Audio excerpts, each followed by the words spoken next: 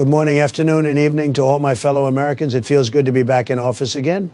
I know a lot are excited about me being back in office. Who should be most excited are my blacks. Who are the real Israelites? They will be given rulership forever. All praises to the Most High.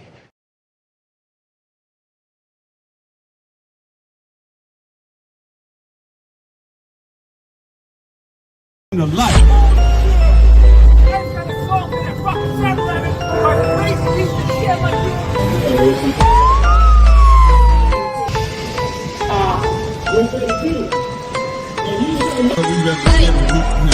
Understand to a spiritual. Talk about your mama like that. You know what? Those that received him, that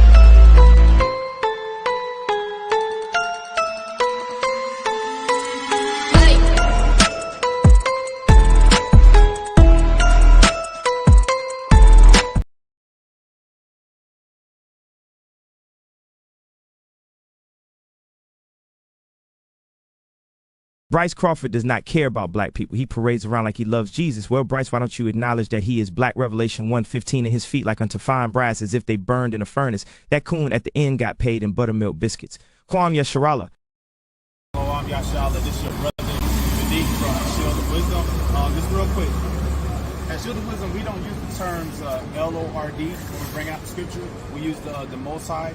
And the reason we don't use the term our power, the reason we don't use that term because according to the Zondervan Bible Dictionary, page 66, B-A-A-L, it says L-O-R-D.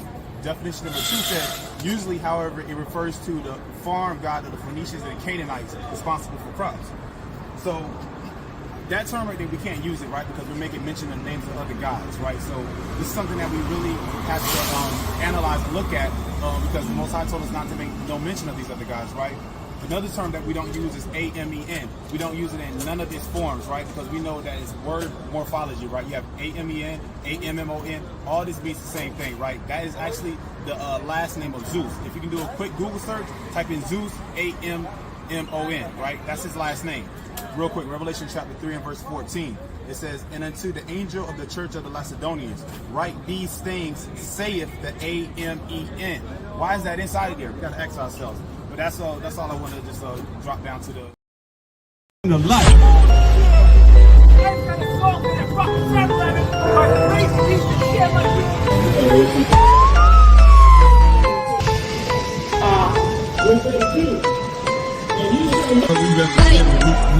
Understand to a spiritual.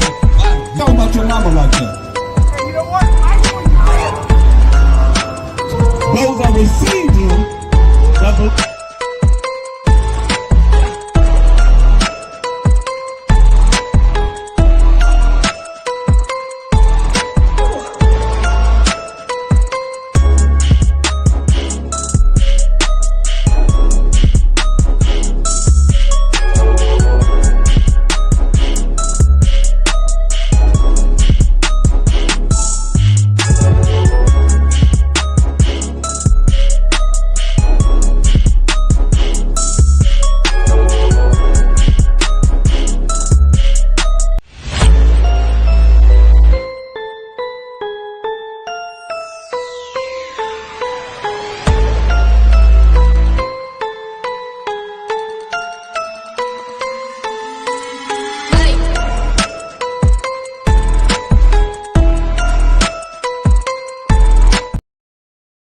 Good morning, afternoon, and evening to all my. Good morning, afternoon. Good morning.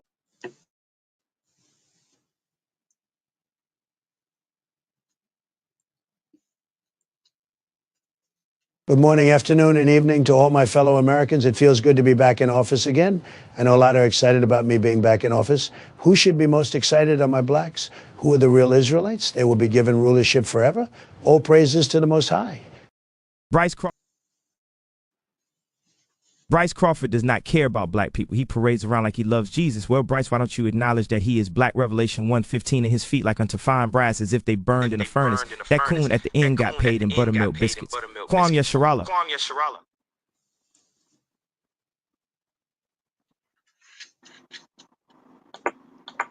Shalom. Shabbat Shalom. Everybody on yet? Khan. Okay. How was it when you went to that corner? It was nobody was there yet, huh? Nobody went there. Oh, okay. I got an echo. Do y'all hear echo? Yeah, I was just hearing it. You hear it now? No. Oh, okay.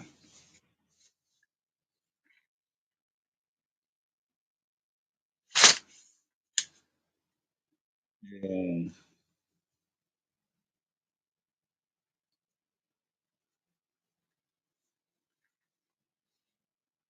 I'm gonna go into some scriptures about the Most High. Not really talked about much. Let me see. Just trying to find scriptures.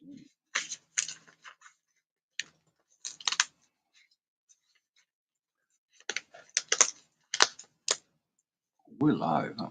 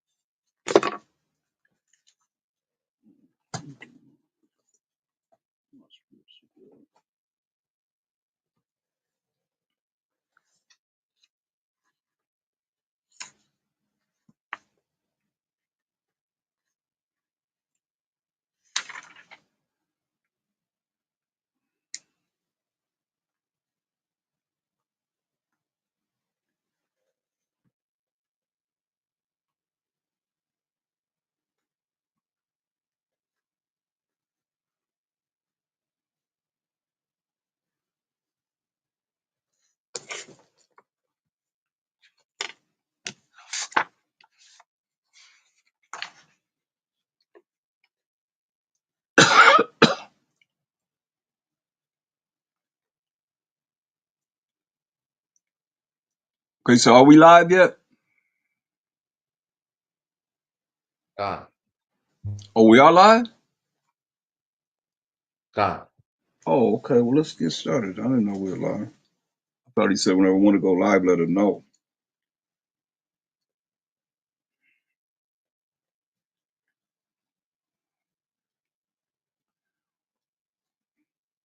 Let's get this started. Colossians 3:17.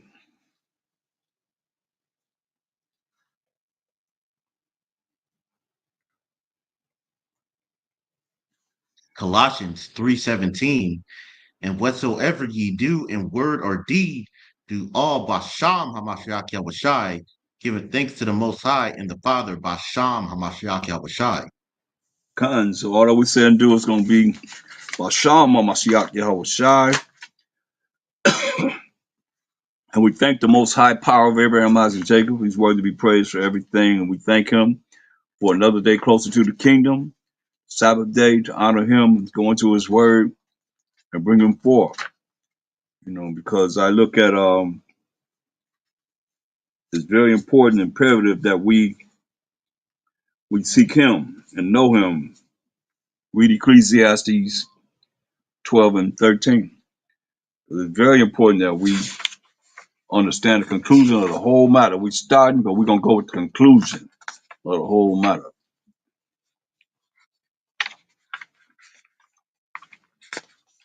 Ecclesiastes 12:13. Let us hear the conclusion of the whole matter.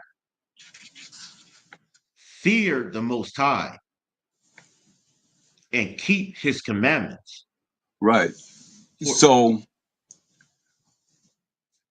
the conclusion of the whole matter is to fear the Most High. And a lot of people don't really look at fearing the Most High when they think that the Most High is all love. And it's really not, he's not really taught enough, I feel, even in, the Israelite nation. And I say nation because we're not a club, we're not a community, we're not a group, and we're not black. Get the definition of black, huh? Look what black means. They call us black Hebrew Israelites. But are we really black? From the standpoint of what black means, what does that mean? Look it up.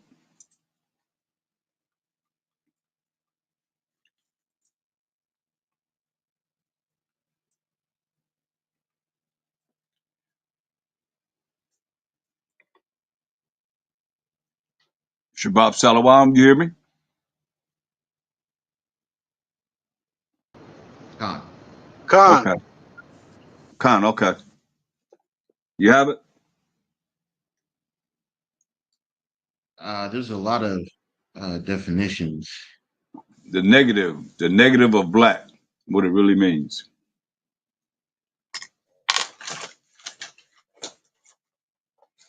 It's the opposite of white, I know that. Let's see if I have it in mind. It says throughout history, black has been tied to death and all things evil and bad. I mean, can't get no clearer than that, right? All things what? Evil and bad throughout history. So they calling us evil and bad. Anything else? It evokes strong feelings of anger, aggression, fear, and sadness. Mm.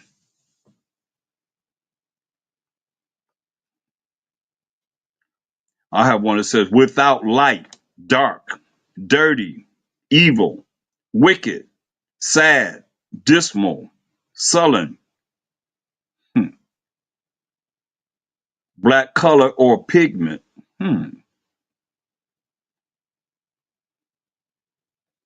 Elder, did you intend your camera to be on? No, it's not on. God.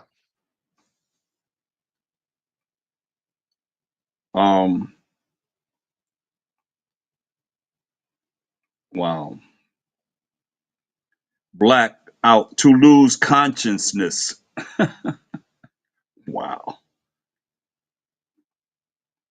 See, all these things are negative. Now look up white.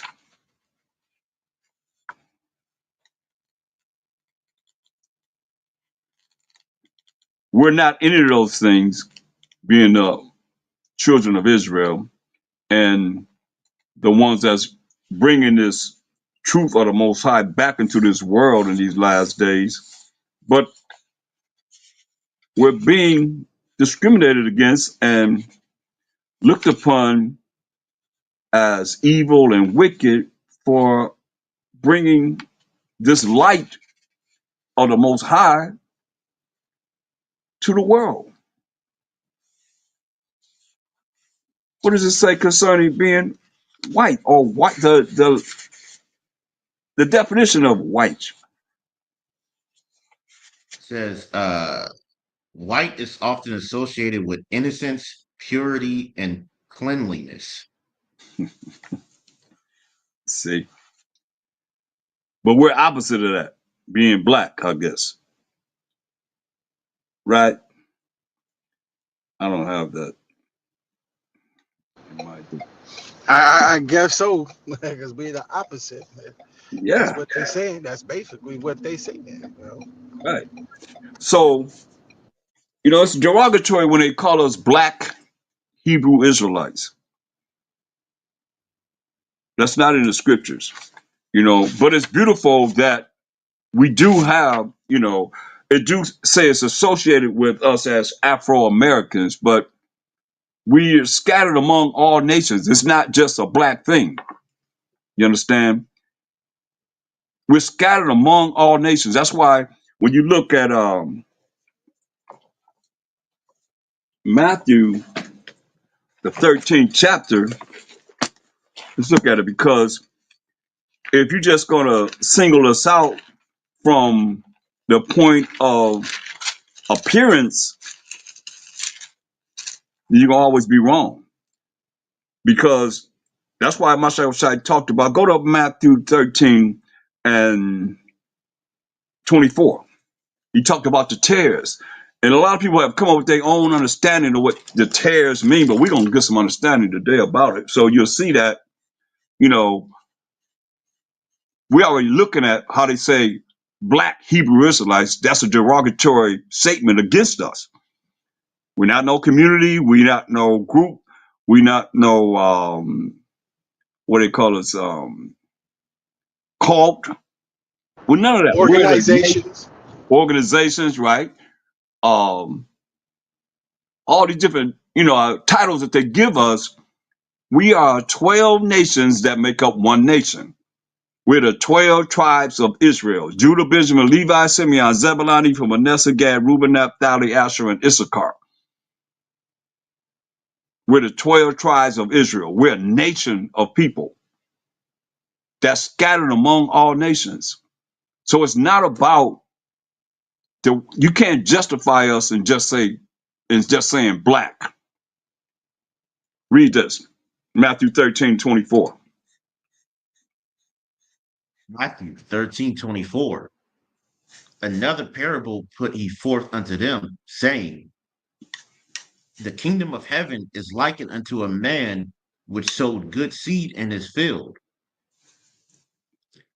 But while men slept, his enemy came and sowed tares among the wheat and went his way. So this is Mashiach Yahushua letting us know what tares are.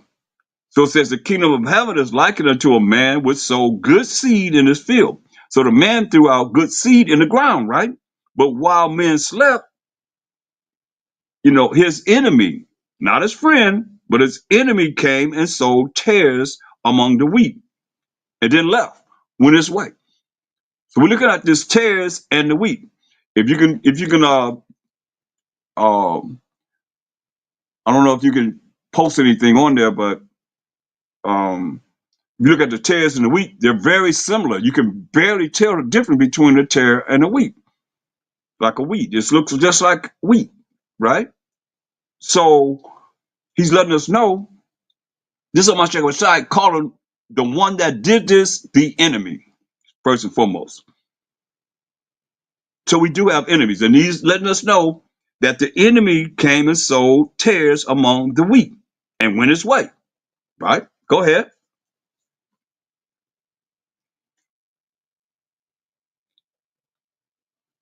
Verse 26.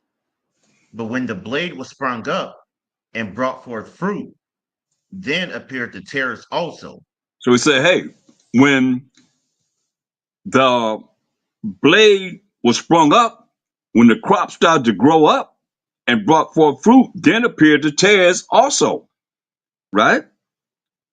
Right along with the wheat, looking just like the wheat. Go ahead.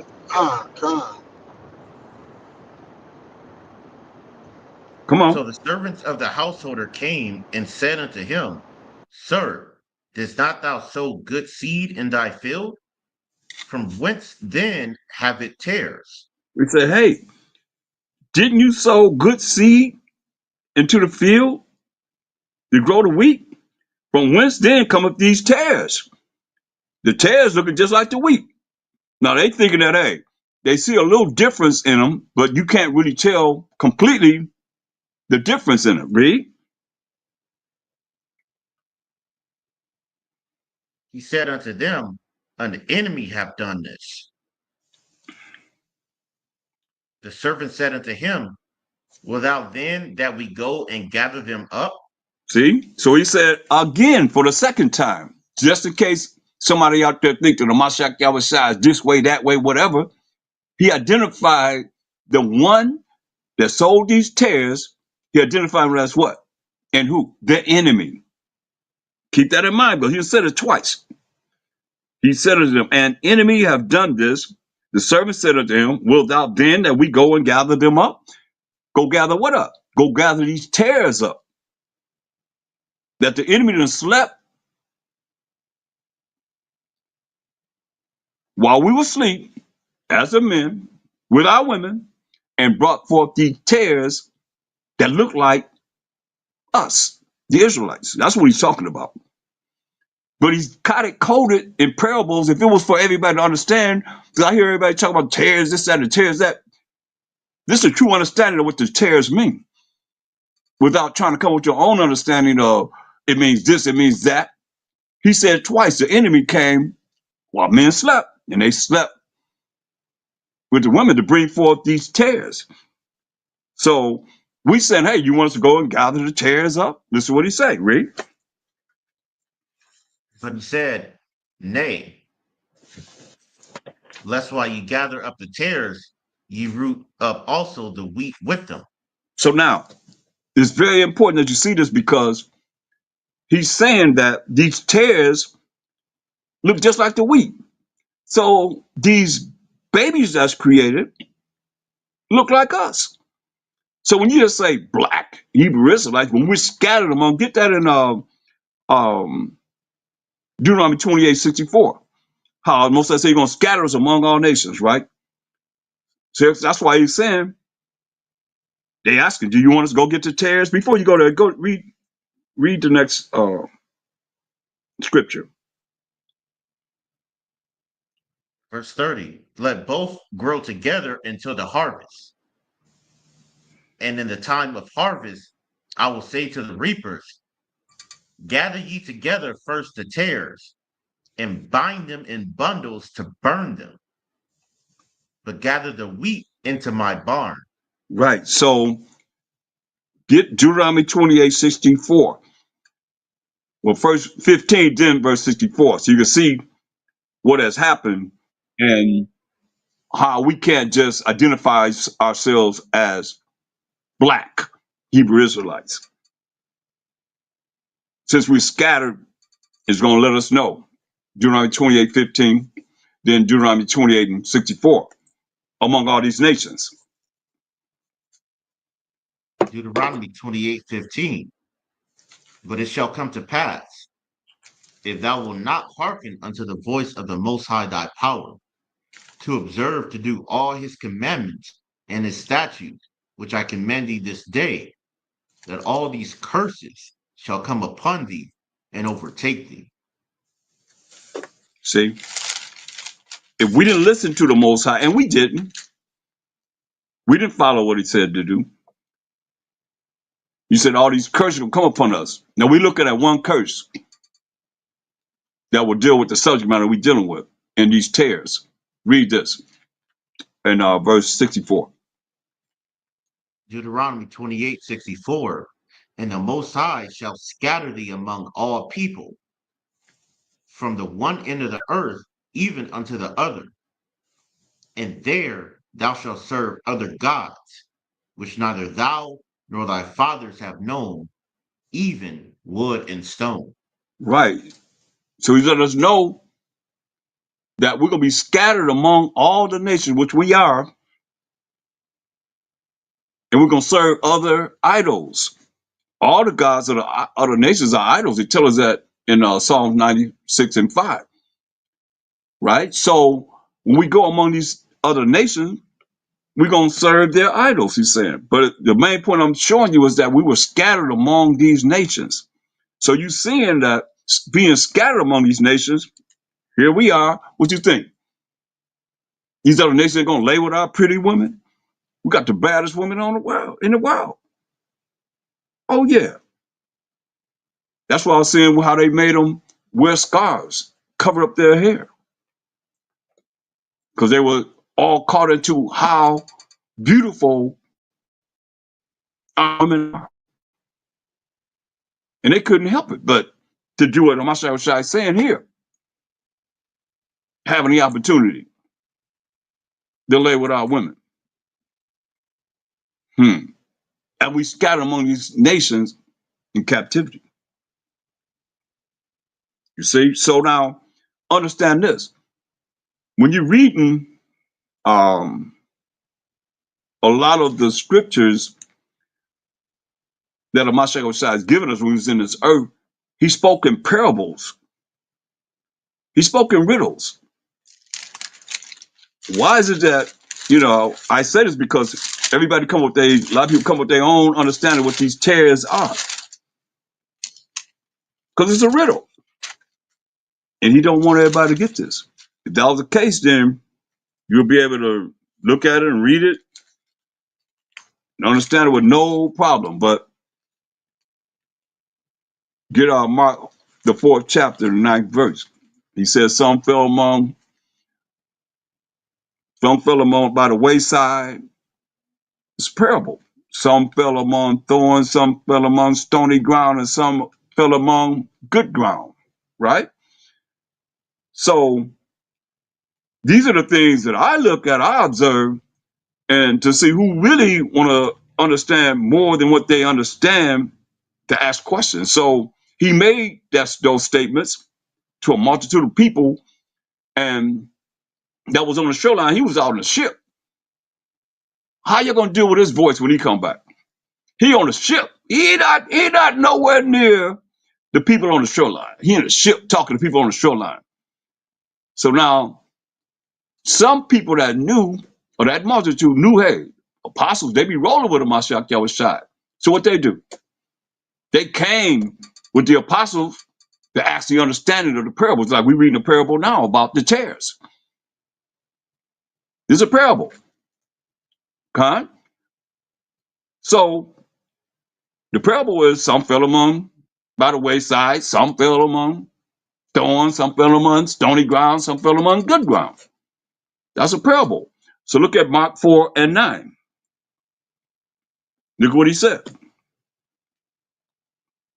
Mark 4 and 9.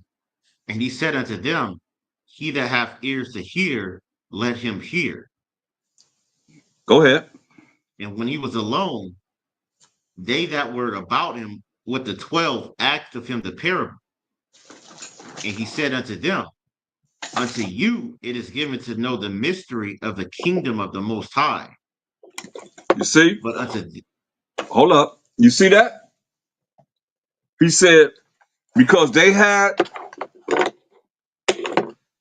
the wisdom to come to ask about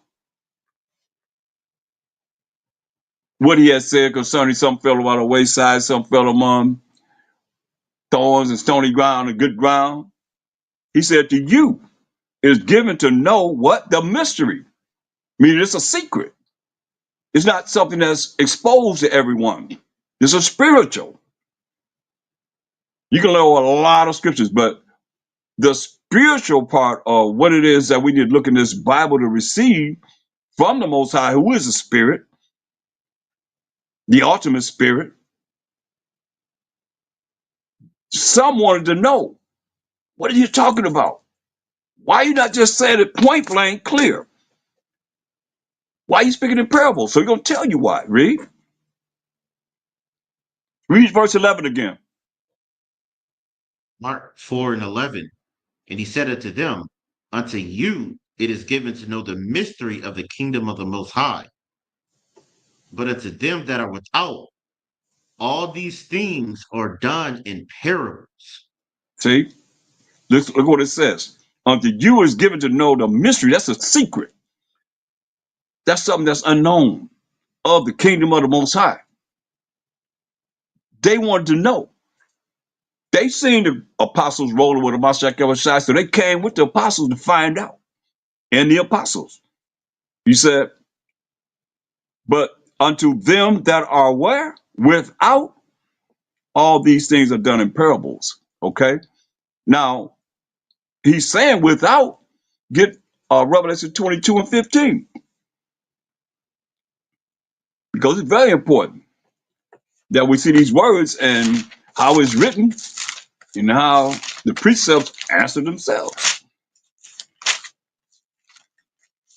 Who's without? Let's find out.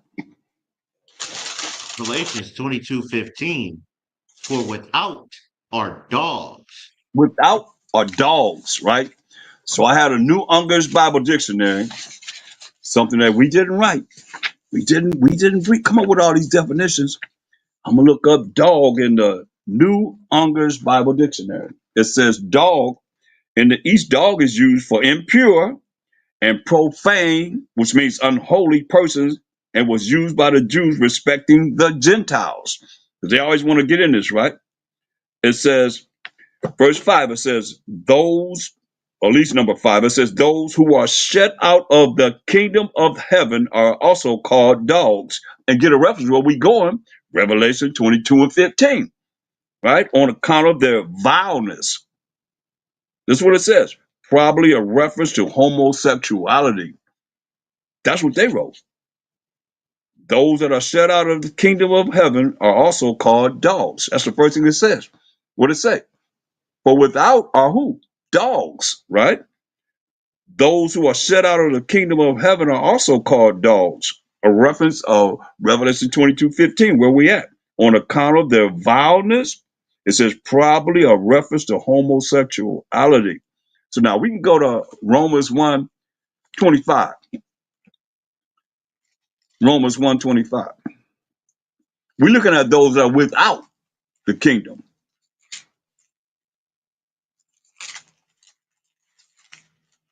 Romans 1:25. Who changed the truth of the Most High into a lie and That worship is and what. serve the Go ahead. creature more than the Creator, who is Who blessed changed it? forever? Who changed the truth of the Most High into a lie? Hmm? We know what the truth is, right? Get the truth, huh? Who changed the truth of the Most High into a lie? First and foremost, the truth defined is Psalms 119:142. The book of Psalms, chapter 119:142. Thy righteousness is an everlasting righteousness, and thy law is the truth. So the law of the Most High is the truth, right? So it said, who changed the laws of the Most High into a lie and worship and serve the creature more than the creator who is blessed forever? The creature, this is a creature right here, because that's what they worship, right? I mean, come on. This is why people think Mashiach Yahushua is. And then what they say at the end, what they call him. What they call him? Worship and serve the creature who is blessed forever, who? Amen, right? Now, we got to deal with that because worship and serve the creature more than the creator who is blessed forever, amen. But see, you can look at that and you can overshadow that if you want to. But I just showed you a picture of Caesar Borgia, you know, the second son of Pope Alexander VI of Rome. Now, when you look at Revelation 3:14, they saying that Mashiach Yahushua is amen. Get that. Bring that back around because we got to look at this for what it is and how they have changed the truth of the Most High into a lie. First and foremost, they say we're not under the law, but we're under grace, right? So they changed the truth of the Most High into a lie. They changed the truth, the laws of the Most High into a lie, saying that we don't have to follow him. That's what they're saying. Or tell me that they're saying something different. He said in 1 John 5:3, for this is the love of the Most High that we keep his commandments, and commandments are not grievous. So now, how is it that you can say that they haven't done that? Look at what they did. Revelation 3:14. Remember,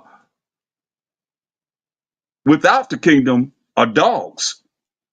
And we just defined dogs in the New English Bible Dictionary.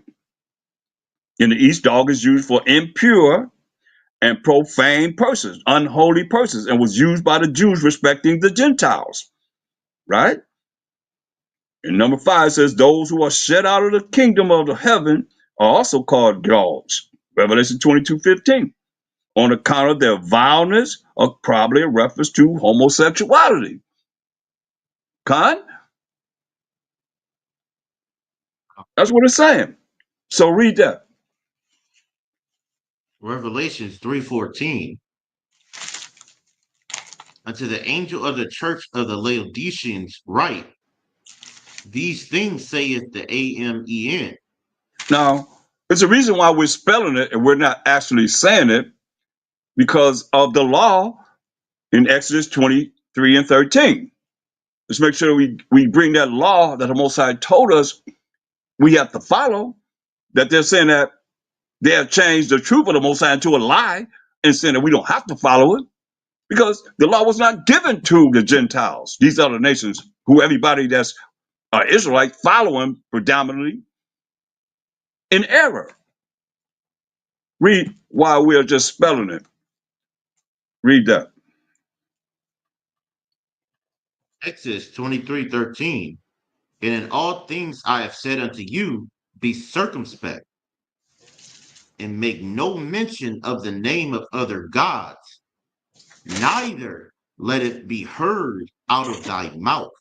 That's pretty self-explanatory. So he said, don't mention the name of these other gods, these other idols, and so forth. So this is why you got to look at, these are idols that were put in the Bible.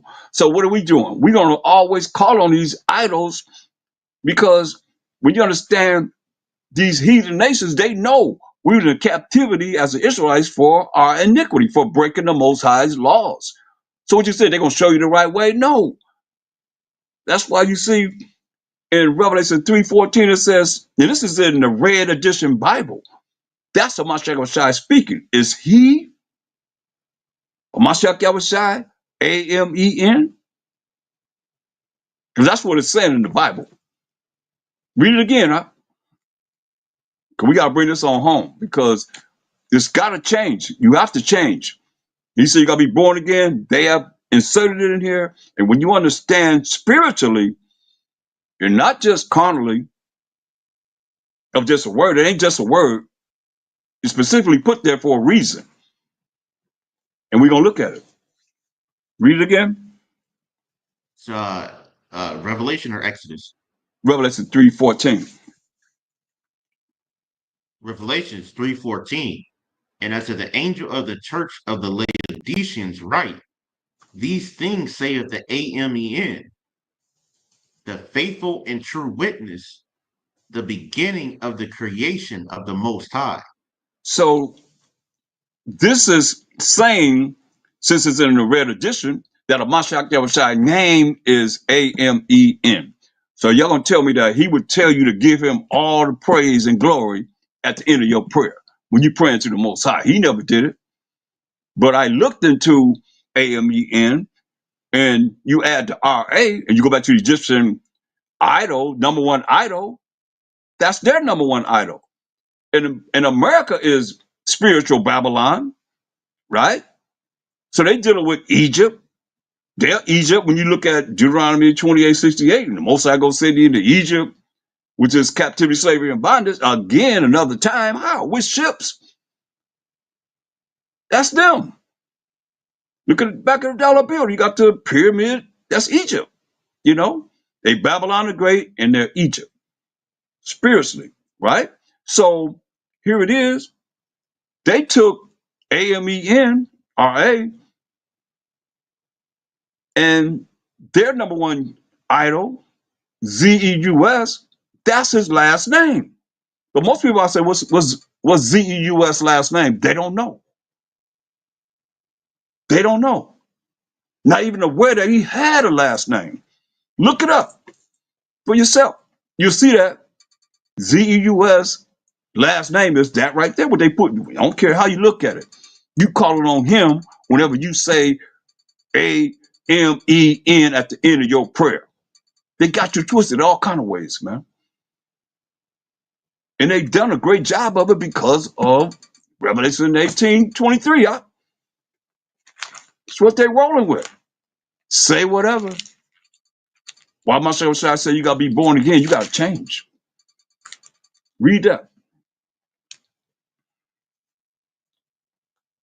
This is The last Revelation. sentence. This is Revelation 18:23. For by thy sorceries were all nations deceived. See, by their witchcrafts were all nations deceived, man. It's a high level of witchcraft that they're using beyond we, the 12 tribes of Israel, being born in this world now. Like, just learn how to read and really understand. The main thing we got to understand spiritually. That's most important. So they have a lot of sorceries that they have used even in the Bible. They've added, they've taken away. That's why it said, without the kingdom, our first and foremost are dogs. It said dogs. And we read the definition of what they say the definition of dog is, while we go into Romans 1:25. So all the sorcery that they're using is in effect. I don't care how you look at it. If you're reading something and you don't see it, and it's right there in your face, and you don't see it, come on. I mean, since the 90s, I done presented the 13 imposters, that Last Supper picture, and I show everybody, say, what do you see in that picture? Nobody sees that. There's only 5 people in this picture. Come on. Think about this. That ain't some witchcraft. That ain't some kind of witchcraft here. When there's only 5 people in this picture, and I show it to everybody, they can't see that. Something wrong with that picture, man. They got something that they're using. You can say no enchantment to Israel if you want to. Israel ain't pointed that out, and I'm pointing it out. I don't know why you can't use that. Come on. Great tool to show you how people are, man, in gross darkness, gross ignorance. 5 people in that picture. Rodrigo Boy's here and there about 4 times. Caesar Boy's here and there 4 times. Got his mother, got his sister, got his brother in there 4 times. Man, that's 13 people, man. Straight up. So, at the end of your prayer, you saying, in the name of Jesus Christ, if you go there, Z-E-U-S. I'll give you another one. How do they say Jesus in Spanish? If you say it slow, because I have those that speak Spanish that say it slow, because everybody like to speak fast. Hey, Z-E-U-S. Think about it. Just put your thinking caps on and pay attention, man. Back to Romans 1:25. They say, hey, Z-E-U-S. And who they talking about? They talking about this cat. They've been programmed. I believe is him. Straight up. And you know it. Until this day, man. Go back to Romans 1:25. It's why they say vileness. It said, dogs say, without the kingdom of dogs, say, because their vileness, probably a reference to homosexuality. Let's see what it says in Romans 1:25. Romans 1:25. Who changed the truth of the Most High into a lie and worship and serve the creature more than the creator, who is blessed forever. A-M-E-N. See how they put that there? They worship and serve the creature more than the creator, who is blessed forever. Who they say the creator is? A-M-E-N. But see, that'll go right over your head. Because y'all said it means so be it. And then I even posed that question to brothers. What does it mean? And the way I got it was no humility at all. So be it. So you mean to tell you're gonna talk to the Most High and you asking for whatever you want. You're gonna say, so be it. What does it mean, brother? So be it. What do you mean, brother? So be it. I mean, I didn't feel no. I can't get humility out of that. Can you? I can't get humility out of that. So it had me look into it, verse 26, and realize that hey, the Most High showed me, wow, most people don't even know that. That's Zeus last name. He's affiliated with that. So that's who you calling on when you say that as far as them who published the Bibles, the so-called white man, Edomites. So he putting it there, and you still got to deal with it because he put it there. Come on, man. We got to come on a higher level of spirituality. Read 26. Listen to what it Romans says next. 120. Romans 126. For this cause, the Most High gave them up unto vile affections. For even their women did change the natural use into that which is against nature. Look, vile affections, it says. Remember what it said concerning without the kingdom of dogs, right? And what did it say? Vile affection, right? So now, here we are, just looking at the definition.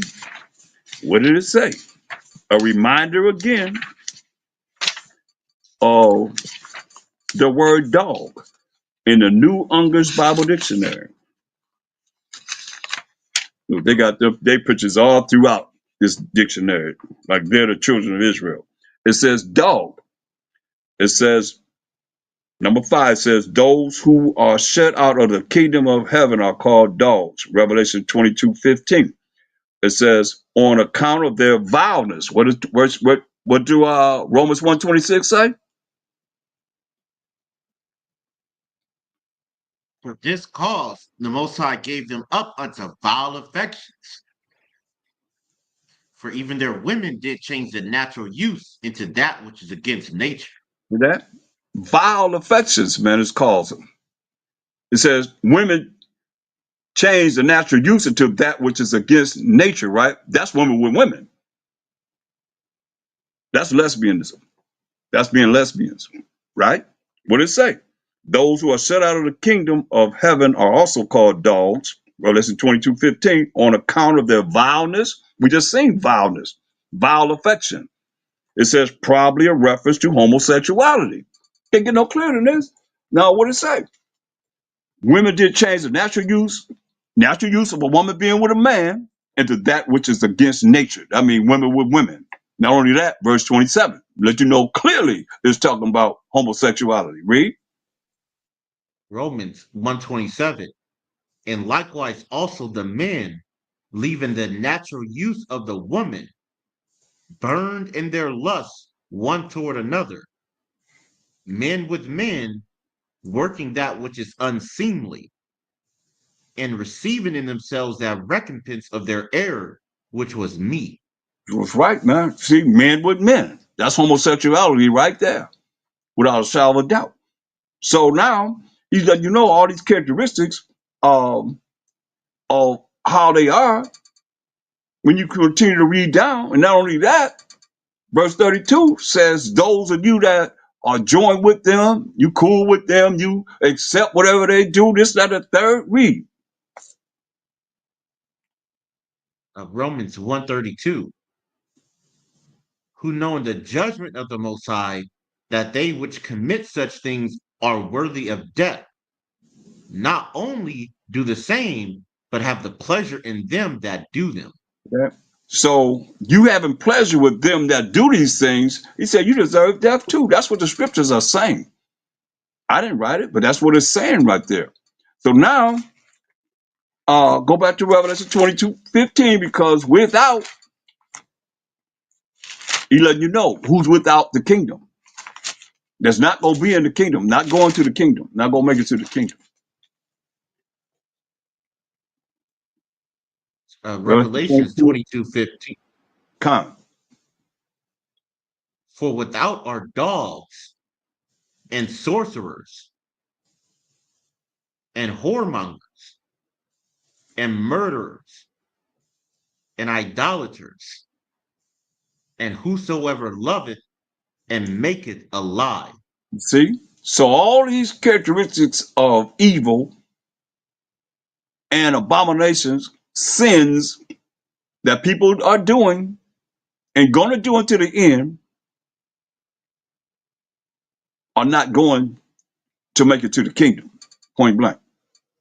So I just want to bring that out because as we go through this, we're going to have to look at, you know, certain things pertaining to how it equates to us, you know, as the children of Israel, so we can repent and come out of these conditions that's going to have you thrown in the lake of fire, point blank. So let's go back to these tares. Matthew 13. He said, an enemy have laid with our women. That's what he's telling us. He's going to explain it because, like I said, there's many parables. Understand this. There are many parables that Mashiach told us, right? But this parable of the tares, out of all the parables, they want to know about this, about these tares that were sown. The enemy came and he said, but let both grow together until the harvest. He's going to explain all this. That's verse 30 of Matthew the 13th chapter. And in the time of the harvest, I will say to the reapers, gather you together first the tares and bind them in bundles to burn them. Now, I'll wait till you explain it to add more into what he's saying. Gather you together first the tares and bind them in bundles to burn them, but gather the wheat into my barn, right? So now he goes on to talk more about the kingdom of heaven, different parables that he's bringing forth throughout, you know, this chapter.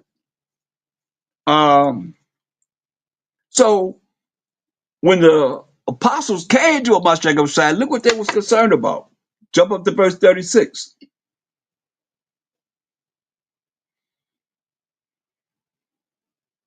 Well, let's read verse 34 down, so you understand that the significance of how he's fulfilling things that's written in the Old Testament, because that's all he had to go by was the law and the prophets. Read that. Matthew 13:34. Come. All these things spake Hamashiach Yahushai unto the multitude in parables, and without a parable spake he not unto them. Right. You see that? So he spoke in riddles, these things that we are, you know, like I said, you can read the whole chapter, you'll see he's speaking them different parables, giving them different parables, right? Which is riddles. Because a lot of times he had to come back and say, hey, this is what I meant. They would ask you, what do you mean? What are you talking about? And just like they're going to ask about the most important thing that they're concerned about, like everybody talk about tares, this, that, and the third. He's going to give you the explanation of what he's talking about. Go ahead. Read on. Verse 35. That it might be fulfilled which was spoken by the prophet, saying, I will open my mouth in parables. I will utter things which have been kept secret from the foundation of the world. You hear that? He said gonna open his mouth in what? In parables, right?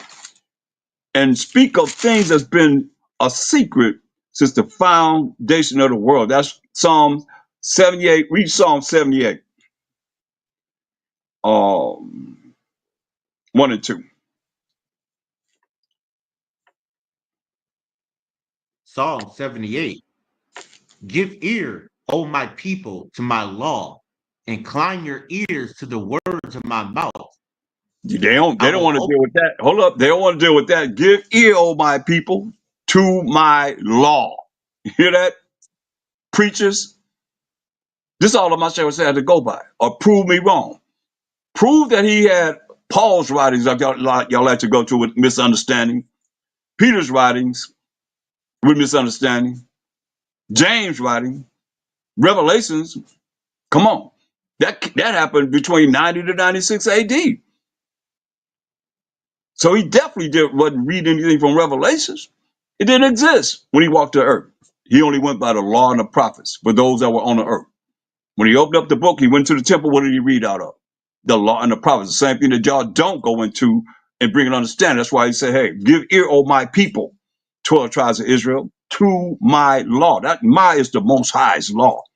Incline your ears to the words of my mouth. Go ahead. Verse 2. I will open my mouth in a parable. I will utter dark sayings of old. Go ahead. Which, verse 3, which we have heard and known, and our fathers have told us. Go ahead. We will not hide them from their children, showing to the generation to come the praises of the Most High, and his strength, and his wonderful works that he hath done. That's right, man. That's what's supposed to be taught. You know, the high praises of the Most High, what he have done. You know, once you know you're Israelite, now what? You don't know the Most High? Hey, he the one's got to deliver us. He the only one that know when he's going to deliver us. My side don't know, angels don't know, nobody know but him. Period. Is in his hand. So that's what he's quoting when he said, hey, in verse 35 of Matthew the 13th chapter, go back there.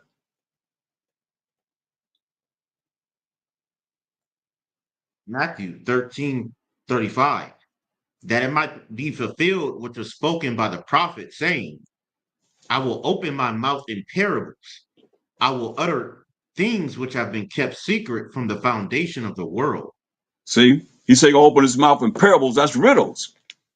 He going to make things that has been kept secret from the foundation of the world to be understood.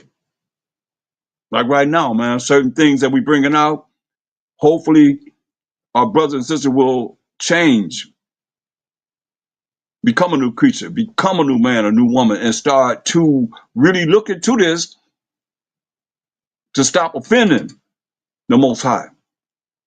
This is not a hard thing. You know, I've been stopped saying certain things and identifying certain things with him. Read on.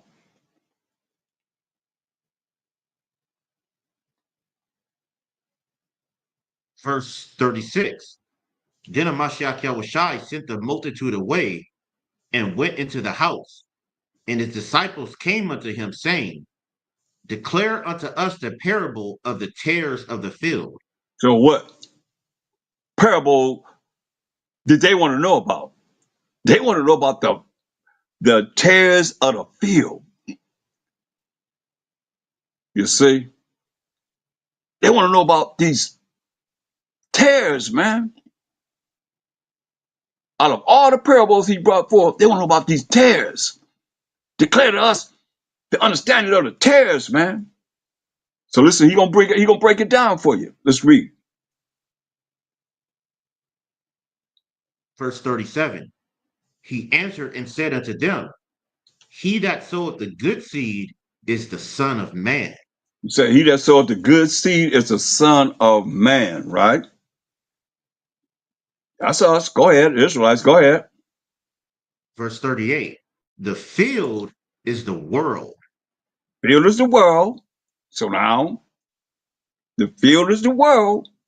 So we know Isaiah 45:17. The field is the world. So y'all gonna say, oh, the field is what? The field is the world. Isaiah 45:17.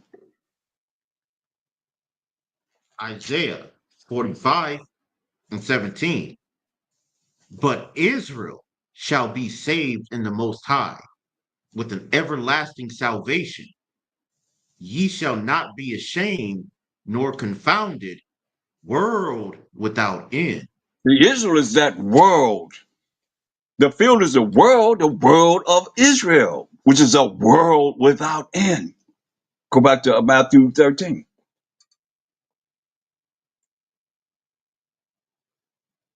Verse 38 again. Matthew 13:38. The field is the world. the good seed are the children of the kingdom, See, the good seed are the children of the kingdom. Who is that? The Israelites. Read. but the tares are the children of the wicked one. Ooh, you hear that? So he used analogy of what? Tares and wheat. But he's letting you know that it's not talking about no wheat and no weeds that come up alongside the wheat that look like the wheat. Because what he's saying, but the tares are the children of the wicked one. The field is the world. We just find the world as the 12 tribes of Israel. We are world without end. The good seed are the children of the kingdom. Who is that? That's the 12 tribes of Israel.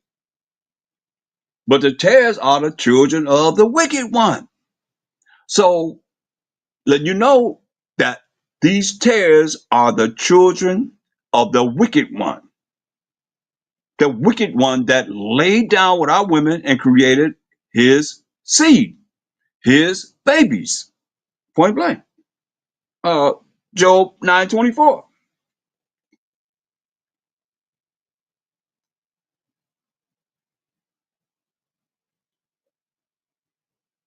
This is the Who book the of wicked one? Job 9:24. The earth is given into the hand of the wicked. He covereth the faces of the judges thereof. If not, where and who is it? You hear that? He said, hey, the earth was given to the hand of the wicked. He who was the wicked covered the faces of the judges thereof. Because he told the 12 apostles they going to sit on 12 thrones judging the 12 tribes of Israel. It was upside down, It was upside down. John. Go on. You see? You know, my they upside down anyway.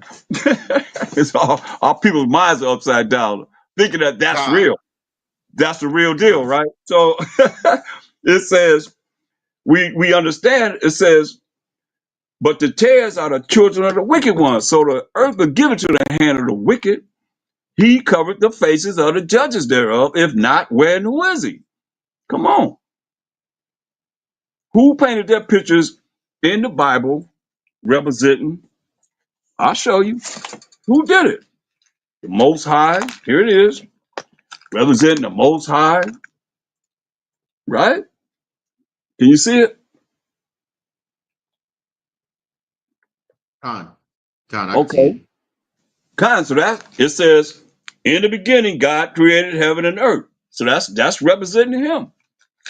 Them. Right? Come on. Let you know this. Mashiach Yahweh picture with 1,000 words. Look what they did. They, uh-oh. They,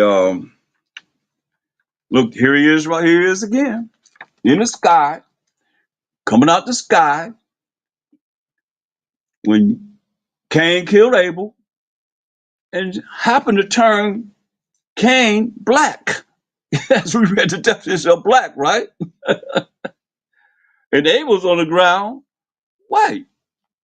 Come on, man, this is opposite of the truth. That's why I say they deceive all the nations through their sorceries. Come on. Can't get no clear pictures all throughout this Bible, man. This old Bible from the 1800s. Or maybe before that. I think it's before that. But everybody's in here are Caucasians, period. You know. And this is what has happened. Okay. Look at this. I love this one. This is my Shaka Shai when he's 12 years old, right? When they went to the Passover. And he stayed behind, talking to the doctors and so forth. You see him here? Right there. Sitting down right there. He's blonde. He's a blonde, right? With blue eyes. Then all of a sudden, when you turn a few pages over, y'all gotta explain to me how do you go from blonde to looking like this? Huh? And they Come and on. Salakia, Yeah. they didn't have hair dye back then. Think about it. Right, but you see what they've done. They painted him as a brunette then, right? I'm just showing you how the sorceries and the witchcrafts that's been done, what they done. Get first Maccabees 3:48 out. Is what they done. The earth been given to the hand of the wicked. He covered the faces of the judges thereof. If not, where and who is he? It says, right? So hey, make it mean something different. Read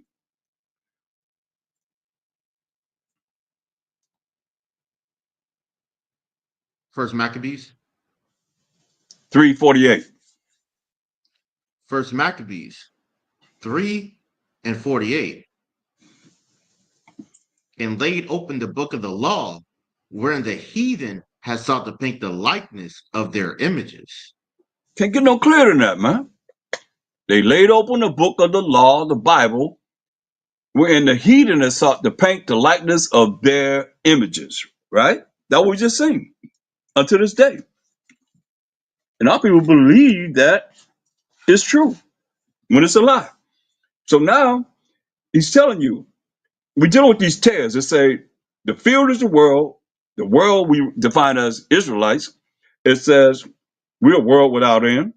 The good seed are the children of the kingdom, which we are, the 12 tribes of Israel. But the tares are the children of the wicked one. Let you know that the wicked one had to lay without women and bring forth his seed, his lineage. These babies that came from him. Now, read verse Matthew 13:38 again. Matthew 13:38. The field is the world, the good seed are the children of the kingdom, but the tares are the children of the wicked one. So Amashiach Sidon called them the enemy 2 times.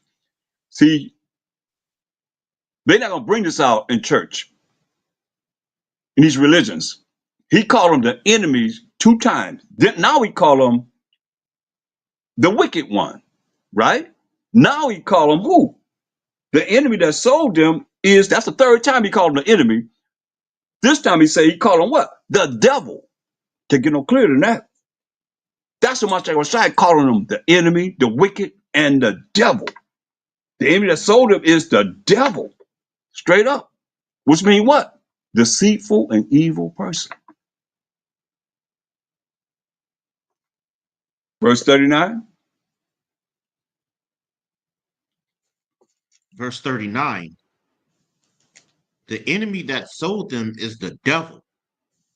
The harvest is the end of the world, and the reapers are the angels. Hear that? So he said the enemy that sold them is the devil. Straight up. The enemy that sold them is the devil. So we call them the devil.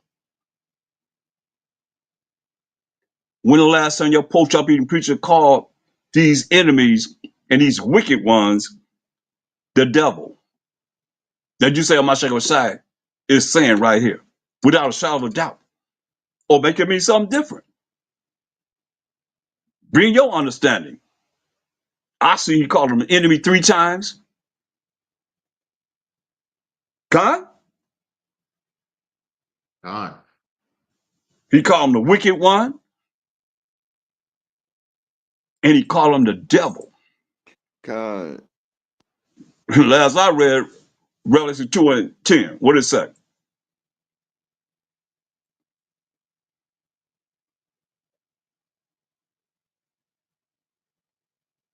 Revelations 2:10.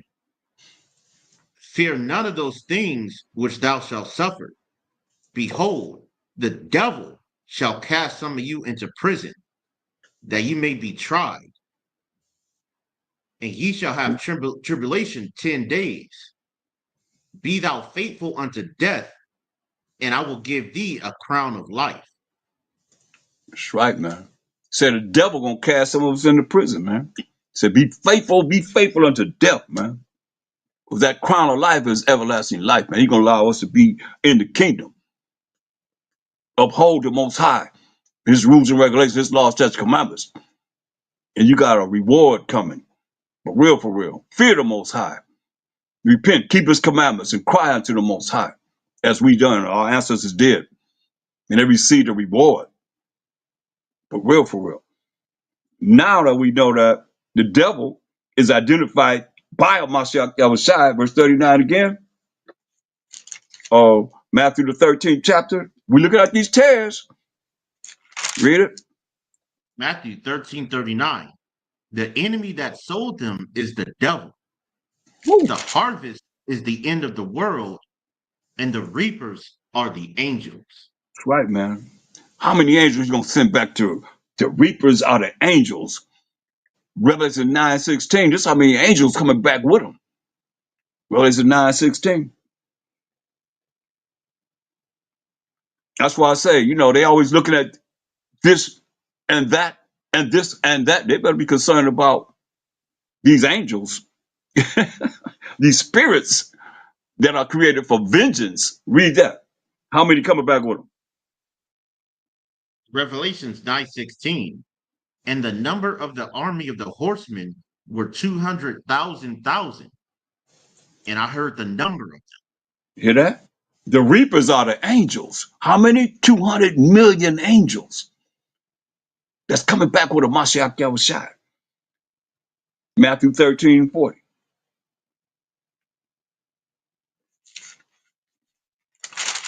Matthew 13:40.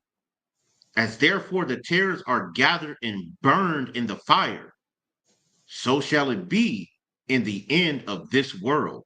See, it's sad when you look at, you know, how America is this great melting pot and how they have set things up that it don't matter who you get with, long as you love them, just lay down with them and have babies, this and the third, whatever. But this, he called them the enemy, he called them the wicked, letting you know that this is not cool with the Most High for any other nation to lay with our women and create their babies. You see, and that's what happened to us in slavery.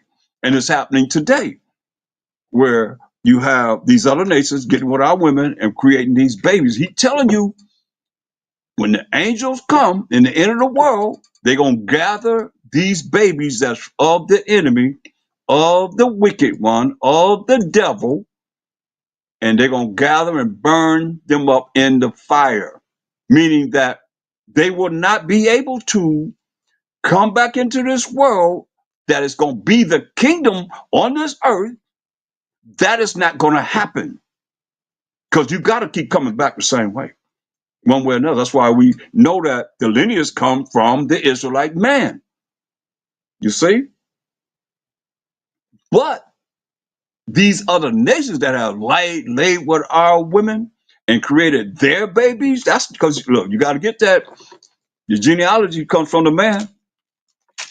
What's that? Numbers 1:18? Coming from the man.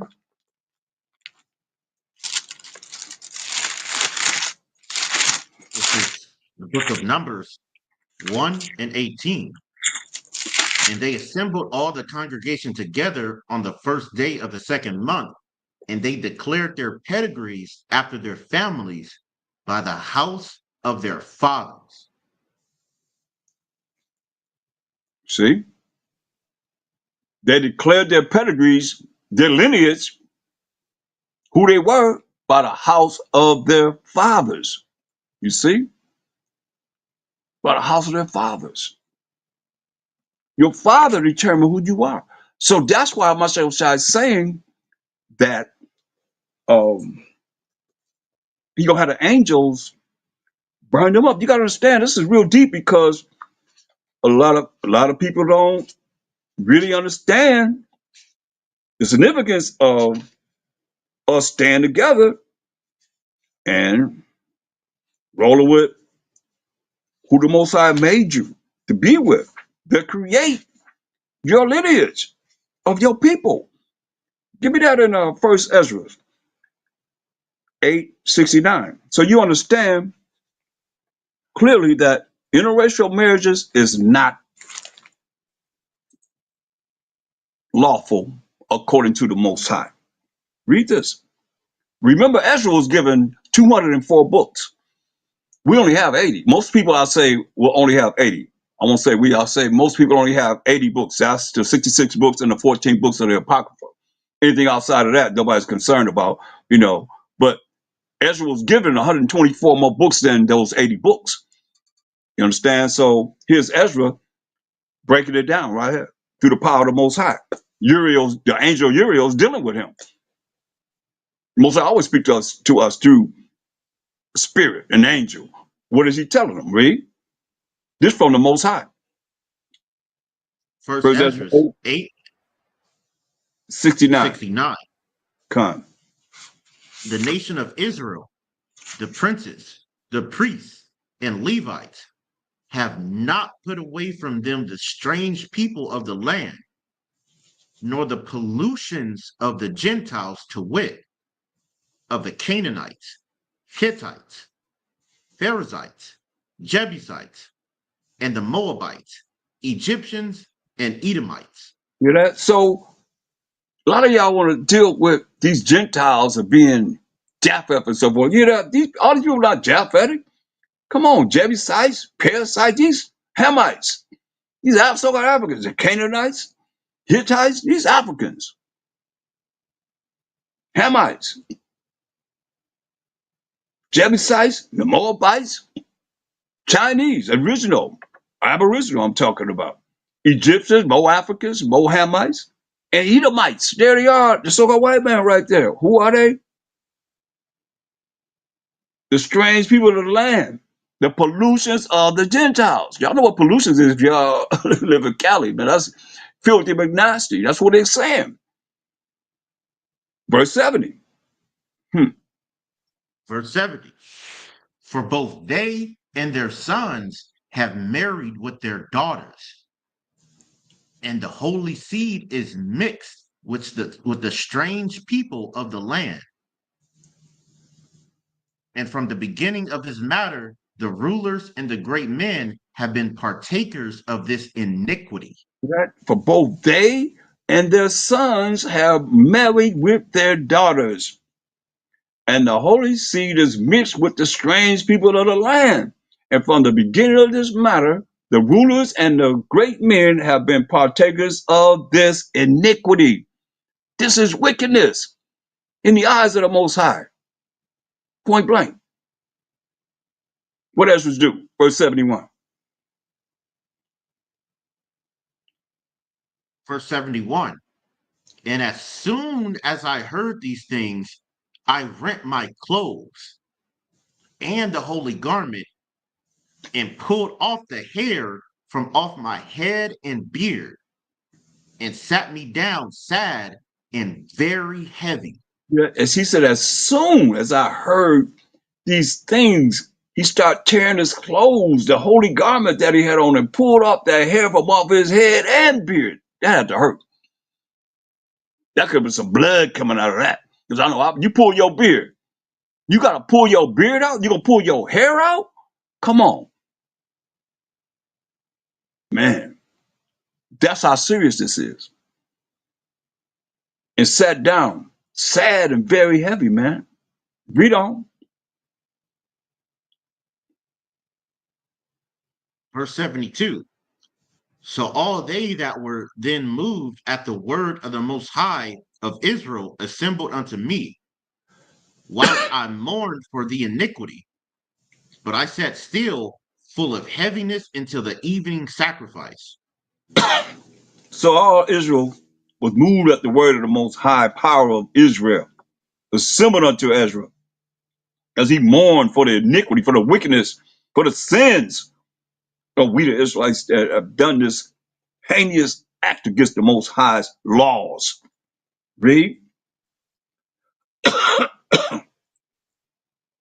Then rising up from the fast with my clothes and the holy garment rent, and bowing my knees, and stretching forth my hands unto the Most High. Verse 74. I said, O Most High, I am confounded and ashamed before thy face. For our sins are multiplied above our heads, and our ignorances have reached up unto heaven. For ever since the time of our fathers, we have been, Slakia. For ever since the time of our fathers, we have been and are in great sin, even unto this day. Right. So he praying to the Most High, man. He crying out to the Most High, man. Look at 2 Ezra 9 and 7.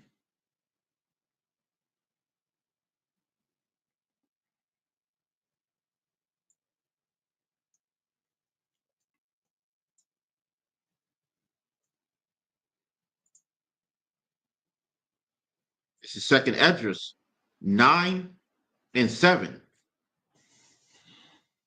And every one that shall be saved and shall be able to escape by his works. First Ezra 9 and 7. First Ezra 9 and 7. First Esdras 9 and 7. So Esdras arose up and said unto them, Ye have transgressed the law in marrying strange wives, thereby to increase the sins of Israel. See? So it said, unto all of them that had done this, ye have transgressed the law and marrying strange wives. That's why, you look at what we're taught that we're not under the law, why they can do whatever they do, and there's no repercussions behind it in their minds. They can do whatever they want to do, and they think that there's no repercussions in their mind, but the Most High, He gonna bring a judgment, man. What do you say? So Ezra rose up and said unto them, ye have transgressed the law that the Most High wrote with His finger, that y'all saying you ain't got to deal with, so you ain't dealing with Him. Any of you say that. You're not dealing with the Most High power of Israel. You're not dealing with Him. Can you imagine? That's like I said when I asked, what does AMEN? Y'all said at the end of your prayer, so be it for whatever I said. Make it happen, Most High. That's what you're saying? That's crazy. You out of your mind to even think like that. Come on, I don't care what language you say it in. That's not humility. Why he said, you have transgressed the law in marrying strange wives, thereby to increase the sins of Israel. Read.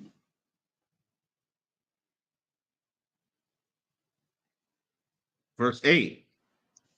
And now by confessing, give glory unto the most high power of our fathers, and do his will, and separate yourselves from the heathen of the land and from the strange women. Hear that? Say, hey, confessing we have sinned, give glory unto the most high power of our fathers, man. The power of who? Abraham, who had a son named Isaac, who had a son named Jacob. Why the Most High say he is the power of Israel. Jacob's name was changed to Israel. The Most High is the power of the Israelites. Us right now, man. The 12 tribes of Israel. Judah, Benjamin, Levi, Simeon, Zebulun, Ephraim, Manasseh, Gad, Reuben, Naphtali, Asher, and Issachar, man.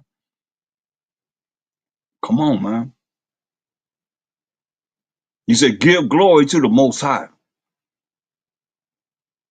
He said, and separate yourselves from the heathen of the land and from the strange women. Come on, read on. Verse 10. Then cried the whole multitude and said with a loud voice, like as thou hast spoken, so will we do. You that? You said, hey, they cried with a loud voice, a multitude of people, man, that are the Israelites, and said with a loud voice, like as thou hast spoken, so will we do. What did they do? Verse 36. First Esdras 9 and 36. All these had taken strange wives, and they put them away with their children. See, that's what they did.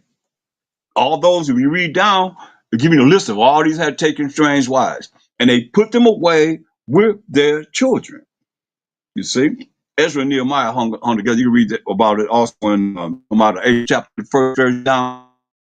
Make a mark of that. you know. Um, so you see, they put these other nations, women and children that came from them away. We talking about the other nations having children with our women. Get Deuteronomy 7:3. It's the law. It's the law that the Most High told us. Well, you already read, he added, the Moabites and the Edomites. We just read in 1 Ezra 8:69, right? So let you know, it don't matter what nation it is. When he says, because we talk about the 7 nations that were the Hamites that he took out of power, kicked them off the land to give us the land. But what did he tell us? Deuteronomy 7:3. Read. Deuteronomy 7:3. Neither shalt thou make marriages with them. Thy daughter thou shalt not give unto his son, nor his daughter shalt thou take unto thy son. So he said, hey, let you know right here that the Most High is not with interracial marriages. So if you got a problem, don't take it up out on me. You have a problem with me, have a problem with the Most High. He's saying this, right? He said, neither shall thou make marriages with them. Thy daughter thou shalt not give unto his son, nor his daughter shalt thou take unto thy son. Why? Read. For they will turn away thy son from following me, that they may serve other gods. See? So will Go ahead. the anger of the Most High be kindled against you, Hear that? and destroy thee suddenly. See that? Say, for they will turn away thy son from following me, that they may serve other gods, which are the idols. Like I say, when you read Psalms 96:5, it says, for all the gods of the nations are idols, but the Most High made the heavens, because that's what they worship. The sun, the moon, the stars, the comets, you name it. They worship. They might start worshiping these, what they call UFOs that's showing up here. Praise them. You know what I mean? Anything in the sky, he said, hey. That's why I said what he tells us in Jeremiah 10:2. Learn not the way of the heathen. And don't be dismayed at what? The signs of heaven. We know about those things. As the Israelites, they don't know about it. He said, we supposed to get with these other women, that's of these other nations, and our women are not supposed to get with these men of the other nations. That's what Messiah Shai was dealing with these tares. They came in and laid with our women and made babies that are their babies. And the Most High said he's going to have the angels to what? Bind them up. We just read this. And burn them up. It's not going to be that way in the kingdom. Just as he's saying here, he gave every man his woman to be with, to procreate. This is what Most High told us to do. He said, hey, procreate, man. Bring forth your seed. Bring forth your people. Not this mixture of, that's why they say mix. We just read it. They mixed with the other people of the land and created these babies that we created that came from these other people. No saying with that. You said because they're going to turn your mind away from following him. That's why we have to be very careful, even in our women that are programmed to be a Gentile-minded woman also, even though they're Israelites, because they can turn your mind away from following the Most High to follow whatever, how they feel. That's not justified in how they feel concerning knowing what the scriptures say. Why men got to go by what these scriptures say in all points, no matter what. They can go to hell any way they want to. Just don't try and take us with you. It is what it is. I mean, that's why, what did he tell Adam? First thing he told Adam was what? The judgment that came to Adam was what? Because you listen to your wife. You listen to your woman. Curses the ground for your sake, man. You got to listen, but you got to make the right decision according to what's written in these scriptures, whether they like it or not. You know, or you're setting both of yourselves up to go to hell. Read verse 4 again. Deuteronomy 7:4. For they will turn away thy son from following me, that they may serve other gods.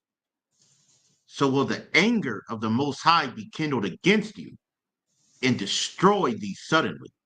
Man, that don't sound like a lot of love to me. Is this why they don't read the Old Testament? You say, they will turn away thy son from following me, that they may serve other gods or other idols, because all the gods of the nations are idols. So will the anger of the Most High be kindled against you and destroy thee suddenly. So I'm going to kill you suddenly. This is how serious this is. Why you think they got rid of the women and the children? That's how serious it is. Verse 5. Deuteronomy 7:5. But thus shall ye deal with them. Ye shall destroy their altars and break down their images and cut down their groves and burn their graven images with fire. That's right. He said, get rid of everything that they have, man, that could be anything that can have us gravitate to their religion. Put it like that. Religion from a Latin word, religio, means to hold back, keep down, or restrain. This is what we done. Did we follow what he said do? No. He told us to get rid of destroy everything they have, everything about them. Burn it to the ground. The graven images, everything, man. Burn it up, man. Why? Verse 6. Deuteronomy 7:6. For thou art an holy people unto the Most High thy power. The Most High thy power hath chosen thee to be a special people unto himself, above all people that are upon the face of the earth. Hear that? The Most High said, for thou art an holy people, talking to we, the 12 tribes of Israel. Unto the Most High, your power. Yours a personal possessive pronoun showing ownership. The Most High thy power, our power, have chosen us, the 12 tribes of Israel, to be a special people unto himself. Nobody else. Nobody else but the 12 tribes of Israel. We're special people unto himself. He said, above all people that are upon the face of the earth. That's what the Most High said. But it ain't because of us. It's because the Most High did this. Read. Verse 7. The Most High did not set his love upon you, nor choose you, because you were more in number than any people. For ye were the fewest of all people. See that? The Most High didn't set his love upon us, the 12 tribes of Israel, nor choose us, the 12 tribes of Israel, because we were more in number than any people. Look at this. For we were the fewest of all people. We had less numbers in they did a census of us than any other nation, man. Think about that. But what? Read on. Verse 8. But because the Most High loved you, and because he would keep the oath which he had sworn unto your fathers, have the Most High brought you out with a mighty hand and redeemed you out of the house of bondmen from the hand of Pharaoh, king of Egypt. That's right, man. That's right, man. Because the Most High loved Israel, man. Get Deuteronomy 1:1. Let you know who Deuteronomy, the book of Deuteronomy is talking to. You can do this mostly for any books, man. It'll show you who it's talking to. The beginning of these books explain who it's talking to without a shadow of doubt. Read that. Deuteronomy 1:1. These be the words which Moses spake unto all Israel on this side Jordan in the wilderness. There it is right there. To the Israelites, man. The 12 tribes of Israel, all 12 tribes were in the wilderness, coming out of the Egyptian captivity. So that's what he's talking about when he say we are a special people unto himself. He's talking to the Israelites, point blank. Get Tobit 4:12.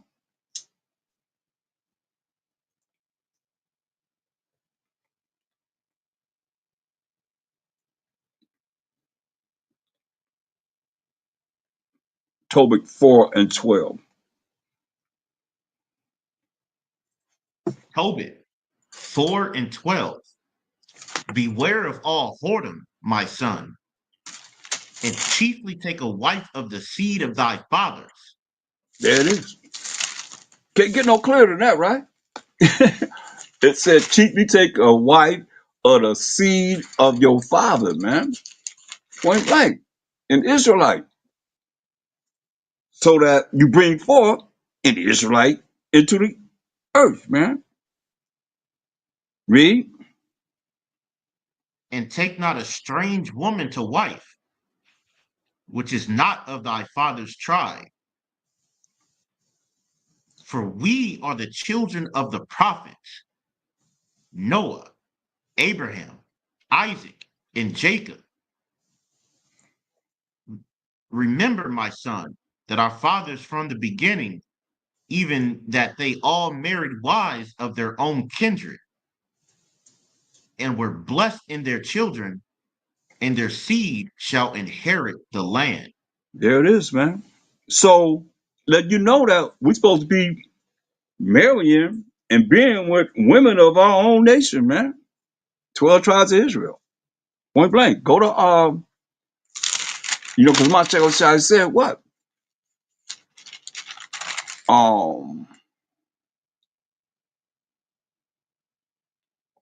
In Matthew 13 and 40, the reapers are the angels. That's what he said. We went to Revelation 9:16, he said he's gonna have 200 million angels coming back with him. Verse 40 says what? Matthew 13 and 40. Matthew 13:40, as therefore the tares are gathered and burned in the fire, so shall it be in the end of this world. So he's letting you know when he come back to judge and make war, he said at the end of the world, he gonna have the angels gather up these children that come from the enemy.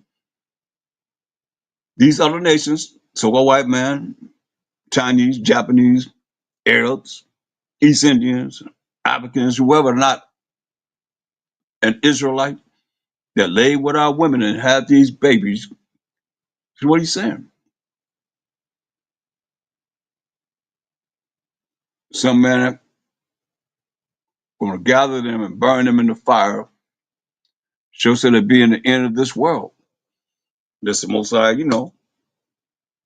have mercy on some. That's what it says.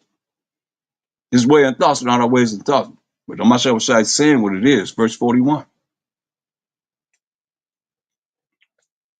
Verse 41, the Son of Man shall send forth his angels, and they shall gather out of his kingdom all things that offend, and them which do iniquity. You say he gonna gather out of his kingdom everything that offends, and them that do iniquity, them that offend the Most High, and those that are doing wickedness, wicked things, man, that are sinning against the Most High's laws, statutes, commandments. And what? Verse 42. Verse 42, and shall cast them into a furnace of fire. There shall be wailing and gnashing of teeth. See that? And shall cast them into a furnace of fire, man. Say, there shall be wailing and gnashing of teeth, man. Read on.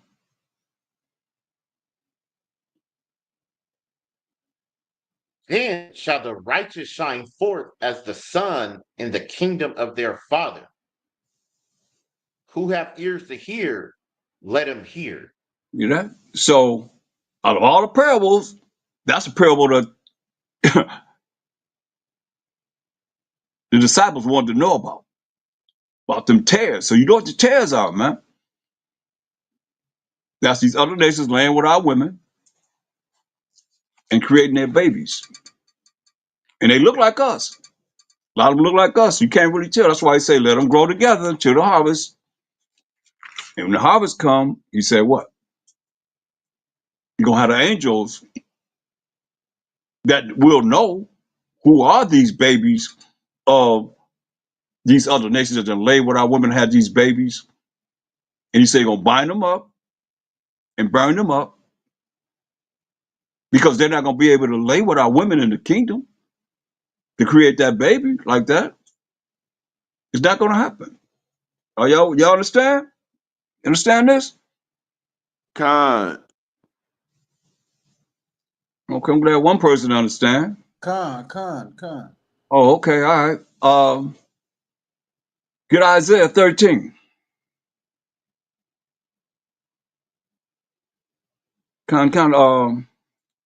Isaiah 13 and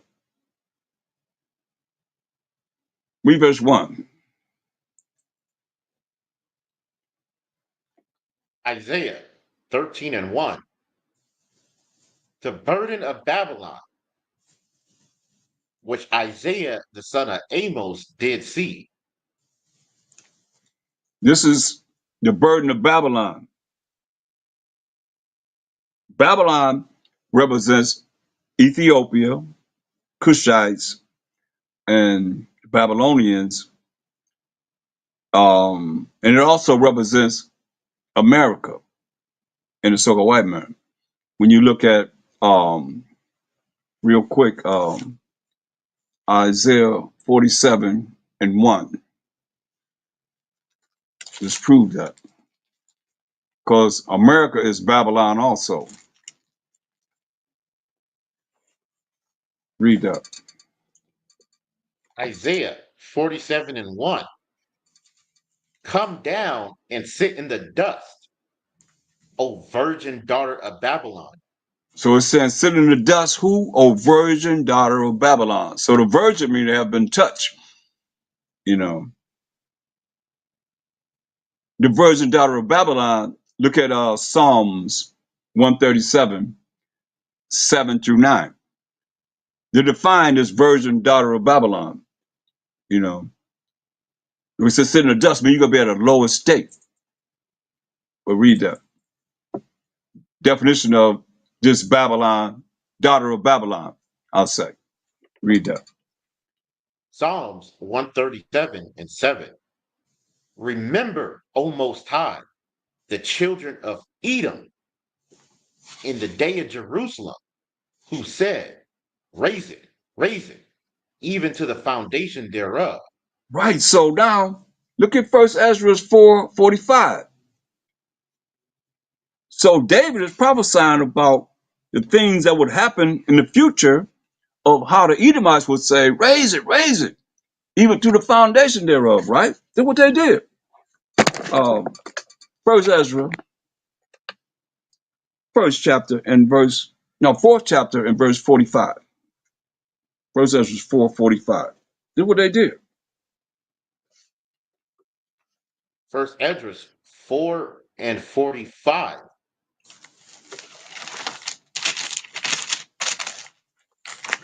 Thou also hast vowed to build up the temple, which the Edomites burned when Judea was made desolate by the Chaldees. See that? So when, like I said, the Chaldees, Ethiopians, Cushites, Babylonians, we went into captivity under the Babylonians for 70 years. The Edomites burnt down our temple. That we couldn't go back to worship. Every time you look around, they always been a part of trying to destroy us. In these scriptures, in uh, Con. our story, man, as we read our story, man, they always had a part of destroying us, trying to destroy us.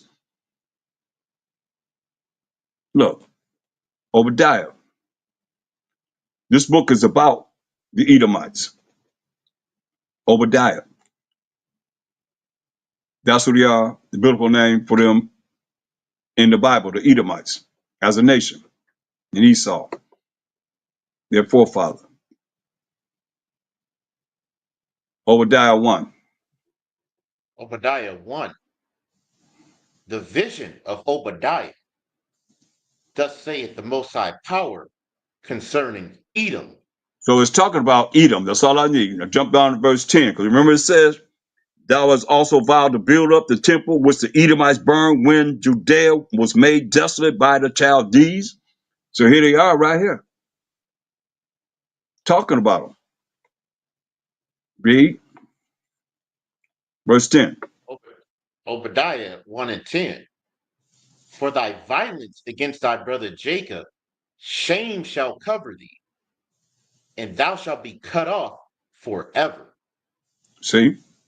For the violence against thy brother Jacob, going all the way back to Genesis 25, 25, and 26, man. Esau and Jacob. Shame shall cover them, and thou shalt be cut off forever. What did they do? Verse 11. 11. In the day that thou stoodest on the other side, in the day that the strangers carried away captive his forces, and foreigners entered into his gates, and cast lots upon Jerusalem, even thou was as one of them. You know that? He said, hey, when the Babylonians came in, the Ethiopians came in under Nebuchadnezzar and so forth, hey, cast lots for us. He said, they was just like one of them. Go ahead. But thou shouldest not have looked on the day of thy brother, in the day that he became a stranger. Neither shouldest thou have rejoiced over the children of Judah in the day of their destruction. Neither shouldest thou have spoken proudly in the day of distress. See? This is what they done. And tell them what they should have done that they did. Read on. Thou shouldest not have entered into the gate of my people in the day of their calamity. Yeah, thou shouldest not have looked on their affliction in the day of their calamity, nor have laid hands on their substance in the day of their calamity. Yeah. We going into captivity. They done took everything out of our temple. We just said. You say, how the Most High vowed to Cyrus and the Persian Mede to build a temple because the Edomites burned down our temple, so we couldn't go back to worship the Most High. When we went into captivity under the Babylonians that we reading about here, man. They laid hands on our substance in the day of our calamity, then burnt down our temple, so we couldn't go back to worship the Most High. Read. Verse 14, neither shouldest thou have stood in the crossway to cut off those of his that did escape. Neither shouldest thou have delivered up those of his that did remain in the day of distress. Yeah, they cut us off. We trying to get away from the enemy. And here go one. They was catching us just like the enemy. Verse 15. Verse 15, for the day of the Most High is near upon all the heathen. As thou hast done, it shall be done unto thee. Thy reward shall return upon thy own head. What he's saying, man, as you have done, it shall be done unto you. Galatians 6 and 7, Colossians 3:27. As they have done, it shall be done unto you. That's what the Most High is saying.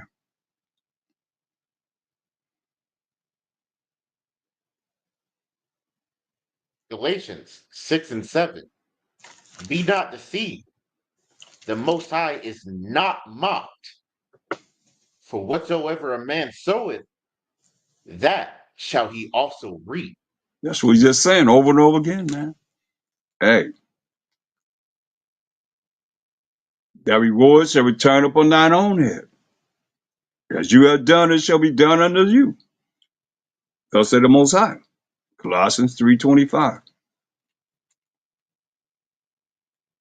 Colossians 3:25. But he that doeth wrong shall receive for the wrong which he hath done. And there is no respect of persons.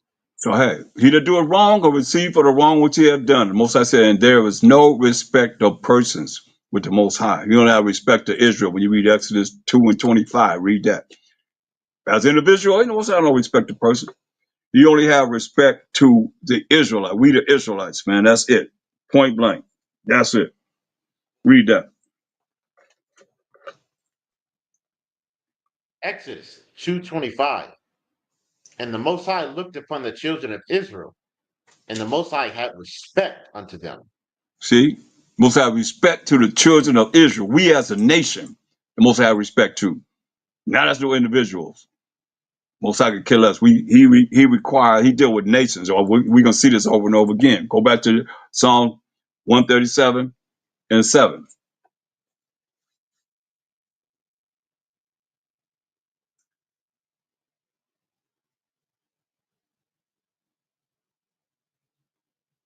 Psalms 137 and 7. Remember, O Most High, the children of Edom in the day of Jerusalem, who said, raise it, even to the foundation thereof. So he said, raise it to the foundation thereof. Burn our temples down, man. You know, and we just read all the things that they done, stopping us from, not going into captivity, dare to make sure we went into captivity and so forth. Go ahead. Totally against us. Go ahead. Verse 8. O daughter of Babylon. Oh, who? O daughter of Babylon. See? O daughter of Babylon.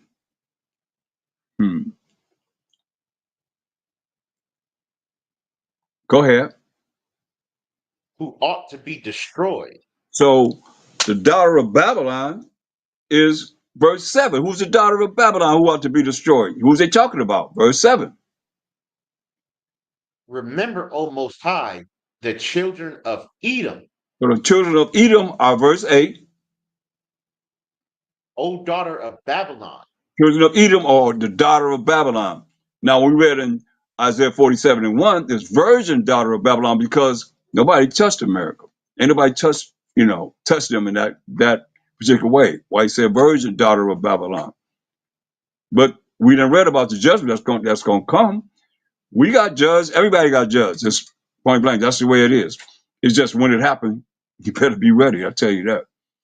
Now, go back to Psalms 137 and 8.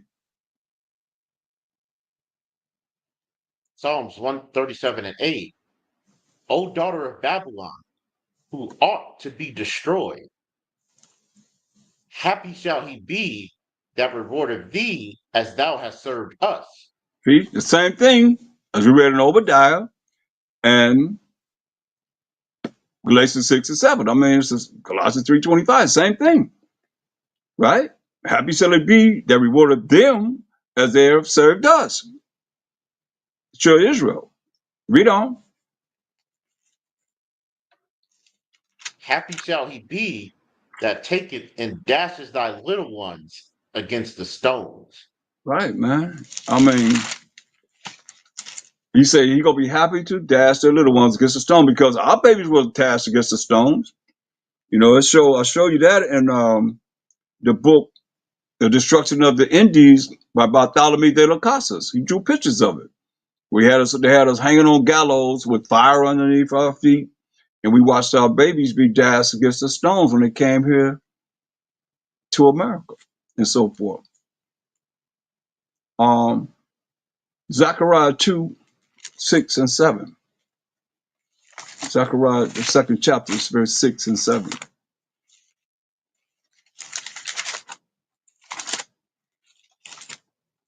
So a lot of things are perpetrated on this earth, man, is all off concerning what the scriptures are talking about.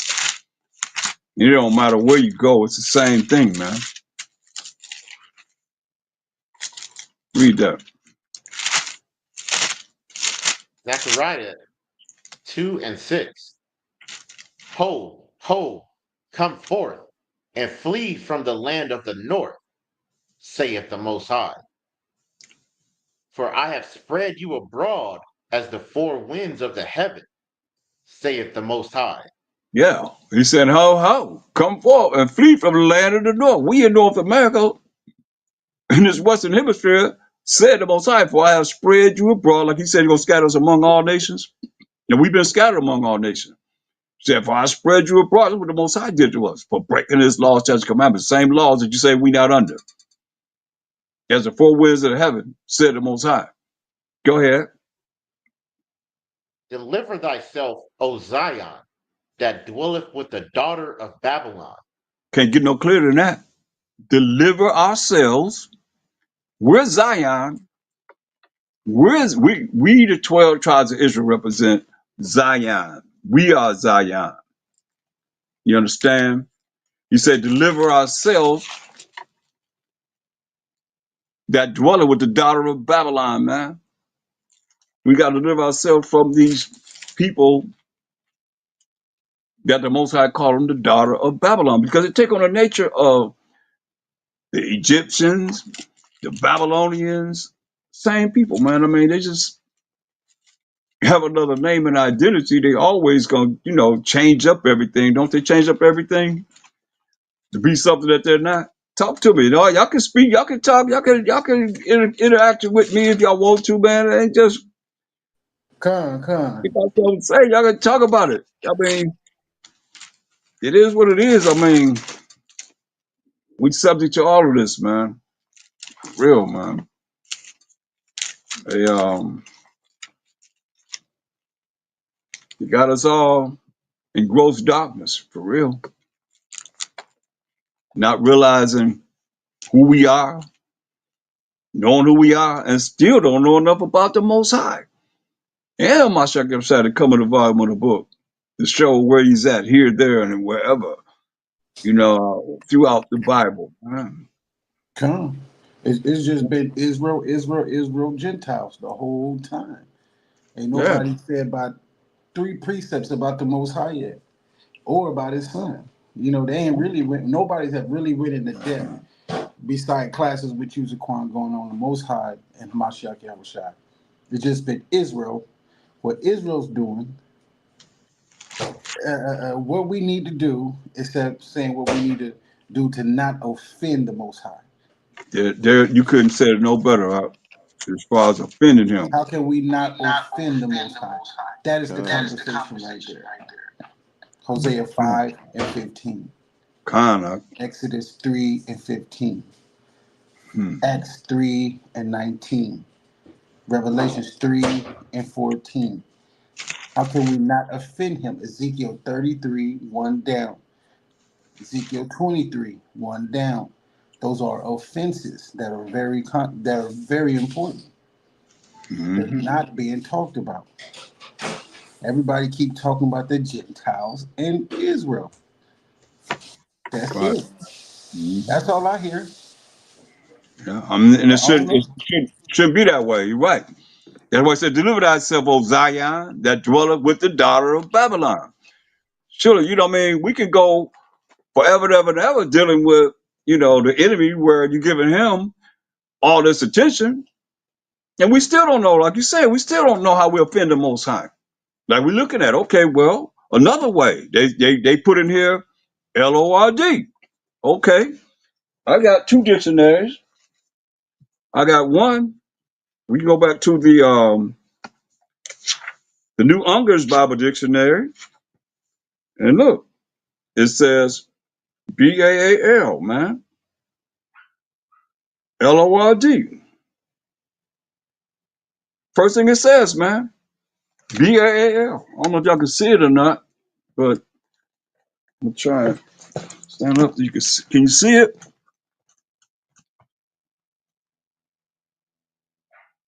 Can y'all see that? I'm seeing a blank. I'm seeing Huh? blank. A blank? The Okay. blank part of the page. What about? Yeah. You gotta pull it back a little bit, Zaquan. Okay, go forward a little bit, Baba Kusha. All right, now it's coming in clearer. Okay. See it? Con is good. Yeah. There it is, right? LORD. BAAL. LORD.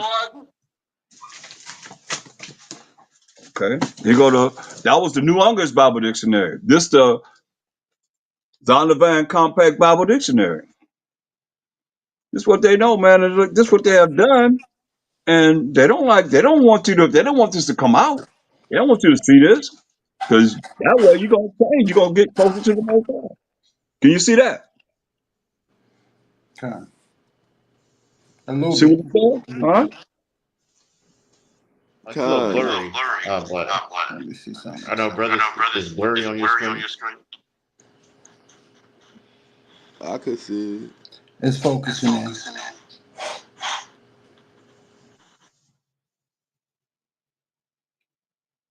Can you see it? Khan La'ah? Con. Okay. Hey, I hey, just want to make Zaquan. sure. I just want to make sure, because these are the things that it's not hard to change, man. They put it in there. We're saying it. LORD. What's the difference between saying AMEN or ZEUS? They know you ain't gonna say that, so you put AMEN at the end of your prayer. In the name of Jesus Christ, AMEN. We just read it, Revelation 3:14. I said that's his name, because that's what it says. It's in Red Edition Bible. The letters are in red, representing what he's saying, and there it's right there. Now we're looking at, BAAL, representing what? LORD. Everywhere you look is right there. We saying it over and over again. It's very important, because get Ezekiel 39 and 23. It's very important, man, because they don't want you to change. They don't want you to get closer to the Most High. They don't want you to be able to spiritually be connected with Him and doing what He say do. Any way, shape, or form, we can find that we don't want to offend Him. Somebody got a problem with that, then they got to take over with the Most High, man. His name is jealous. And he got something. He said, you heard what he said already. The anger of the Most High, man, gonna destroy you suddenly. Read that.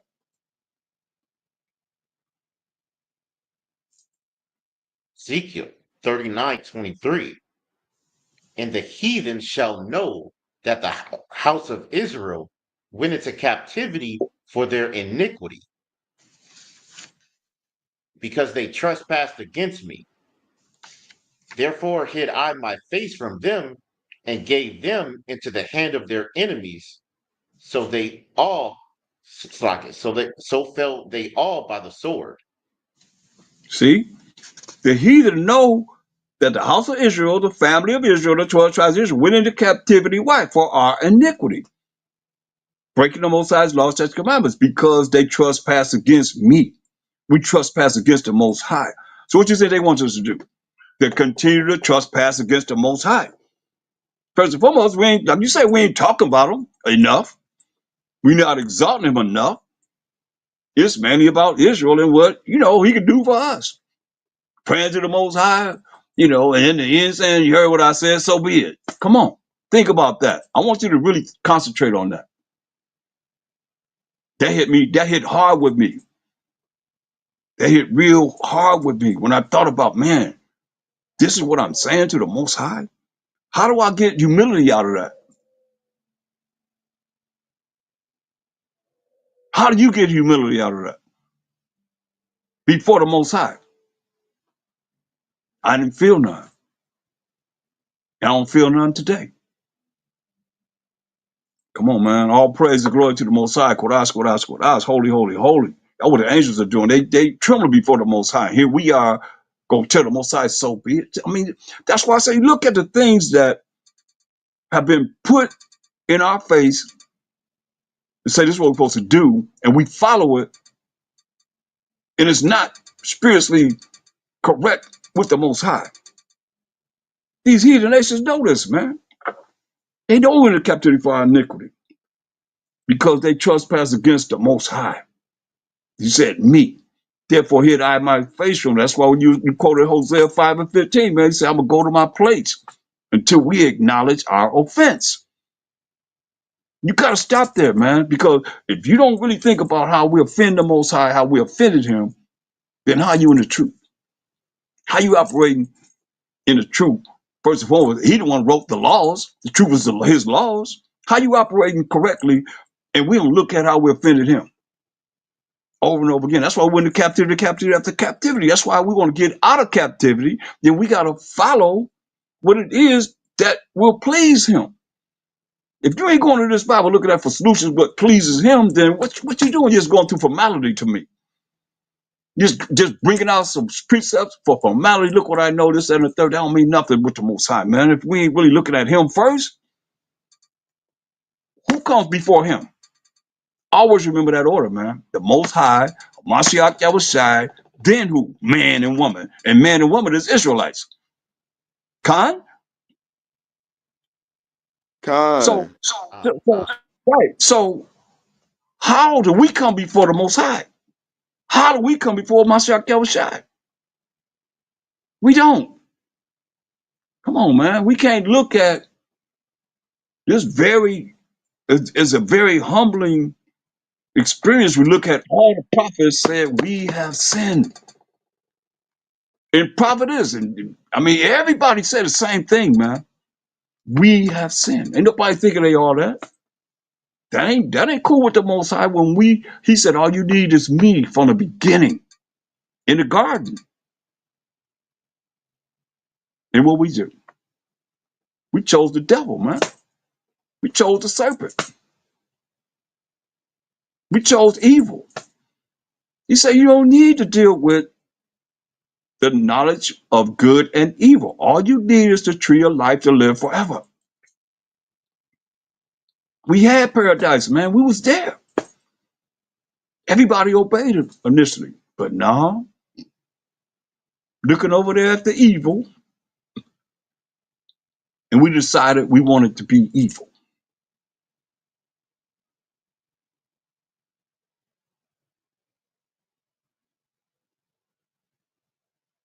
There's going to come a time, man, he's not going to allow us to pollute his holy name that's in our name anymore, man.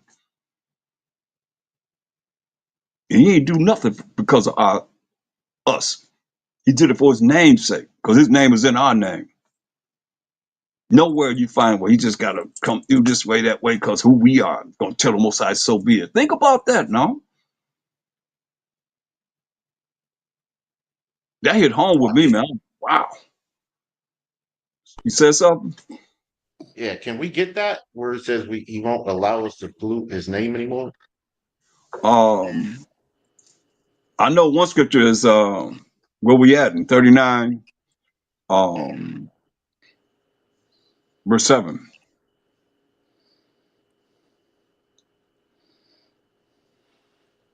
Ezekiel 39:7. So will I make my holy name known in the midst of my people Israel, and I will not let them pollute my holy name anymore. And the heathen shall know that I am Yahweh, the Holy One in Israel. Hear that? Ah, You say he gonna make his name known, man. His holy name known in the midst of my people Israel. And see, his holy name can't be known in the midst of Israel if we not really, like you said, pushing him. His name is jealous. We're not more important than him. Look, think about this, man. The heathen know we went to captivity for our iniquity, and the Most High hid his face from us. That's why it's Hosea 5:15 says, I'm going to go to my place until we, as the children of Israel, acknowledge our offense. Well, Mashiach Shai said it. He said, we just read that. He said it in Zechariah 1 too of Mashiach Yahushua. He said the Yeah, same thing there. we just read that, man. We read that in Matthew 13, man. He just said, man, and shall cast um uh wait a minute. Yeah, verse 41. Read Matthew 13:41. Matthew 13:41. Con. The Son of Man shall send forth his angels, and they shall gather out of his kingdom all things that offend, and them which do iniquity. Hear that? So you'll get everybody that offend, man. That's why most I said I'm gonna go to my place till we acknowledge our offense, man, how we offended him. That's most important. And seek his face. In our affliction, we gonna seek him early. That's what it's saying. Hallelujah. So he said he gonna gather out of his kingdom things that offend, man. The first thing we offended is the Most High, man. And them that do iniquity, those that do not want to keep the law, statutes, commandments of the Most High. And shall cast them into a furnace of fire. That's what it's saying. There shall be wailing and gnashing of teeth. About Shai telling you this. Straight up.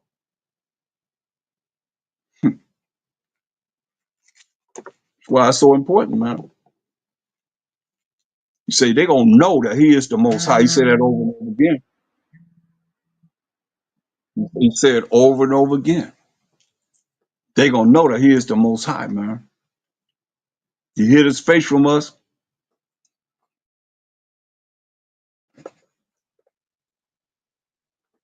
Okay, can y'all hear me? Con, I can Con, hear you, Zakar. I could Okay. hear you. That phone call came through. It threw me off the site. Okay, so what? Say, therefore hid I my face from them and gave them into the hand of their enemies. So fell they all by the sword, man. Verse 24. Ezekiel 39, verse 24. Ezekiel 39:24. According to their uncleanness and according to their transgressions have I done unto them, and hid my face from them. See that? Because of our uncleanness and according to our transgressions. So how you gonna be unclean or be cleaned up? How you gonna St. John 17:17? How you gonna be cleaned up and according to your transgression, which is breaking of the Most High's laws, if you saying that you're not under the Most High's laws in these religions and so forth, you ain't got to keep the moral laws, civil laws, dietary laws, ceremonial laws anymore, because Jesus nailed your sins to the cross. So the Most High loved the sinner, but he hate the sinner. Crazy stuff like this that y'all have been taught. That's crazy to me. That's like, it makes no sense when you read, when you really understand what this Bible is talking about. And I turn the scripture, I turn this page and all praise to the Most High, and it's going to Jeremiah 23:1. I got to go there because I turned the page and it went right there. That's the Most High to me. Read that. I mean, can't get no clearer than this. Said Jeremiah 23:1. Con. I turned the page and went right there. gotta bring it out. Jeremiah 23:1. Woe be unto the pastors that destroy and scatter the sheep of my pasture, saith the Most High. That woe means destruction. Be unto the pastors that destroy and scatter the sheep of the Most High's pasture, which are the 12 tribes of Israel. This said the Most High. What else he say? Go ahead. Therefore, thus saith the Most High power of Israel against the pastors that feed my people. Ye have scattered my flock and driven them away, and have not visited them. Behold, I will visit upon you the evil of your doings, saith the Most High. Hear that? Say, this is what the Most High power of Israel. Understand this. He identified himself as the power of Israel, who are the 12 tribes of Israel, against the pastors that feed my people. You be up in them pulpits talking to the people, to the Most High's people. Yeah, I scattered my flock and driven them away. Driven away from what? What these pastors drive our people away from? That should be easy for y'all to answer. From the Most High. Right? From the Most High, but how? Driven away from what? So How about his Following his laws? laws. Right. Con. Con. Follow his laws, statutes, and commandments. Because they say we're not under them. Right, Con? Con. Give them away. And have not visited them, man.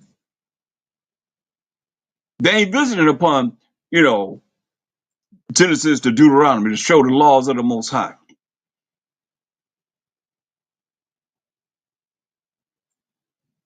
Driven away, like you say, from him by not following what it is that he said to do, man. Why he say he gonna be visited with the anger of the Most High. He said, I will visit upon you the evil of your doings. That's evil for them to tell our people or anyone that reads this Bible, you ain't gotta follow his laws. So you don't do what the Most High say do. I mean, you can have men can be with men, women can be with women. We already read about that. That's vile affection. He said they deserve death, as it said in Romans 1 and 32. You know, in Leviticus 20 and 13 say, hey, what if a man lie with a man, countenance they shall a woman, both of them have committed abomination, they shall surely be put to death. Their blood shall be upon them. Thus say the Most High, as it is written. So that's a judgment of the Most High, but they say it's okay. You can't say it's wrong if you ain't under the law. How you gonna say? They can say, hey, look, you say we ain't under the law, we ain't got to follow whatever is written in this Bible that the Most High say. They don't know, man. Get Ecclesiasticus 12 and 6. They don't know nothing about what this Bible is really talking about. It's sad. That's why in these last days, man, he called us to come forth to bring forth his word, this truth back into this world, man, because there is no truth. Before we come as the Israelites bringing it, man, who? Name them. What religion keeping the laws of the Most High, the commandments of the Most High, and teaching them? Going through these precepts and so on. They're not doing it, man. Read this. So you know, I'll say the Most High hate this sin, but he loved the sinner. Let's dismiss that quick and without a shadow of a doubt. Read this. Ecclesiasticus 12 and 6. For the Most High hateth sinners, and will repay vengeance unto the unrighteous, and keepeth them against the mighty day of their punishment. That the Most High hateth sinners. What is a sinner? And we repay vengeance unto the unrighteous, those that are not being righteous. So we got to look at what's righteous. We got to look at how you be a sinner, because you got to know what sin is to understand that if you don't do opposite of what sin is, then you're not righteous. He said you're going to repay vengeance unto the unrighteous. Got to look at what righteous is, to be righteous, and keep them against the mighty day of their punishment, man. This is serious. Why they not teaching the truth? Why they won't really deal with what these scriptures are really talking about? You know, I don't understand why they don't just go in whenever they don't have these debates, man, of what the scripture really talking about, man. They ain't dealing with nobody but Israel. They ain't gonna never know the way of the Most High, Mashiach Kemoshai, as we the Israelites, that he made the covenant with who? Abraham, to Isaac, to Jacob. Jacob name changed to Israel, became the forefather of the 12 tribes of Israel. That's who he made the covenant with. Abraham, Isaac, Jacob, and Israel. We the 12 tribes of Israel only. So when they say they're not under the law, they all right. They Gentiles, they other nations, they are not under the laws of the Most High. He ain't give it to them. Con? Con. Huh? That's why I say, for the Most High hateth sinners and will repay vengeance unto the unrighteous, man. Y'all better hear this. I'm telling you people that's out there following these post-up preachers, when he said, woe, destruction unto the pastors that destroy and scatter the sheep of my pasture, said the Most High. And you're going to be right there along with him being destroyed. For real. If you don't hear what he's saying here. You like to say the last call for alcohol. This is the last call. Be the last call that you hear to allow you to change, man. But understand.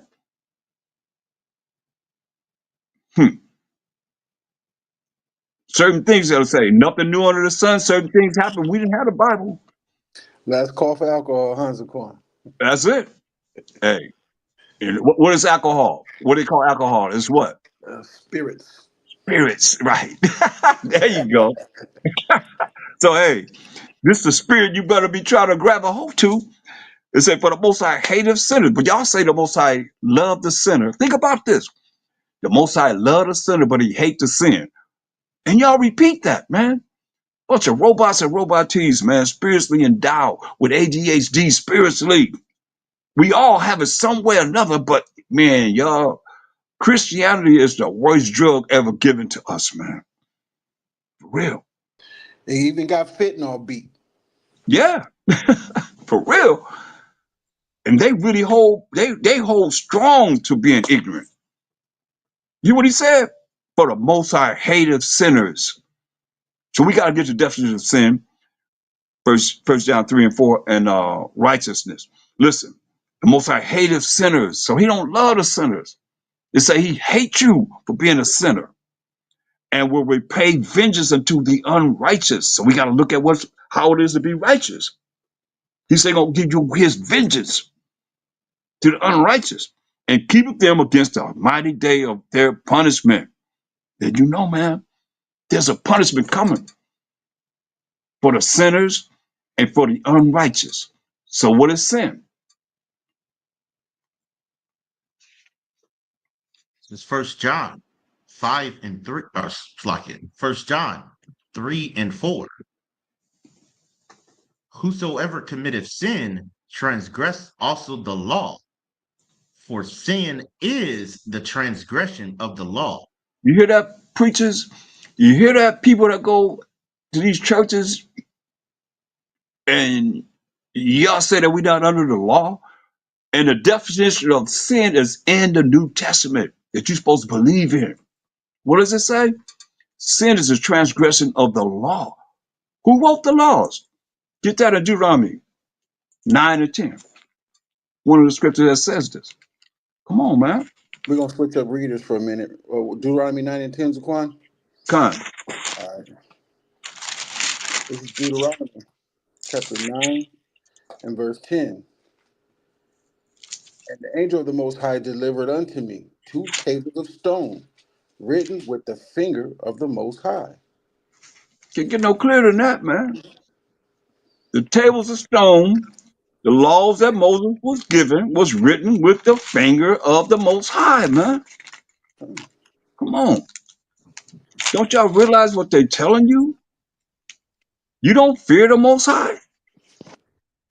You don't know who he is? Most people don't know. They don't have a clue who he is. So sin is the transgression of the Most High's law, right? So now what's righteous? Deuteronomy 6:25. So to be unrighteous, you fall into not following what's righteous. The definition of righteous is right here. Read it. This is the book of Deuteronomy chapter 6, verse 25. And it shall be our righteousness if we observe to do all these commandments. You see that? Go ahead. To do all these commandments before the Most High our power, as he hath commanded us. That's right. So that's being righteous, to keep the commandments of the Most High. So if you don't keep the commandments of the Most High, then you are unrighteous. And he said, hey, for the Most High hateth sinners, Ecclesiasticus 12 and 6, and will repay vengeance unto the unrighteous, those that do not want to keep his commandments, those that don't want to keep his laws, and keepeth them against the mighty day of their punishment. Y'all got to look at this, man. Amos 9 and 10. Amos 9 and 10.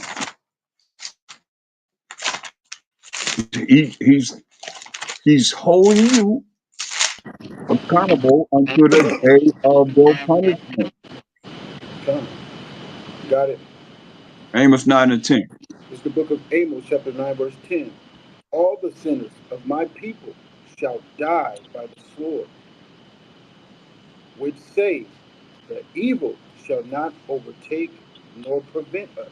See that? You say all the sinners, the same ones you say that he loved. He loved the sinner, but he hates the sin. Come on, make that make sense. All the sinners, those that break the laws of the Most High, the commandments of the Most High, are my people. We got to look at get Matthew 2 and 6 to show who my people are.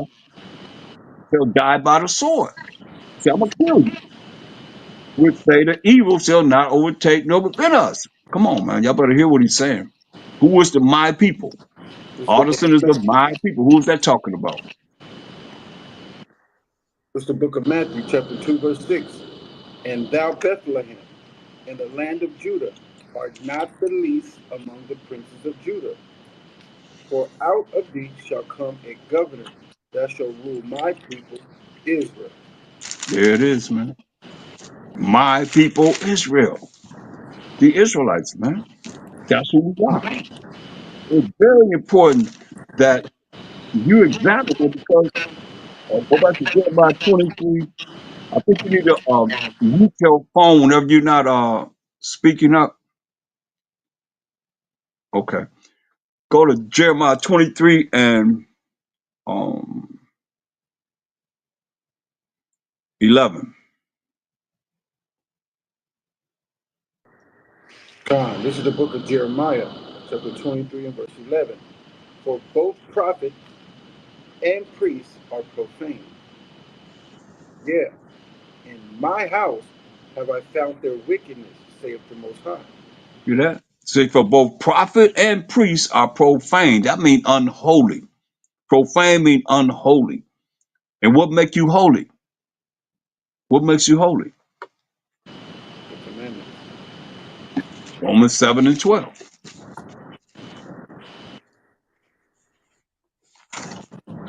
Book of Romans, chapter 7 and verse 12. Wherefore the law is holy, and the commandment holy, and just and good. That's right, man. So the law is holy. The commandment remember the Most High wrote the commandment and the law with his finger is holy and just and good, right? So now we look at Proverbs 4 and 7.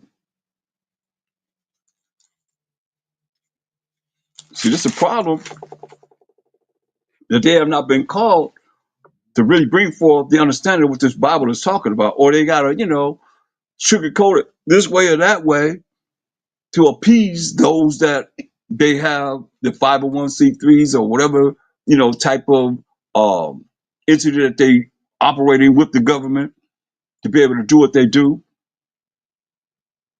The scripture is clear, man. Mosiah ain't got you can't compromise with him. Period. Read that. This is Proverbs chapter 4, verse 7. Wisdom is the principal thing. Therefore, get wisdom. And with all thy getting, get understanding. Right. So wisdom is a proper application of knowledge, how you apply knowledge in your life, right? So it's like wisdom is a principal thing. And with all that getting, get understanding, right? So get the proper application of knowledge, but you got to get understanding. How will you get understanding? Proverbs 9 and 10. This is a way that you can get understanding as we just read, and we're going to see how it correlates right with what it is that we read as far as being holy. Well, let's read it. It's the book of Proverbs chapter 9, verse 10. The fear of the Most High is the beginning of wisdom, and the knowledge of the holy is understanding. Hear that? So he said, with all that getting, get understanding, right? So the knowledge of the what? You get understanding? The holy. Holy, man. You see that? Knowledge of the holy. Right. Is understand? So to be holy, you gotta do what? Keep the laws, statutes, commandments of the Most High, kind. Hallelujah. So Job 28:28.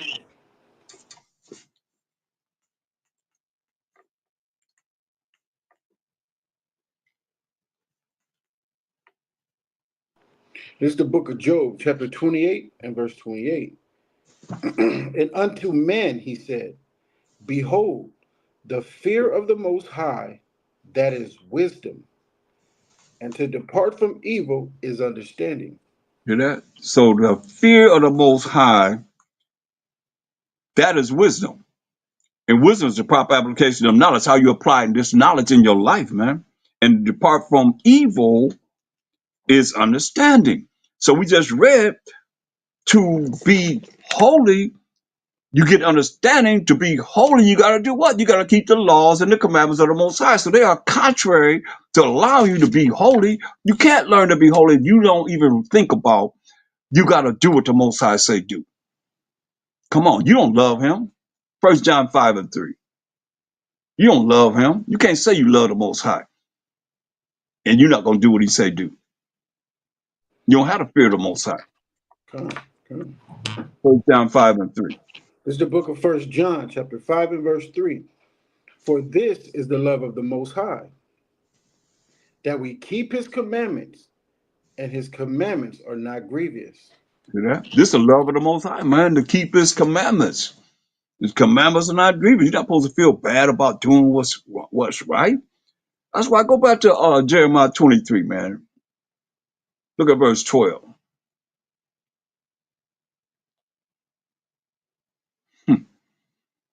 It's really serious, man. And it's like, it really gets, when you look at, you ask for the Spirit of the Most High to guide you and to instruct you and to direct you in the path of what is needed for our nation, man. It's serious, man. Read this. This is the book of Jeremiah, chapter 23 and verse 12. Wherefore their way shall be unto them as slippery ways in the darkness. They shall be driven on and fall therein. For I will bring evil upon them, even the year of their visitation, saith the Most High. So this is a warning, man. It's a warning. He said, your way, man, shall be unto them as slippery ways in darkness. Like one came up that song, Slipping in the Darkness. You're going to be in slippery ways in darkness, man. See, once he told Esau, let's go right, man, in Isaiah 47:5, to get thee into darkness. When he went into darkness, that's ignorance. When he went into ignorance, he put the people in what? Gross darkness, man. That's why he don't want us to come back to the proper way of not offending the Most High, straight up. Or you continue, you're going to find, I mean, y'all don't see them tornadoes that's within the hurricanes now? They just no hurricane. You got tornadoes within the hurricane that's tearing people up. Would you say, would you say millions of people have to move in how many hours out? Hey, in a day. In a day. In a day. Not Had to even a get up day. It was a couple hours. That many few people had to hours. leave. Come on, man. You better understand. See, y'all think about this, that, and the third. Talk about World War III, man. You better be thinking about the Most High. Huh? He the man of war. Ain't no 100-foot waves out there. Ain't those 100-foot waves out there. Yeah. They was looking at that. I know they was urinating on themselves in that boat. For real. They had to be. Because For I real, couldn't right? see that and maintain myself. Man. Knowing I've been doing something crazy, knowing I ain't keeping the Most High commandments, looking at those waves, and Yeah. then looking at all those people scattered out. I didn't have the spirit of fear on me. When I saw all that stuff happening, I didn't have that spirit of fear on me.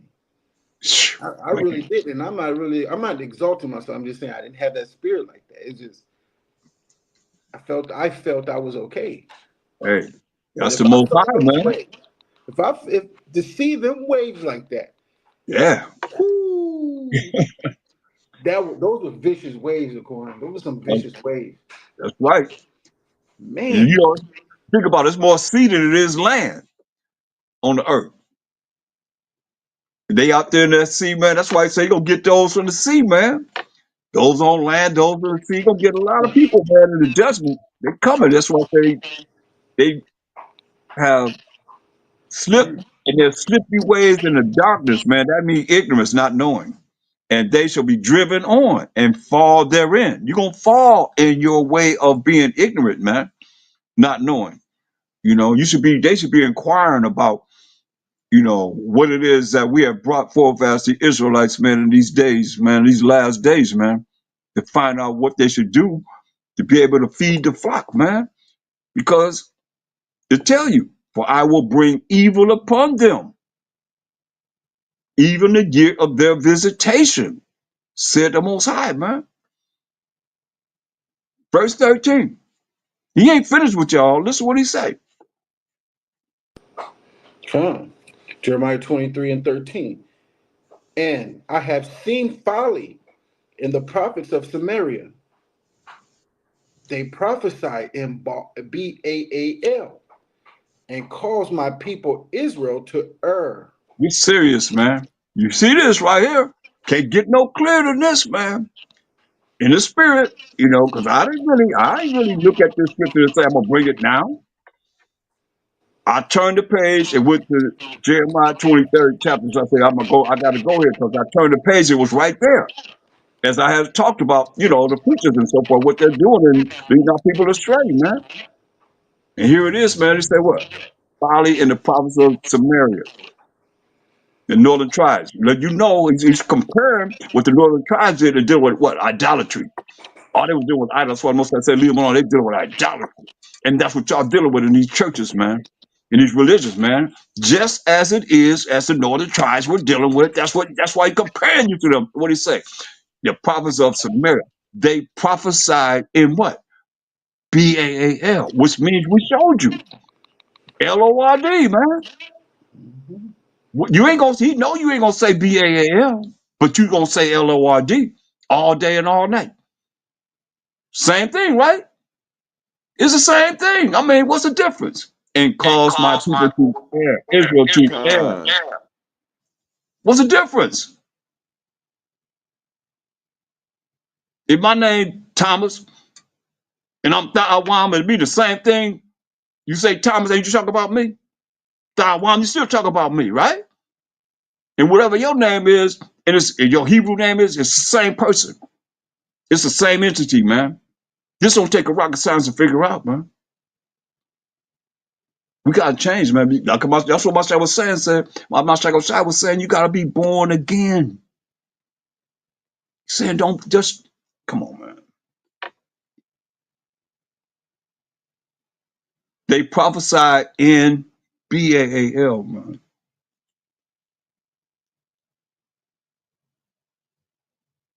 And offend the Most High.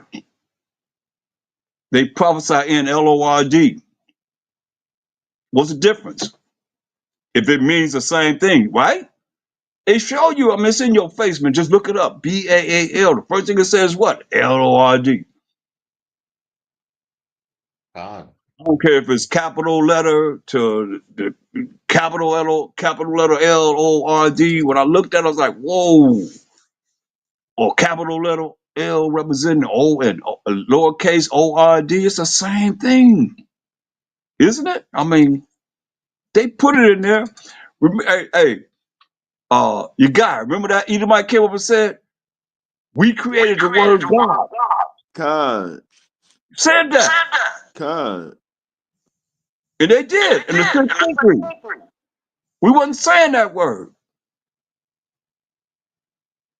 Here we are, man, looking at this, and this isn't a hard thing to do, man. It's just a matter of us really, really buckling down and looking at, like you was bringing out, Officer Bachad,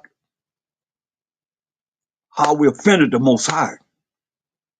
If you don't think about how you offend the Most High, then you're not with him, man. You can't say you down with him and you ain't think about, man, like Marshall just said, people be cast with lake of fire, man, for offense. That offense, first of all, is of the Most High, man. He said, what's the first commandment? Love the Most High with what? All their heart, mind, soul, and strength. You can't say you love him and you ain't dealing with him like that. You better understand, man, this is serious. Read that again, huh? Con, this is the book of Jeremiah, chapter 23, verse 13.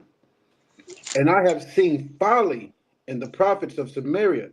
They prophesy in Baal and cause my people Israel to err. I mean, this is what we've done. And it could say they prophesied in Lord. Con? And Con, cause my When you people think Israel. about it, yes. Huh? When you think about it, yes. Oh, That's what it okay. means. Come on. If that's what it means, they know you're not going to say BAAL. They know you ain't going to say ZEUS at the end of your prayer, but you saying it when you say what? AMEN. You still saying it. You just saying another name that was given to him that most people don't even know. They ain't thought about. Jeremiah 2 and 8.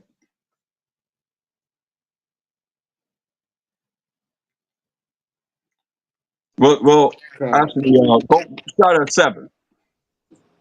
Jeremiah 2 and 7. Con. This is the book of Jeremiah, chapter 2, verse 7. And I brought you into a plentiful country to eat the fruit thereof and the goodness thereof. But when ye entered, ye defiled my land and made mine heritage an abomination. The Most High said he brought us into a plentiful country, man, to eat the fruit thereof and the goodness thereof, man. But when we entered, what we do? We defiled the Most High's land. You know, he said, my land, that's his land. We defiled his land and made mine and my heritage an abomination, man. A filthy, wicked act of sins. Verse 8, check it out.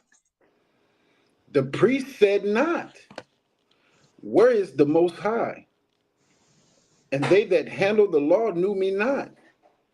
The pastors also transgressed against me, and the prophets prophesied by Baal, and walked after things that do not profit. Hear that, man? He said, the priest said not, where is the Most High? Like they ain't saying right now, man. Ain't nobody talk about the Most High. Nobody, where's the Most High? You hear me say, do you know the Most High? What they say? No. You know the Most High? No. You know the Most High? No. You know who you talk about when you say G-O-D? Nope.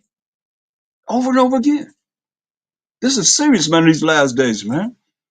Only the Most High knows when He's going to deliver us from this wicked land, man. And lands that He just scattered us in, man.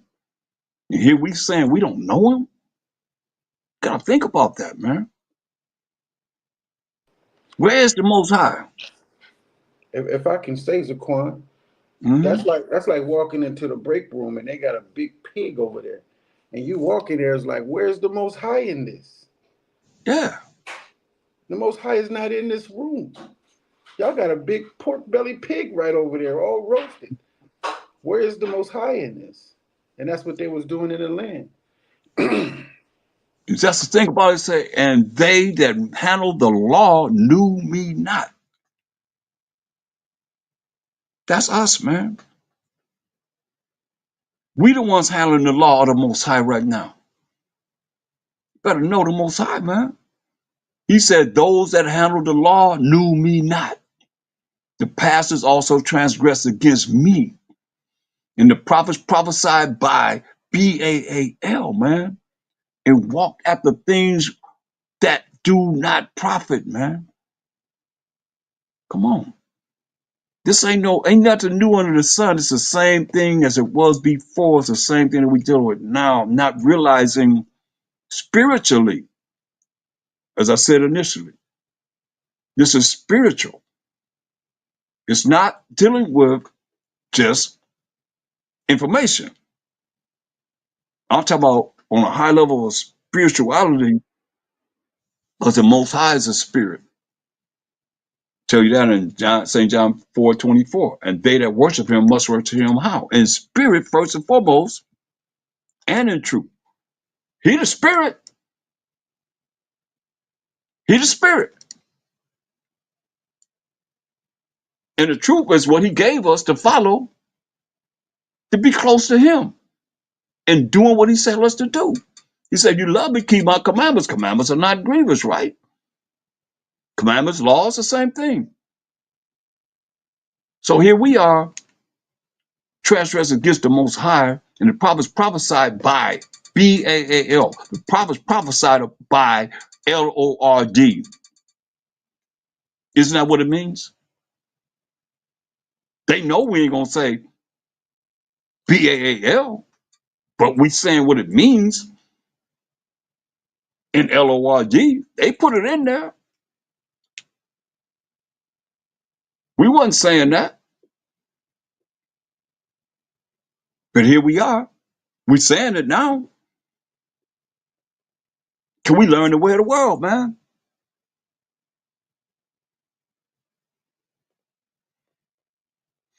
Slovakia. Okay.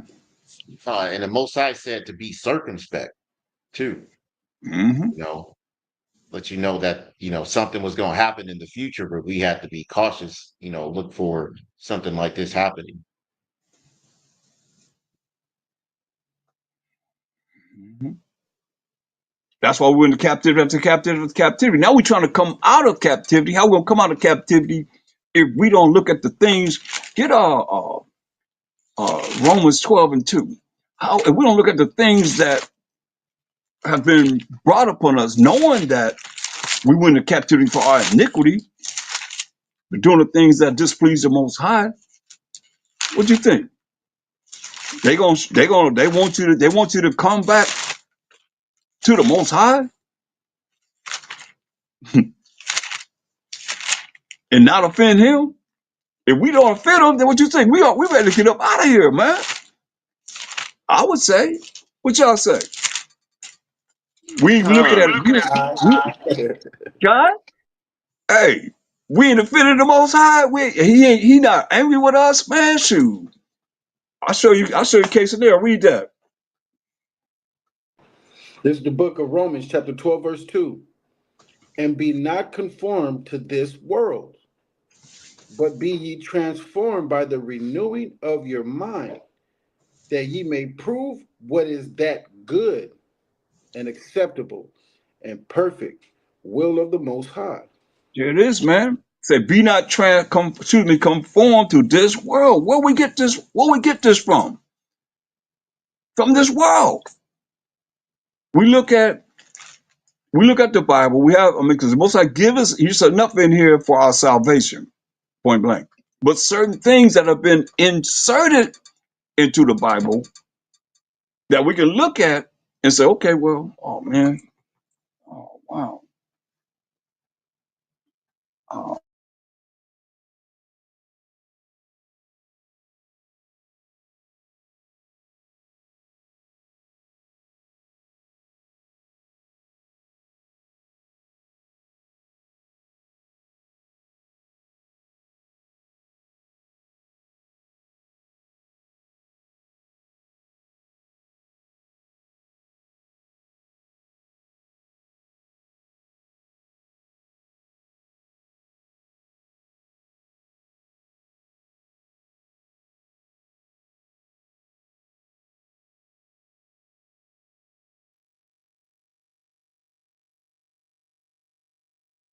I think the elders having some technical difficulties.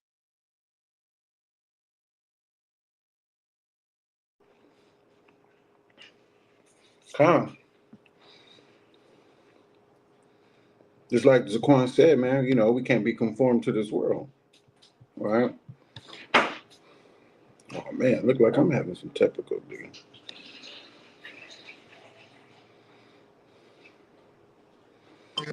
Okay. So we can, when you start thinking about it, man, saying that B-A-A-L is not really cool. And a lot of people are not catching on to it, like Revelations 3 and 14, they're not catching on to it. It's crazy, man. There's a lot of things that's being pointed out, and Israel and the Gentiles has been made a big conversation. It's more talked about than the Most High. Gentiles, Israel. Me and Zaquan was talking about that earlier. Of Gentiles, Israel, That's cool, but it's to the point where everybody is competing with us, going back and forth competing with us, and it's not cool. We got to be able to put it at a pause and then go on to what the Most High is saying. And Wow. then Mashaki Hawashai. We have to make a stand so people start listening and stop saying LORD, BAAL. Give them an understanding, because people think because we used it in the past when we were not supposed to, that it's okay now to use it. And that's not the business. The thing is to bring forth that understanding of the Most High. You know what I'm saying? Show us the Most High. Do you know him? If they say yes, show him to me. If they say no, show him. Show him why the Most High is offended. How is he offended? What's the offense? Because when you go forth before Hamashiach Yahushua and he starts to judge you, he gonna ask you some questions, you know what I'm saying? And he's gonna say, you offended the Father. And he's gonna be like, how have I offended him? And that's gonna be, hey, you're gonna be embarrassed in front of a lot of people. People are gonna be looking at you, being judged. What is your offense? And that's what Zaquan is talking about, man. We gotta push that. The offenses. How are we offending the Most High? That way he can shine his face upon us. Because Isaiah 5 and 15 gonna stay there until we see how we have offended the Most High. Con. Hosea 5:15. 15, Khan. Get that real quick. I'll put some precepts until Zaquan get back. This is Hosea 5 and 15. Come on. I will go and return to my place till they acknowledge their offense and seek my face. Right. In their affliction, they will seek me early. Khan. In our affliction, we will seek the Most High early. Hey, what is Zaquan be saying? We got ADHD, ADHD. And everybody is not understanding. Yeah, man, spiritually ADHD, and we're not paying attention to what we've done in Egypt, right? Who's read the two daughters of Whoredom? Ezekiel 33, Ezekiel 23. Man, it's powerful. Let me see something.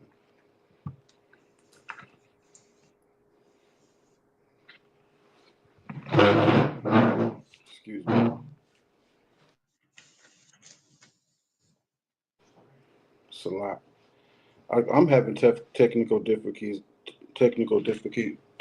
over here now. My phone is going crazy. Can y'all hear me? You back, Zaquan? Con. Yeah, my phone just cut off. I don't know what I was saying. They didn't like what I said, I guess. It just said, "Phew. Shut them down. Phew." I know we was in Romans 12 and 2. Unless you was going somewhere out.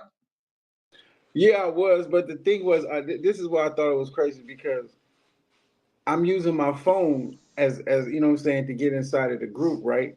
But my phone has my notes. So I had some notes already down that I wanted to go over since you had jumped off, just to keep the flow going. But I'm using my wife's phone for the Bible. So I'm going crazy over here.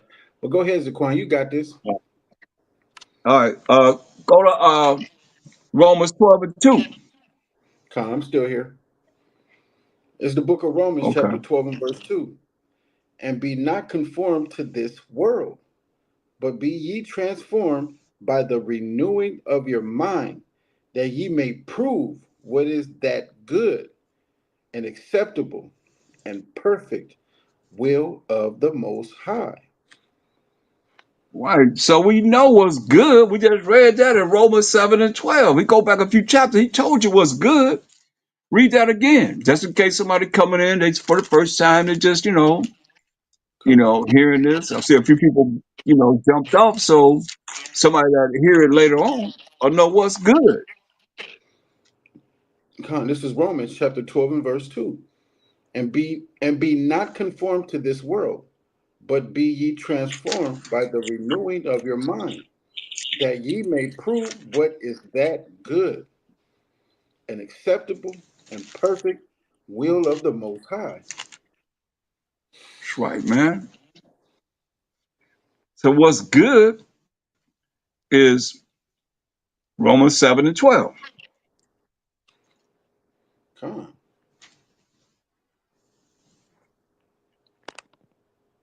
This is Romans chapter 7 and verse 12. Wherefore the law is holy, and the commandment holy, and just and good. So that's what's good. Keeping on the Most High's commandments. That's what's holy. Commandments is holy. The law of the Most High is holy and just and good, man. Get Matthew 6:33, man. We gotta change. You said don't be conformed to this world. The world, they have us doing certain things that knowing that we went into captivity for what? Our iniquity. The Most High hid his face from us because we offended him. Now we're looking at, okay, well, you should be asking, okay, what is all the ways that we offend him so that we ain't cast into that lake of fire, as Master Shai said. Read this. It's the book of Matthew, chapter 6, verse 33. This is But Master Shai saying this. What he say? it's in all red too. That's right. This is Matthew 6 and 33. But seek ye first the kingdom of the Most High and his righteousness, and all these things shall be added unto you. See? He says, seek ye first the kingdom of the Most High, man, and his righteousness. How do you be righteous? Psalm 119, 172. 72.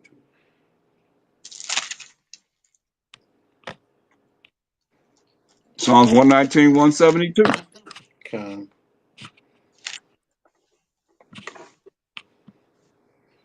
Let thy mouth. This is the book of Psalms, chapter 119, verse 172. My tongue shall speak of thy word, for all thy commandments are righteousness. See?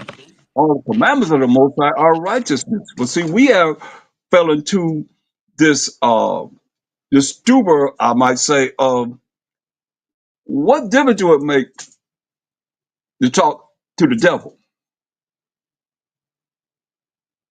You got it? You there? God, I'm here.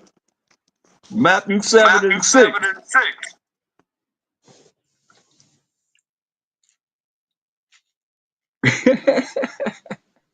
This is the book of Matthew, chapter 7 and verse 6. This is your guy scripture right here. Read it. Give not that which is holy unto the dogs.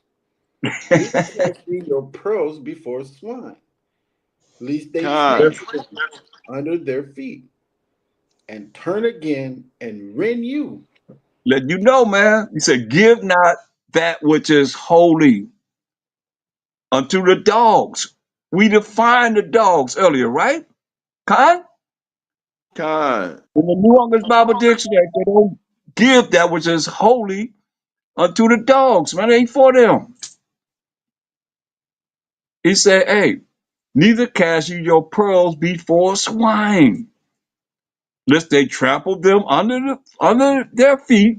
They come, hey, smiling, styling, profiling, acting like they want to just, come and have a conversation with you. Next thing you know, you looking at them, they looking at you, they done said all kind of madness about us, man. Come on, man. He said, hey, let's say, trample them under their feet and turn again and rend you. Hear that? They're going to try and come up with all kind of accusations against us, not knowing the scriptures. Like that dude came out there the other day, talk about, The Most High is a Mashiach Yahushai, and the Holy Spirit is a Mashiach Yahushai. They all one. Most High, he humbled himself and came down in the fleshly body. What? So in other words, the so-called white man killed Mashiach Yahushai. The so-called white man killed the Most High. Think about that. Is that what they really saying? They that powerful that they killed the Most High. The Most High allowed the so-called, because that's who killed. The Romans, the one that killed Mashiach Yahushua. And if he is the Most High, then you're saying that the so-called white man killed the Most High. Whew. That's some dangerous words. That's why I say, give not that which is holy unto the dogs. So what's holy? We just read in Romans 7:12 that the law and the commandments are holy, right? So who we give what's holy to? Psalms 147:19 and 20. Salaki, can I bring something out about this scripture? Khan, go ahead. Yeah, I was just meditating on this one the other day Mm-hmm. about when he says, "Give not that which is holy unto the dogs, neither cast ye your pearls before swine." I was thinking that the reason why he told us this is because we have a tendency and even a history of doing exactly that. Right? He didn't tell us this for no reason. And then when I look at our people and all the people in the world, it's how you know we the Israelites is that this is exactly what we do today. And I don't see any other nations doing this, where they get something that's good and they immediately want to start sharing it with all the other races, all the other nations. So And bring. like even Mm-hmm. I'm done. Go ahead. Salaki. No, that was the point I wanted to bring out. Basically, it just kind of shows that we're sheep and that this is the type of thing that needs to be told to us because if we move in that spirit where we want to just kind of open up the things that are given to us and to everyone else. Right, but he says, give not that which is holy. We just read holy a couple of times in Romans 7 and 12. Khan. Commandment is holy, the law is holy, right? Con. Now who we give the laws to and the commandments to? Psalms. Israelite. That's right. Psalms 147:19 and 20. Khan.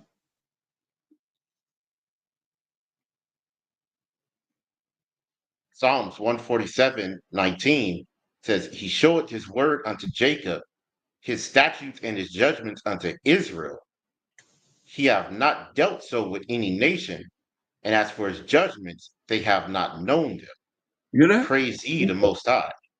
Right. He said he showed his word unto Jacob, his statutes and judgment unto Israel. He had not dealt so with any nation. As for his judgment, they have not known them. Praise ye the Most High, man. So he only showed his laws, which make us holy, and keeping them. He only showed his commandments, which make us holy, and keeping the commandments to the Israelites. No one else, man. No one else, man. That's why I give Baruch 4:1,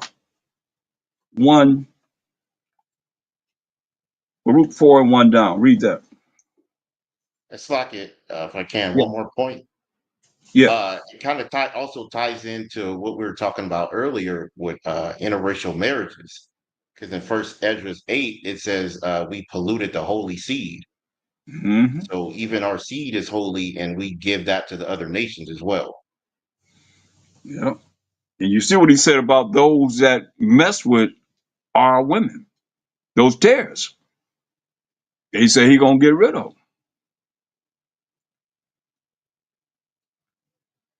You see, Ah,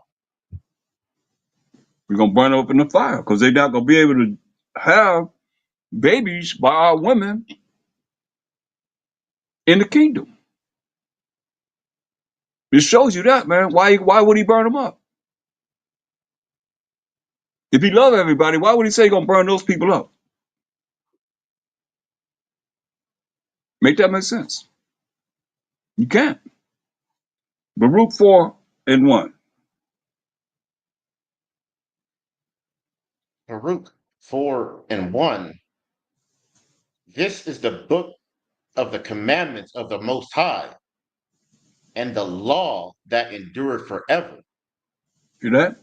This is the book of the commandments of the Most High and the law that the Most High wrote his finger, which endure forever. Right? Read. All they that keep it shall come to life, but such as leave it shall die. We let you know, man. Think about this. All you out there that say we're not under the law, you like to say that. That's why I keep saying law, law, law, because I know you hate to hear that because you've been programmed to say we're not under the law, but we're in the grace. But you don't even know what you're saying. And you're Gentiles. You say you're not the Jews. You say the Jews killed the Mashiach Yahushua, and you have scriptures to back it up, but you don't understand what you're reading. You understand? It says, all they that keep it, the commandments and the laws of the Most High shall come to life. That's everlasting life, right? You say, but such as leave it shall die. I mean, he's gonna kill you. That's why I say all the sinners of my people shall die by the sword. We read that earlier in Amos 9:10. It don't get no clearer than that. We say the evil shall not prevent or prevail against us. Come on, man. He said all that leave the law is gonna die. What did he say? Verse 2. Verse 2. Turn thee, O Jacob, and take hold of it. Walk in the presence of the light thereof, that thou mayest be illuminated. He said, turn thee, O Jacob. That's the 12 tribes of Israel. And take hold of it. Take hold of the laws and the commandments of the Most High. Walk in the presence of the light thereof, right? Why? That we may be illuminated. By doing what's right in the eyes of the Most High, He's going to illuminate us. But what else he say? Verse 3. Verse 3.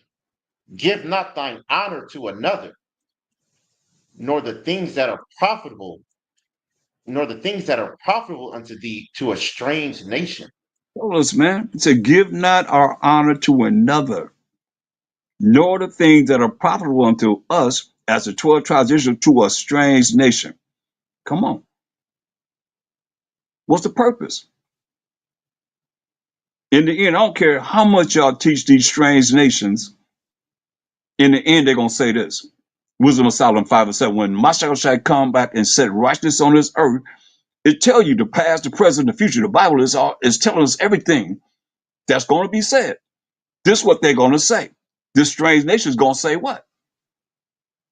Wisdom of Solomon 5:7. Wisdom of Solomon 5:7. We wearied ourselves in the way of wickedness and destruction. Yeah, we have gone through deserts where there lay no way. But as for the way of the Most High and the Mashiach Yahushai, we have not known it. That's what they're going to say, man. You can't make them say nothing different than what it is that they're going to say right there. As for the way of the Most High and the Mashiach Yahushai, we have not known it. So how are you going to make them know the way of the Most High and the Mashiach Yahushai when they're going to say, we have not known it? Come on, known is past tense. From this time to the time when you read, go read up on there. Go read verse 2. Verse 1, start at 1. When the righteous man stand a righteous man stand a great boldness in the face of such as afflicted him. Read that. Wisdom of Solomon 5:1. Then shall the righteous man stand in great boldness before the face of such as have afflicted him, and made no account of his labors. See that? That's what's happening right now. You seeing the righteous man standing great boldness in the face of such that have afflicted us and made no account of our labor, man. You know, we worked for 400 years for free. Read on. in slavery. Verse 2. When they see it, they shall be troubled with terrible fear and shall be amazed at the strangeness of his salvation. See, you're gonna be we talk about salvation, man. That's power and authority coming on this earth, man. Coming on this earth. Righteousness coming on this earth. My thing is this: what's wrong with doing what's right in the eyes of the Most High? What's wrong with doing what He say do? You gotta be evil as ever to think in your wildest dreams that you ain't gotta follow Him. Whenever any of y'all get caught in a hurricane, say, I don't care nothing about you, Most High, and that's Him. Tornadoes, hey, fire, you know, your brother's about to die. Say, I don't care nothing about doing what you say do, Most High. I don't ever see it. All I see him hollering is what? Oh my what? Oh my. What they be hollering? Oh my what? G-O-D. That's right. That's right. That's what everybody be hollering then. But before that, oh man, you ain't got to follow him. It don't mean nothing to you. But here it is, man. This is what you're going to be saying, man. This is what they're going to be saying, man. It said, and we said that they're going to be amazed at the strangeness of our salvation, so far beyond all they look for. You see? It's telling you what they're going to be saying. You read down, man. I just want to really concentrate on verse 7 because as for the way of the Most High, the Mashiach Shai, they're going to say, we have not known it. So I don't care how much y'all teaching them. They're going to still say, we have not known it. Or make it mean something different. That's what they're going to say, man. Ain't no spiritual Israelite either. Y'all bringing heathen into the congregation saying they spiritual Israelite. Where that's at? Help me with that one. Look, they not gonna go ahead. Go to Ezekiel. Go to Ezekiel 21. Most High, you something else, boy. I'll praise the Most High. But when you turn the Bible, I was in the pocket book just now. And you turn the Bible, you go right to where you saying things, and you go right there, man. Come on, you gotta get the Most High to praise, man. About Shama Mashiach Yahweh Shai, man. Come on. Woo! All praise to the Most High. Ezekiel 21, man. That's crazy, but that's real, man. All praise to the Most High. When you turn, I was in the pocket book reading where we was at, and I just took the Bible and I thought about Ezekiel 21, and I'm turning the page. There it is. Come on. Just like when he went to Jeremiah 23, man. Come on. You gotta ask somebody, talk to me, Most High. Go ahead.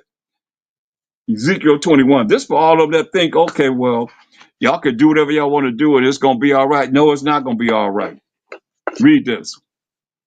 Ezekiel 21:1. And the word of the Most High came unto me, saying, Son of man, set thy face toward Jerusalem, and drop thy word toward the holy places, and prophesy against the land of Israel. See? Who live in the land of Israel? We the Israelites. You're not talking to the land. It's talking about we, the people that was in the land of Israel. What did he tell us? Read. And say to the land of Israel, Thus saith the Most High, Behold, I am against thee, and will draw forth my sword out of his sheath, and will cut off from thee the righteous and the wicked. Hear that? That's what the Most High said he's going to do to us. We his chosen people. He said he's going to cut off from the land of Israel the righteous. That's those that keep the laws and commandments of the Most High. And who else? And the wicked.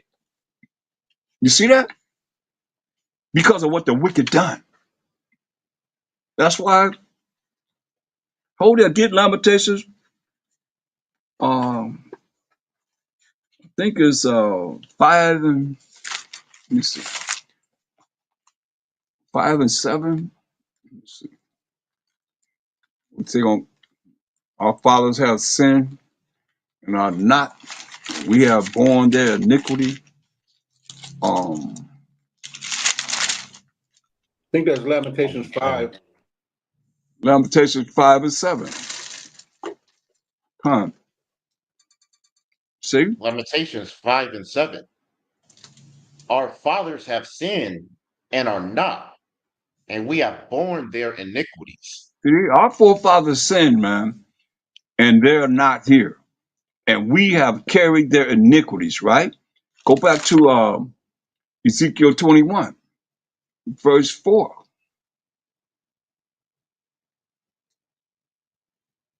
Ezekiel 21 and 4.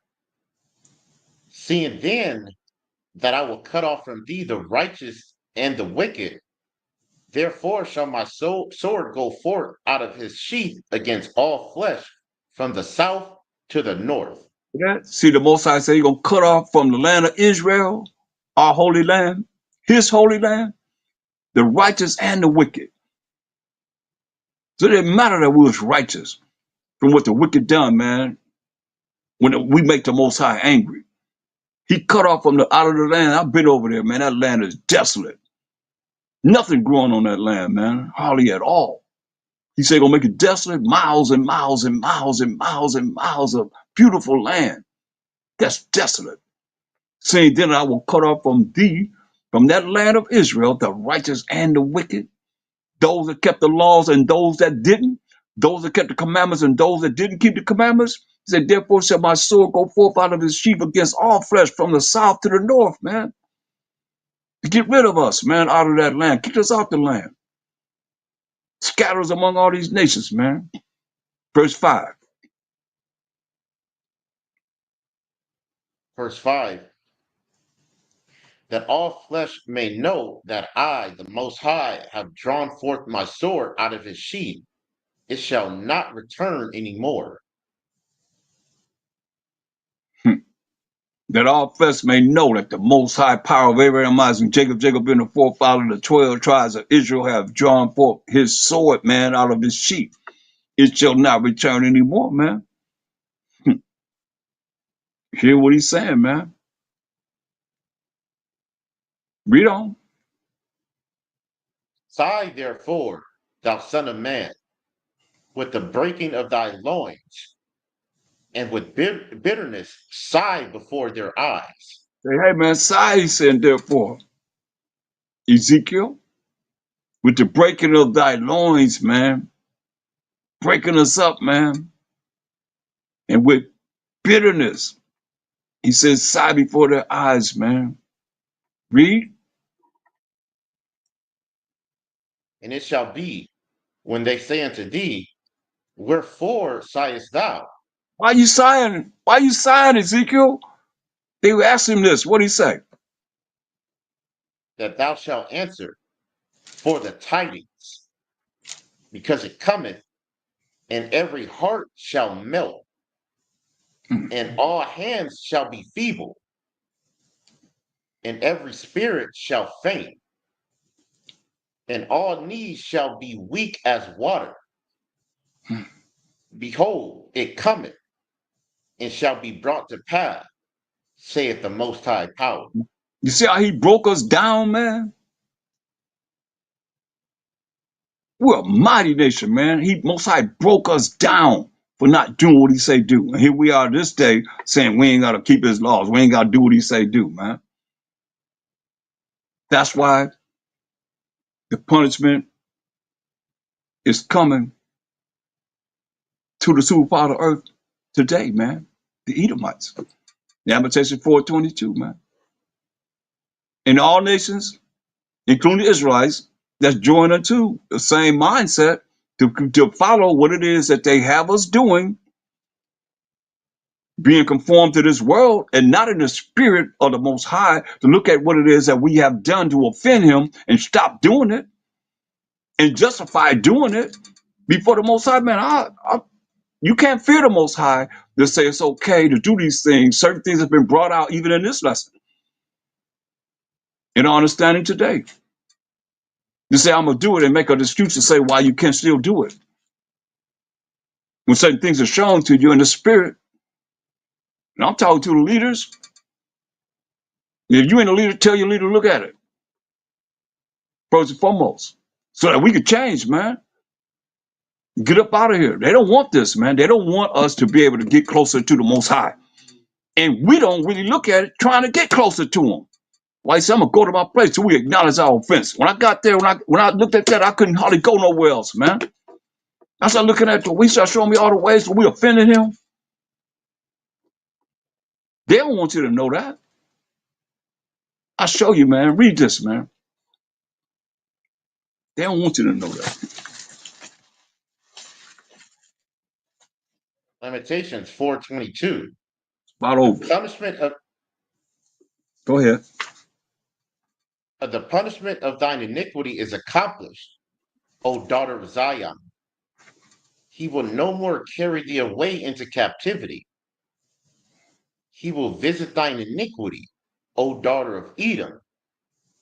He will discover thy sins. See that? See, a lot of people think that we're going into captivity again. But the Most High said the punishment of our iniquity is accomplished, O daughter of Zion, man.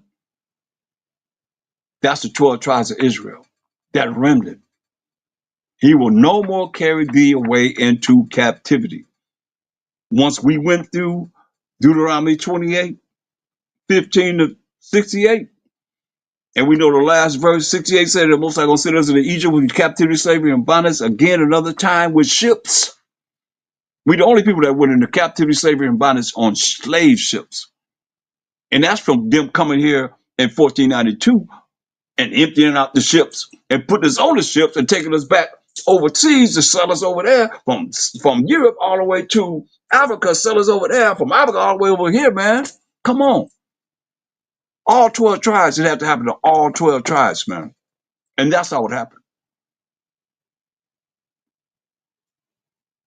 Like I said, they have this book by Bartholomew de las Casas called Destruction of the Indies, where he had pictures showing it.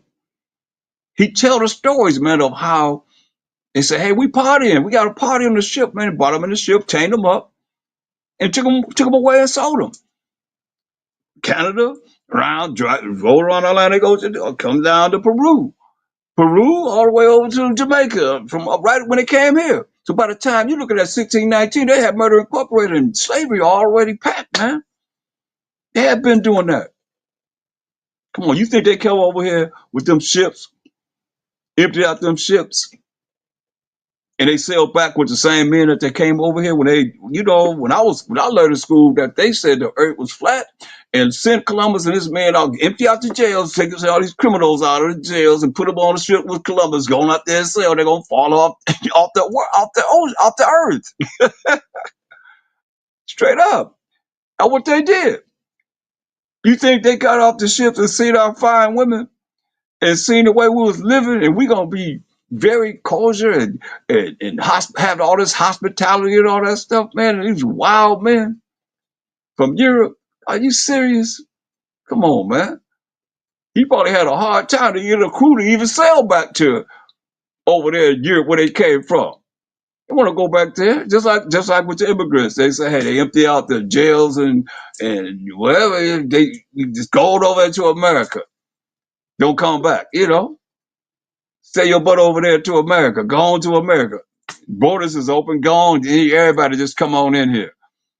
You think they'll love that? And then they're going to give them all this money to be here? Come on. And you got the finest women in the world coming, landing on the shores of Central America. And come on, man. Are you serious? He probably had a hard time getting any of them to get back on them ships, man. But he put us on them ships. He put the indigenous people that was here on them ships and sailed back over there and sold us. We got pictures to prove it.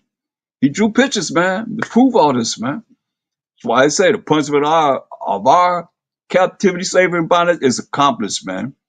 We not going into captivity no more, man.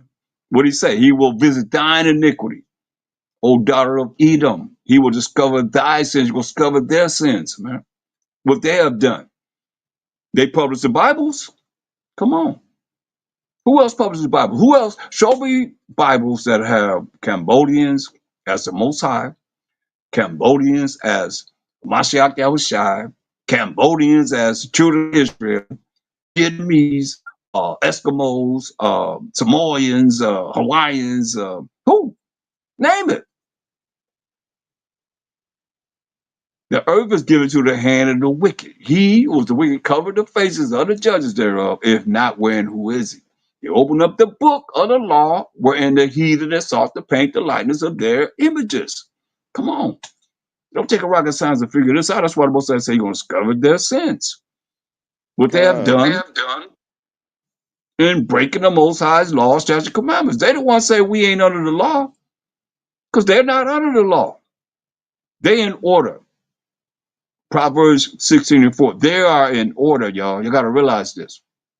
We out of order in following the way that they have had us programmed to follow so that we will not be close to the Most High and he will not be close to us. And his anger will still be kindled against us because we offended him.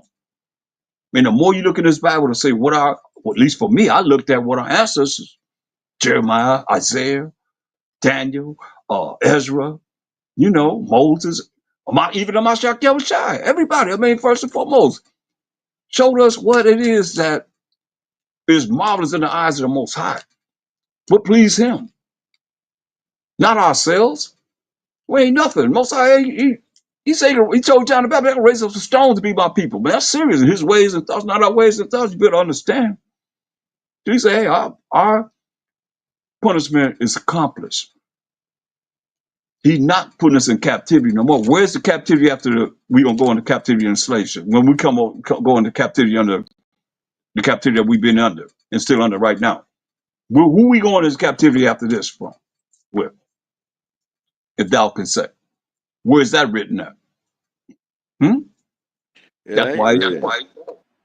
That's right. He say he gonna visit your iniquity, O daughter of Edom. He will discover thy sins. That's why I get 2 Ezra 6:7. 2 Ezra 6 and 7.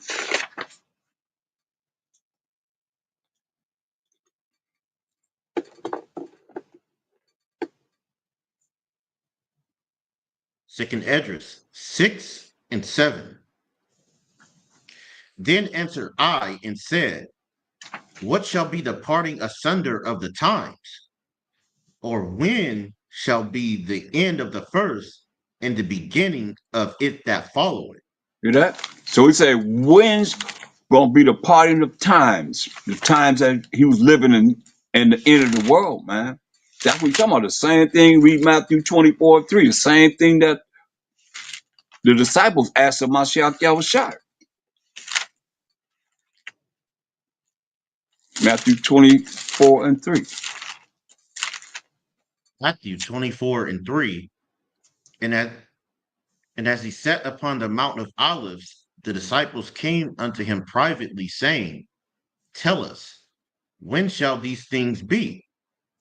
And what shall be the sign of thy coming and of the end of the world? Yeah. So keep this in mind. He said, what's gonna be the sign of his coming? And we're only here because it said, hey, he gonna visit the sins of the Edomites, right?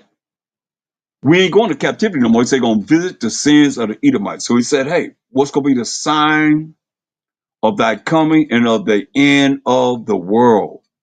Right? Read on. And Mashiach Yahushua answered and said unto them, take heed that no man deceive you.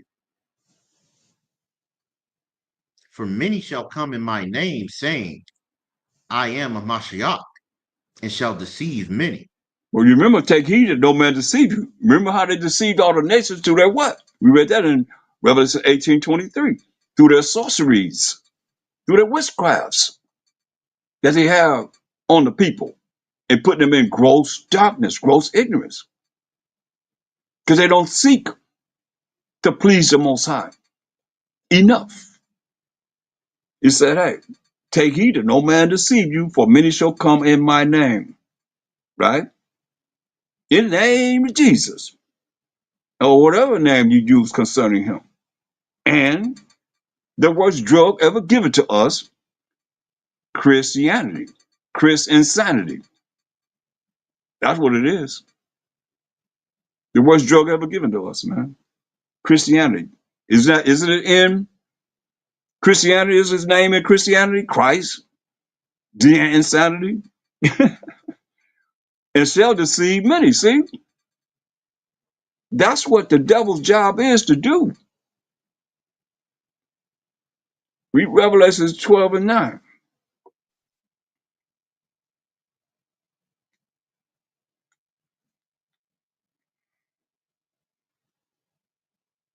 Revelations 12 and 9. And the great dragon was cast out, that old serpent called the devil and Satan, which deceiveth the whole world. That do what? Which deceiveth the whole world. Didn't the Mashiach said the devil laid without women and created these tares? Is it what he said? The enemy, the wicked, all of that. It says, which deceiveth the whole world. And we know how to deceive the whole world through their witchcrafts, their sorceries. That's why he said, hey, take heed that no man deceive you. And he had to come back and remind us again after mostly everybody you reading about before 65 AD. Bible stops at 65 AD. He had to come back and remind us, since it's written for us to know this truth, man. And he came back in Revelations, man, to let us know. Hey, because Peter and all of them was gone by the time Revelation happened. They've been gone. You see?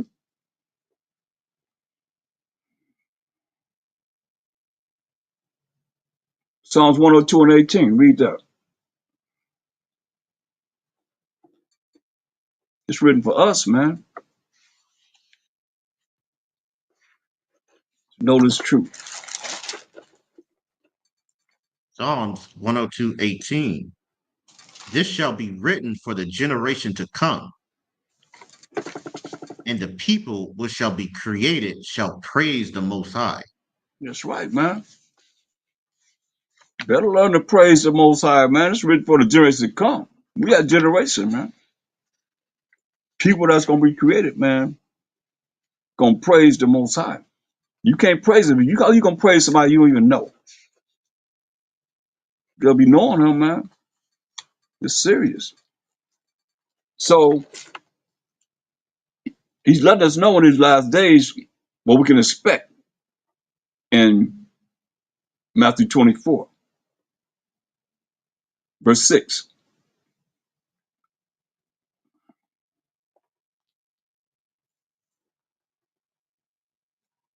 Matthew 24 and 6. And ye shall hear of wars and rumors of wars. See that ye be not troubled, for all these things must come to pass, but the end is not yet. Hear that? So we hearing the wars, man. All the different wars that's been going on, and that's wars that we're looking at right now. Russia and Ukraine and all the nations joined together with Russia. They talk about World War III all the time. Israel against, Gaza and so forth, man. They talk about World War III every day. You hear World War III is, getting ready to pop off. You say, be not troubled, man. Go ahead.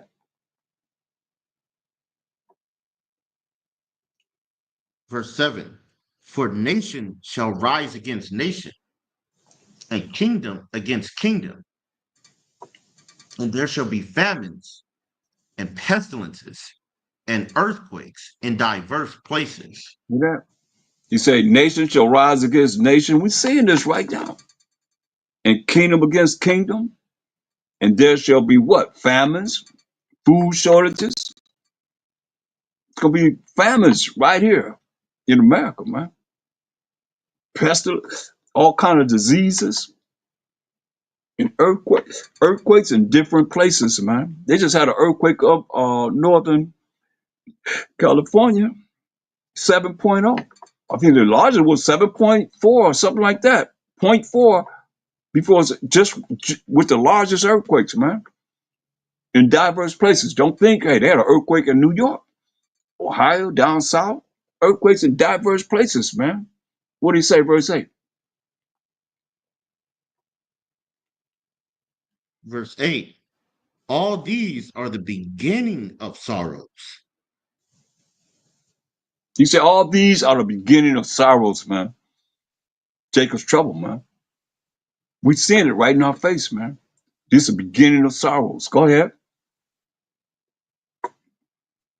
When shall they deliver you up to be afflicted, and shall kill you, and ye shall be hated of all nations for my name's sake? See that? He said they're going to deliver up some of us, man, to be afflicted and shall kill some of us. Some of us going to be martyrs. And you shall be hated of all nations for his name's sake. Hear that? And you rolling with me, you rolling with Colossians 3:17 every time. Whatsoever you do in word or deed, we're going to do it all. How? By Shama Mashiach Yahweh Shai. That's another thing. Brother had, identified in the Hebrew, Basham. And I looked and I didn't see Bahasham, but I know in the English it says in the name of, I didn't see Bahasham. I seen Basham. And I acknowledge that, man. You know, we know in part and prophesy in part. I looked in the Hebrew, I kept seeing Basham. Basham. I never seen Bahasham. Or you brothers that have the Hebrew books and so forth. I got a lot of Hebrew books. I got Hebrew, the Psalms. I have the Torah, and I have the New Testament. And I looked at it, I was like, well, okay, you know, that's what I seen. But he said you're going to be hated for his name's sake, man. You ain't hated for his name's sake, you just represent Israel. Huh? Be hated for his name's sake, you ain't rolling in the name of the Lord, saying to understand the power that's there. When he said, no man comes to the Father but by me, you ask anything in my name, by Shama Mashiach Yahushai, I would do it that the Father could be glorified in the Son. If you ask anything in my name, I would do it. If you love me, keep my commandments. Do what I say do. That the Most High could be glorified in the Son. Nobody really look at that. Nobody ever seen that. Ever, in all the years I've been in the truth and bringing that out. In Romans the 14th chapter. Something wrong with this picture. Because it's spiritual. The only way you're going to see it, if you really love the Most High, really look at the Most High first and foremost. Look at the most, what's in it for Mashiach Yahushai. That's something that's in it for him and not us. Most people always look at whatever I ask, he's going to give it to me. He's going to do it for me. Everybody. Seen it like that. And not that the Most High could be glorified in the Son. Nobody ever came out and said that from what it is that he's saying. And let me get it so you can look at it for yourself. So I'm paraphrasing. I want to make sure you know. Look at it. That's spiritual power. Why he said, don't do a nickel when you calling on Basham or Mashiach Yahushai, man. That's from St. John, the 14th chapter, 13th verse, all the way to the 15th verse. And whatsoever you shall ask in my name, that will I do, that the Father may be glorified in the Son.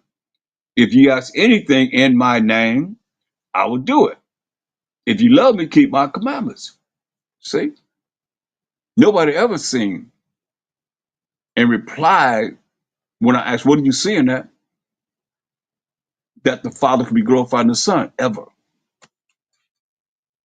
See, we too give around ourselves. I would say, don't be conformed to this world, man. The world is real prideful, man.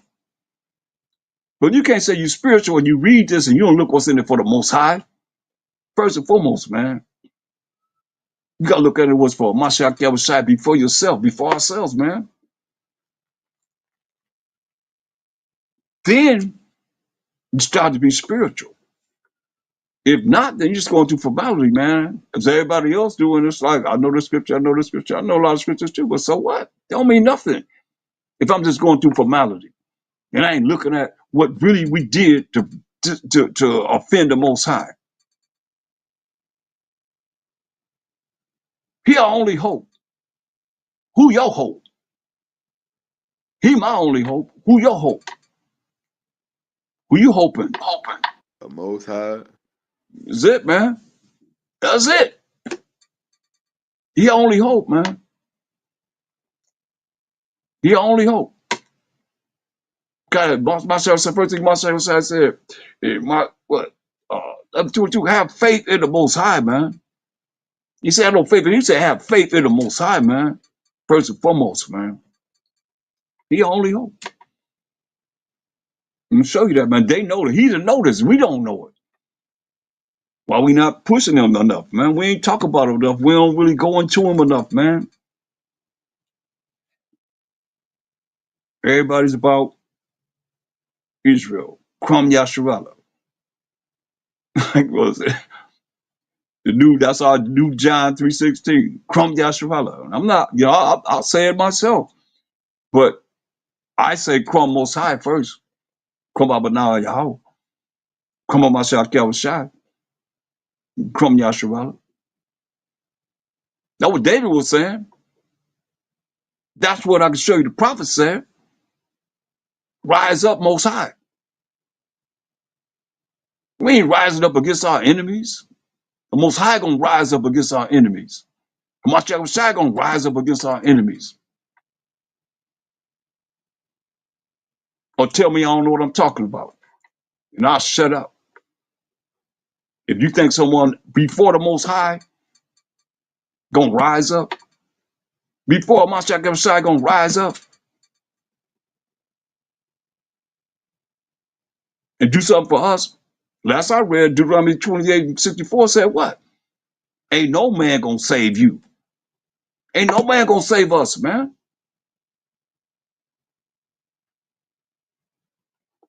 Well, I say praise the Most High, man.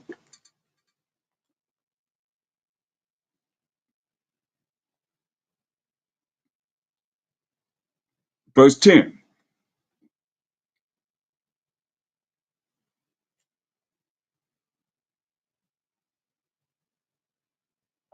Verse 10 of John or No, Psalms, Matthew 24. You was in Matthew 24. Matthew 24. Matthew 24 and 10. And then shall many be offended and shall betray one another and shall hate one another. That's a spirit, man. Think about that, man. You say, then shall many be offended. But what about offended, how we offend the Most High? Many gonna be offended, but anybody think about how we offended the Most High. But you being offended, now it means more than what it is that we offended the Most High. Think about it. What kind of pride is that? That's on another level. That's what we say. Then shall many be offended and shall betray one another. Gonna be going against each other, man. And shall hate one another. Man, hate your brother, man. What it say, 1 John 3 and 15 or 10, I believe it is. Get that. You hate your brother, man, you just like a murderer, man. You ain't no more than a murderer, man. 15, man. 1 John 3 and 15. Let you First know, man. John 3 and 15. Con. Whosoever hateth his brother is a murderer. And ye know that no murderer hath eternal life abiding in him. That's right, man. That's right, man. That's why we read Revelation 22 and 15 to read it again. You hate your brother, you ain't going to the kingdom, man. I see a lot of brothers, man. don't like each other, don't really know each other, just know of each other. Because they ain't not around each other. They not, hanging out with each other or doing anything pertaining to, we just Israelites, man. And they hating each other, man. You're not supposed to do that, man. Listen what it said. Those are not going to be in the kingdom. And he just told you, if you hate your brother, you like a murderer. You have a right to avoid brother, but you ain't supposed to be hating on your brother, man. We got enough problems with everybody hate us that we gonna hate each other. Come on, man. That's Willie Lynch all day long, man. Come on, they even got to be around us and we hating on each other, man. They love to see this, man. Smash all that. Read that. Revelations 22:15. For without are dogs and sorcerers and whoremongers and murderers and idolaters and whosoever loveth and maketh a lie. You see that murder is right there, man. All the brothers that hate their brothers, you always hating your brother. Like I said, they gonna offend. What do he say? Back to Matthew 24, verse 10. You're gonna be offended. A lot of y'all might be offended with this lesson. What we talking about here? About changing and looking at how we offend the Most High, and your cold excuse to continue to do the things that you do. And this is real easy, man. This ain't a hard thing. To stop saying certain things, to stop allowing them to be able to have you in their witchcrafts, to have you saying things, knowing that showed it to you. You can go to any Bible dictionary, look up BAAL, it means LORD, straight up. Oh, you gonna come on a way to justify it when it's just leave it alone. Why I have to say it? Why do I have to say AMEN at the end of my prayer? Why do I got to call on ZEUS? Why do I keep saying BAAL when I say LORD? Even though I don't say BAAL, but I'm saying LORD. What's the difference? It's the same thing. It's the same thing. This is what we're looking at in being born again, to change. These simple things, this ain't hard, but it's very offensive when you make an excuse and say, okay, well, I don't have to do that. Most High know my heart. Okay, here we go. We know the heart is deceitful above all things and what? Desperately wicked. Who could know it? The Most High know it. Through the Spirit of the Most High, we got to look at every way, shape, or form that we have offended them and say, hey,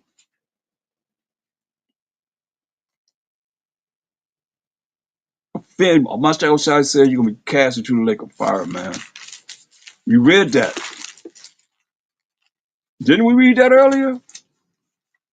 In Matthew 13, verse 41. Read it again.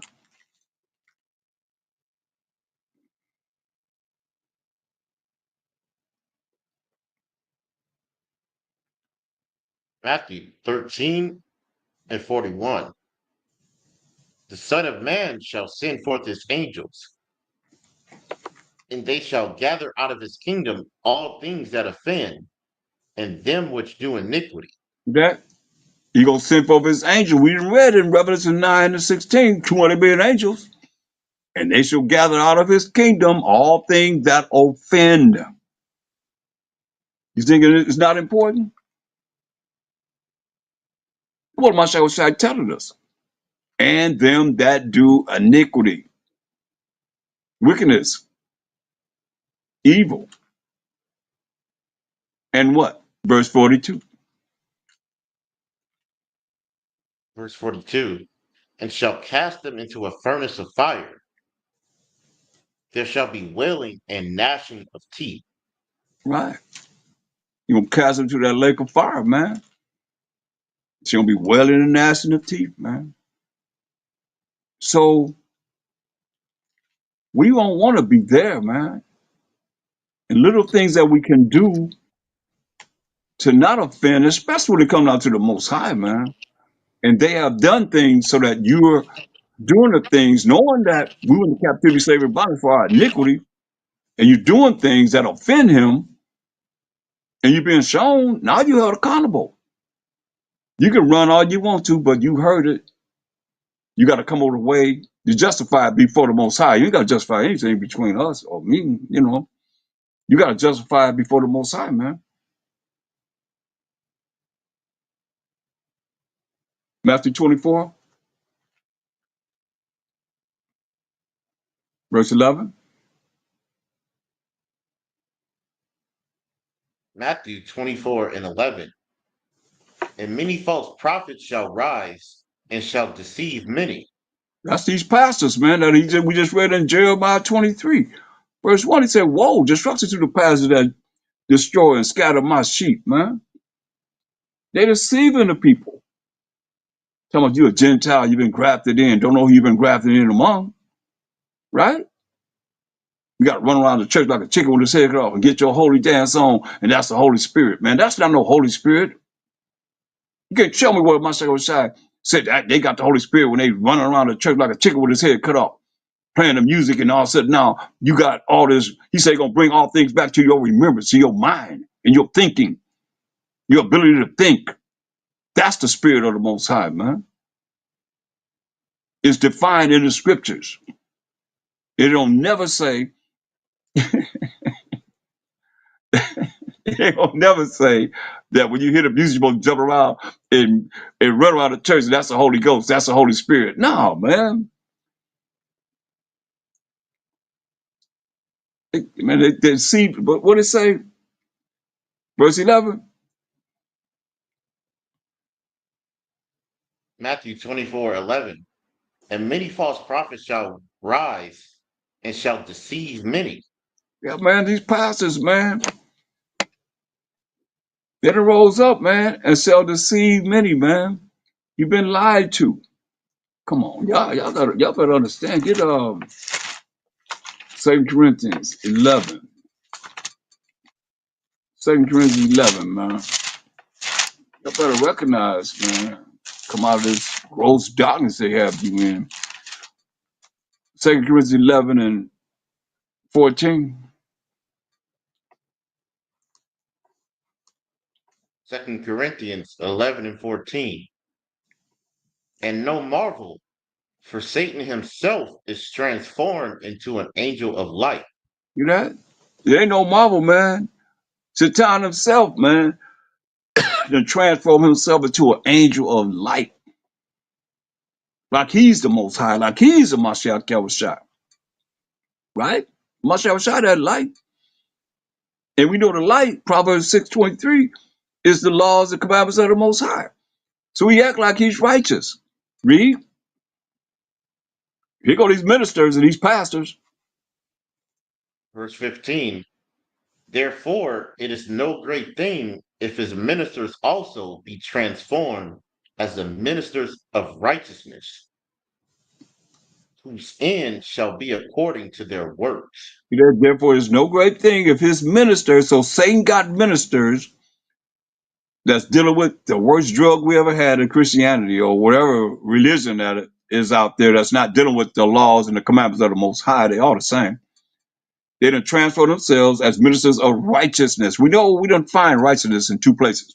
Deuteronomy 6 and 25, and we define righteousness in Psalms 119, 172. Is keeping of the laws of the Most High, right? Whose end shall be according to their works. Verse 13, for you pork chop eating preachers, read. And y'all, man, you my brother. Hold up, let me say this. You know, I might call y'all pork chop eating preachers, but you still are my brothers, man. And I want you to hear this. Maybe I gotta prick you hard, you know, rebuke you sharply that you'll be sound in the faith to be able to look at, well, let me see what he's saying. You don't turn it off, or you gotta pass it, let them hear it. Bring it to the table. Read this, verse 13. 2 Corinthians 11 and 13. For such are false apostles, deceitful workers, transforming themselves into the apostles of Hamashiach. See that? For such are false apostles, man. Deceitful workers. Remember he said, but me, what did he say? Take heed that no man deceive you. He telling you that many are false apostles, man. Deceitful workers. They lying to you. transformed themselves into the apostles of a Mashiach, talking about Jesus, Jesus, Jesus, this, that, and the third, whatever, man. And they ain't rolling with the Mashiach Yahushai, not the one I read in this Bible. Well, prove it. Come on. Y'all talking about the Most High is a Mashiach Yahushua. Mashiach Yahushua is the Most High. Y'all got all kind of doctrines out there in this Christianity, man, in these different religions, man. That's why he's telling you, man. Verse 12, Matthew 24.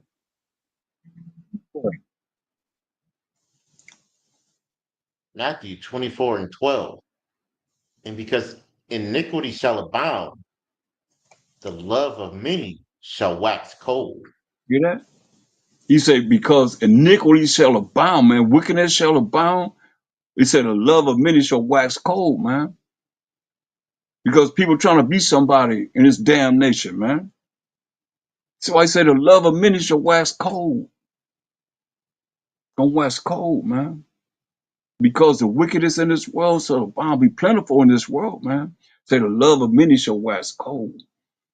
But there's a condition. Verse 13. Matthew 24:13.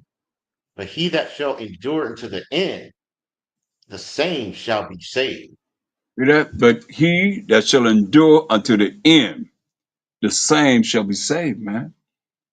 We got to endure until the end to be saved, man. Don't give up, man. Don't let nobody take you off your path of righteousness, you know, to the best of your ability. You're doing the best you can to make it to the kingdom. And don't nobody take you off your course. So looking at all this, go back to 2nd Ezra 6 and 7 now.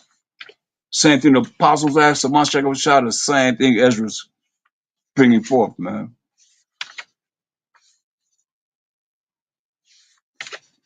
Second Ezra 6 and 7. Then answered I and said, what shall be the parting asunder of the times?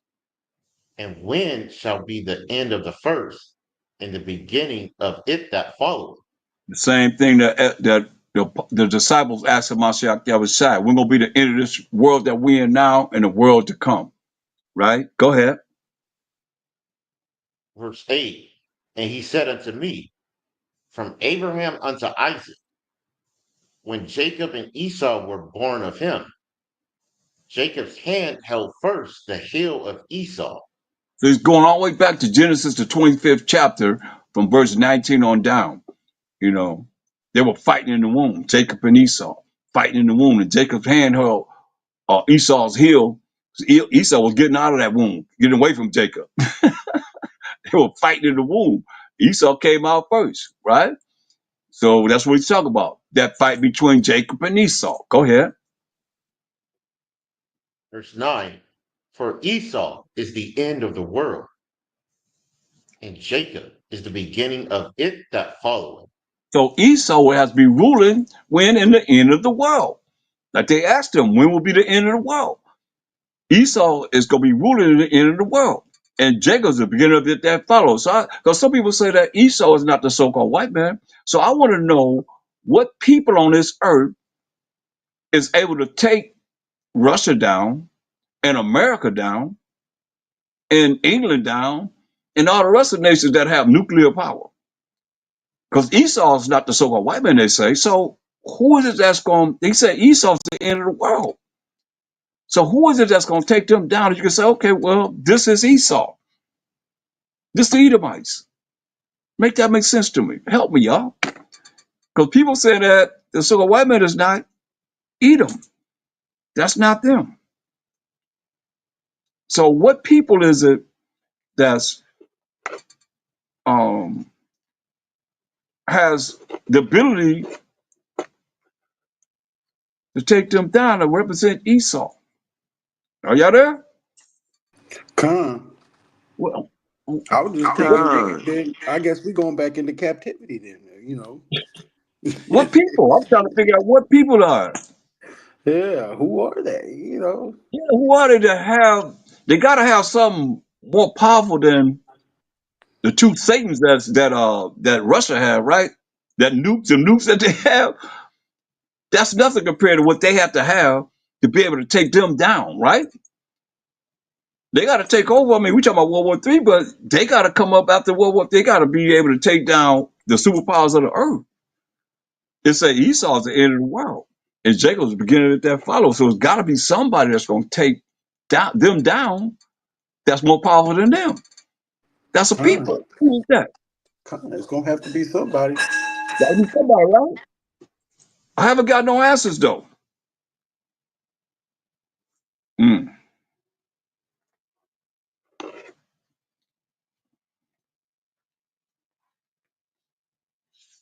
Let's go to Judah. There got to be somebody that have more powerful weapons than Russia, America, China, India. Yeah, Gotta be. Pakistan, Yeah, North Korea, I want to see right? that. Huh? I want to see that. I'm trying to figure out who is it. Those people be Throwing going rocks on. and hiding their hands.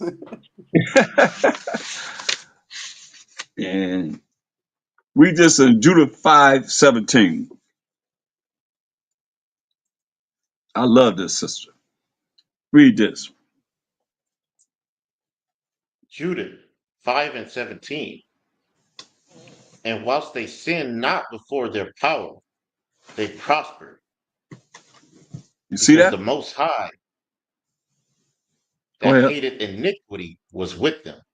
See, when we sin not, when we don't break the laws and the commandments of the Most High, before the Most High, as He looking at us, His eyes are 10,000 times brighter than the sun, beholding all the ways of man, even the secret parts. As He looking at us, we don't sin before the Most High,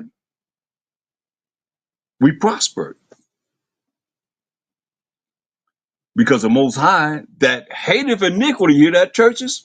You hear that, all you these religions talking about the Most High love the sinner, but He hate the sin. He hateth iniquity. We read where He say gonna kill the sinner. He's waiting for the vengeance of the Most High to come upon you, man. Read that in Ecclesiasticus 12 and 6. And when they sin not before our power, we prosper. Because the Most High that hated iniquity was with us, man. Read.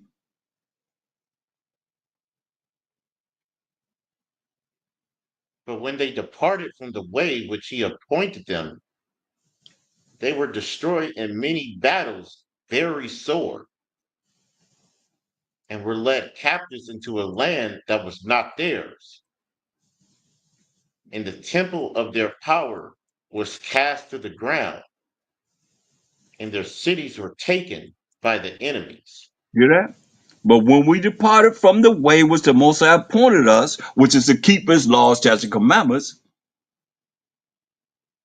we were destroyed, man, in many battles, very sore, man, because we weren't keeping the laws, statutes, and commandments of the Most High, and were led captives into a land that was not theirs. All these, like we read about the Edomites burning down our temples, as it says here, and the temple of their power was cast to the ground. And we read that in 1 Ezra 4:45. We went into captivity under the Babylonians. The so-called white man burned down our temple, so we couldn't come back to worship the Most High. And their cities were taken by the enemies, not our friends, by the enemies. Come on, read on, verse 19. Verse 19. But now are they returned to their power, and are come up from the places where they were scattered, and have possessed Jerusalem, where their sanctuary is, and are seated in the hill country, for it was desolate. Hear that? But now are they returned to their power. But now are we coming back to the law, statute, commandments of the Most High, and are come up from the places where we were scattered, and have possessed Jerusalem, where their sanctuary is, and are seated in the hill country, for it was desolate. We came out of captivity, came back to the Most High's laws, statutes, commandments of the Most High, that He brought us back to our land of Israel. Like people say you can't keep the commandments in the captivity. Come on, man. What it said, but now are they returned to their power and are come up from the places where they were scattered. and have possessed Jerusalem, where their sanctuary is, and are seated in the hill country, for it was desolate. We came out of captivity back into our land of Israel by keeping the Most High's commandments, like it is now. We coming back to the Most High's commandment, first and foremost, fearing the Most High, being afraid, being scared of him, as the angels are trembling before him, repenting, keeping the commandments of the Most High, and crying to the Most High for our deliverance. And he see that, he hear that, he has compassion. He'll deliver us too. This is what it says in the spirit. Read verse 20. Now therefore, my ruler and governor, if there be any error against this people, and they sin against their power, let us consider that this shall be their ruin, and let us go up, and we shall overcome them. But think about this. Now therefore, he said, his ruler and governor, his power over him, if there be any error in this people, and they sin against their power, so all you just say that we are under the law, you're sinners. You're not thinking about what's right or wrong in the eyes of the Most High, right?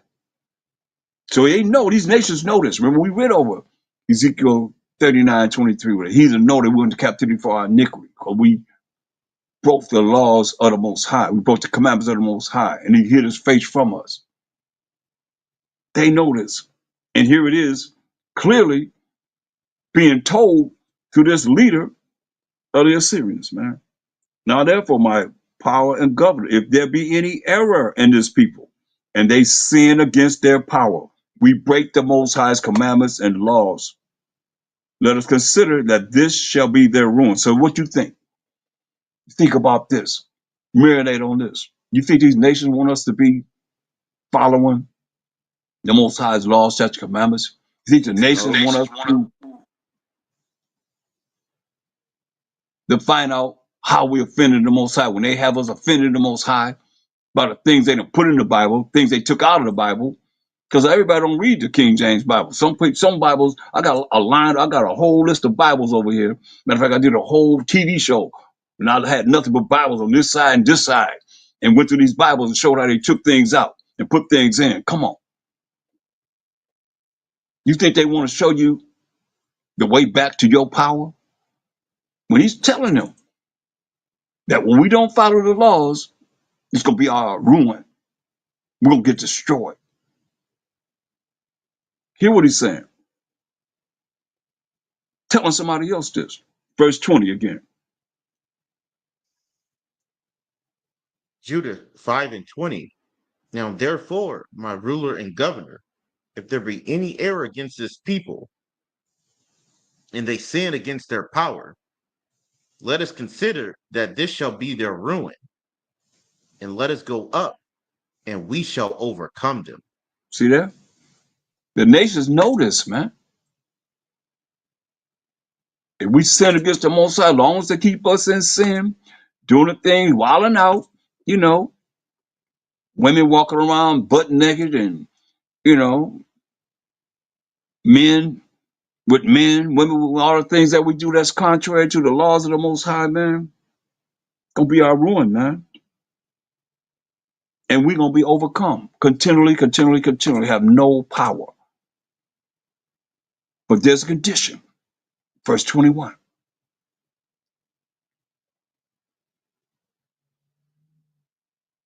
Verse 21. But if there be no iniquity in their nation, let my ruler now pass by, lest their power defend them, and their power be for them, and we become a reproach before all the world. That's right. You say, but if there be no iniquity, if we keeping these laws, statutes, commandments of the Most High, we ain't wicked in their nation. He said, let my power pass by. You better leave them alone. That's the Most High. That's our power. The power of Abraham, Isaac, and Jacob. Defend them. And their power, that's the most high power of Abraham, Isaac, Jacob, that's his name forever, and more of all generations. Before them. And we become a reproach before all the world. Hear what he's saying.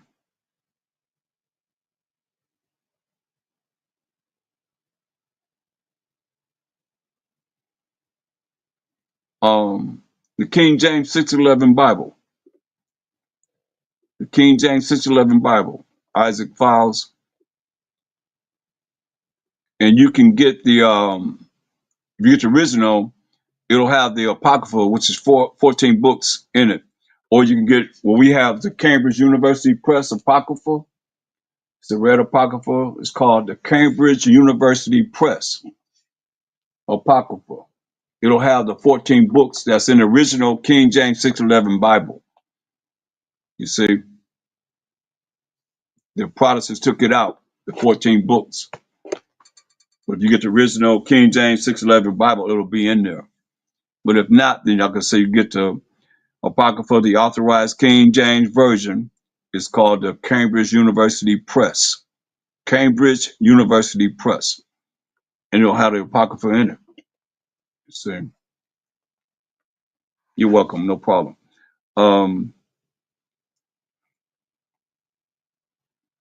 We just have to look at what it is that, at least for me, you know, what worked in the solutions that our ancestors gave us in this Bible, what works. Because there'll come a time that we might not be able to come together as such to bring forth this word as we are now.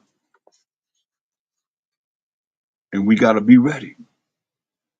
Too late to get ready. We got to be ready.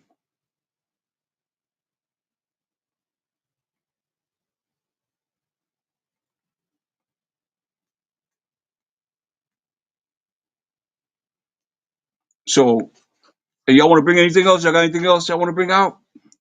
You know me, I've been going hours, man. Anything y'all want to bring out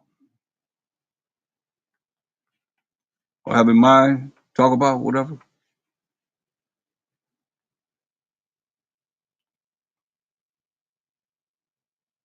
La'ah for me. Make it Marta drop. Oh, okay. Guy, you all right? Con. What about anyone that's online? You have any questions?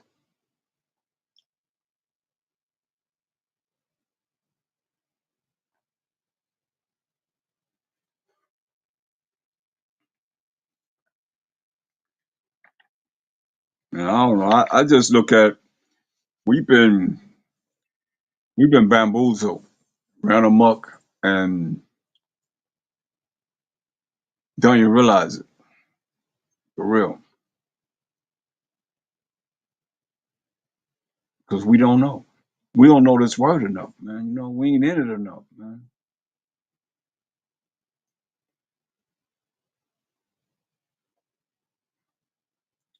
Look at Zechariah 7 and 8.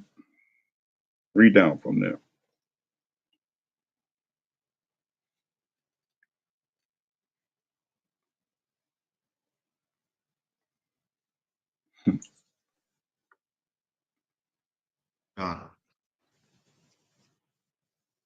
Zechariah 7 and 8.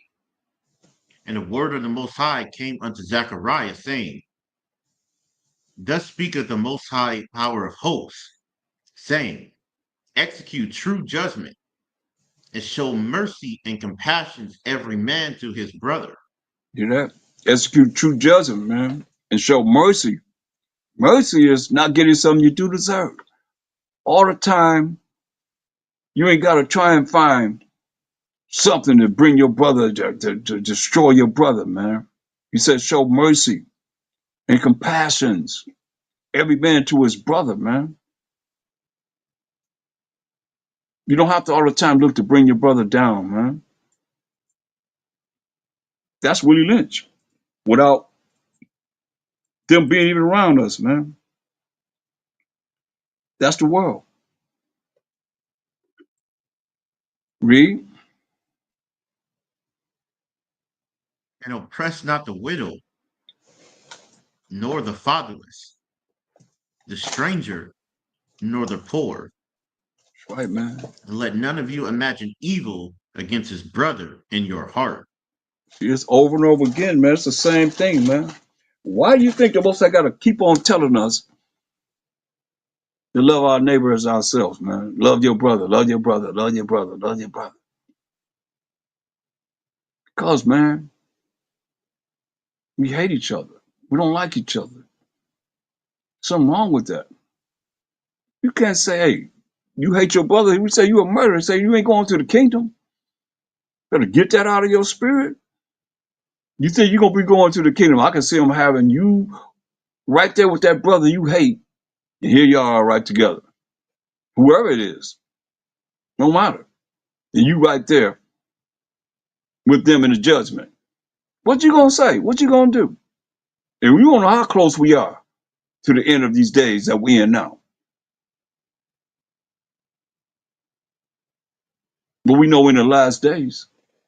And we know that what's written going to come. Well, you got to be lifted up out the ground. Or any of us got to be lifted out the ground and be going into judgment. Or you might come with a Mashiach Yahushua when he come back. The judge and make war. Who knows, man? But he want us to be loving. He want us to not, you know, hate our brother, man. And have compassion with each other.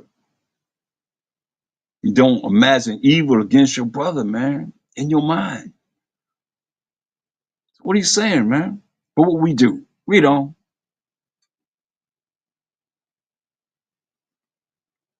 They refused to hearken and pulled away the shoulder and stopped their ears that they should not hear.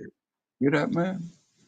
So we pull away the shoulder. You know how we are. You don't hear that.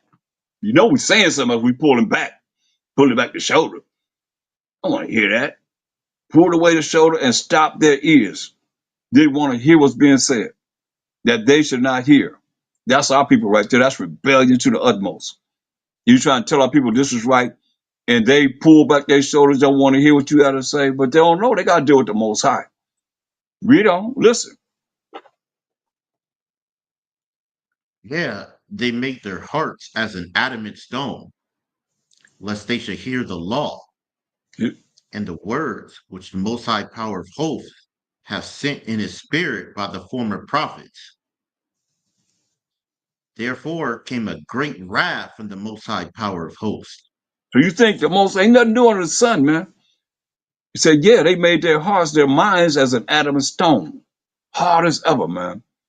Cold-blooded. He said, iniquity shall abound because of iniquity shall abound, the love of many shall wax cold. They made their minds as an adamant stone, man, lest they should hear the law. They don't want to hear what's right, man. Our people, man, are rebellious. The majority of us, straight up. That remnant is not, but the majority of us are rebellious. He said, lest they should hear the law that the Most High wrote with his finger, and the words which the Most High power of hosts, power of army of angels have sent in his spirit, man, by the former prophets. You hear that? This is coming to us from the Most High, man, that he brought through the spirit of the prophets, man, that had the spirit of a Mashiach Yahushua. You know that? All the prophets had the spirit of a Mashiach Yahushua. Therefore came the great wrath, man. A great wrath on the Most High power of army of angels, man. Came upon us, man. So now what? Read on. Therefore it has come to pass that as he cried, and they would not hear, so they cried, and I would not hear, saith the Most High Power of hosts. Man, You better hear what he said. Well, that probably went over a lot of your head, man. He said, therefore, it has come to pass as the Most High cried. He's crying. How do you think he feel shedding tears? How do you think he feel we made him cry? My Hosea 5 and 15 he said, I'm going to go to my place and we acknowledge our offense and seek his face. In our affliction, we're going to seek him early. How do you think he feel? How do you think he felt? And how do you think he feel when we make him cry? By offending him. And he's laboring to make us perfect. That grape and that plant that he says he's laboring to make perfect. And here we are offending him.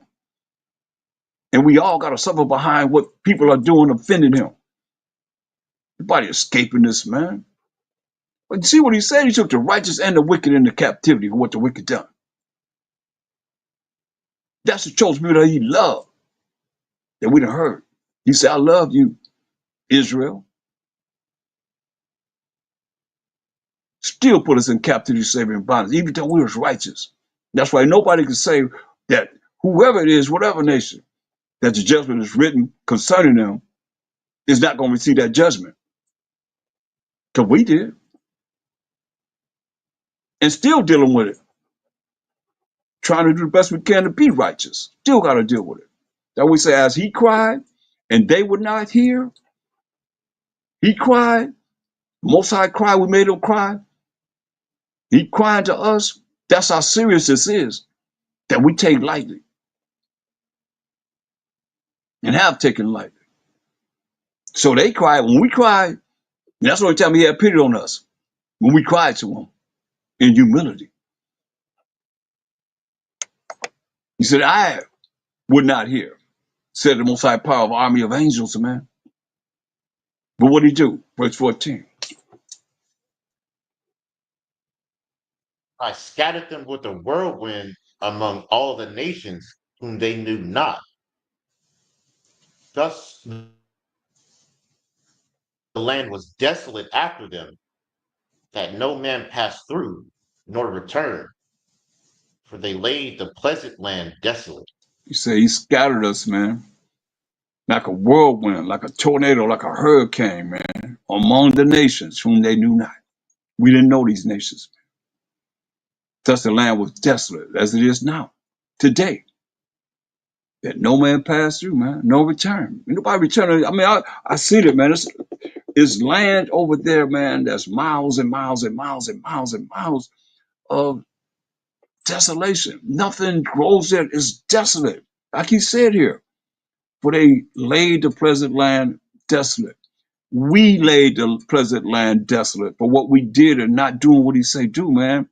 That people telling you don't have to follow what he say do, man.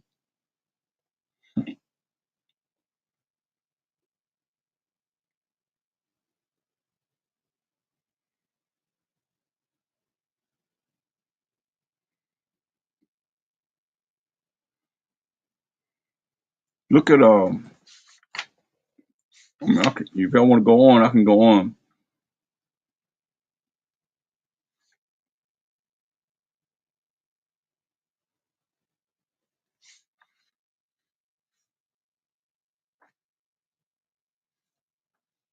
You asking? Yeah. Oh, yeah, no, I'll read it. Okay. Um,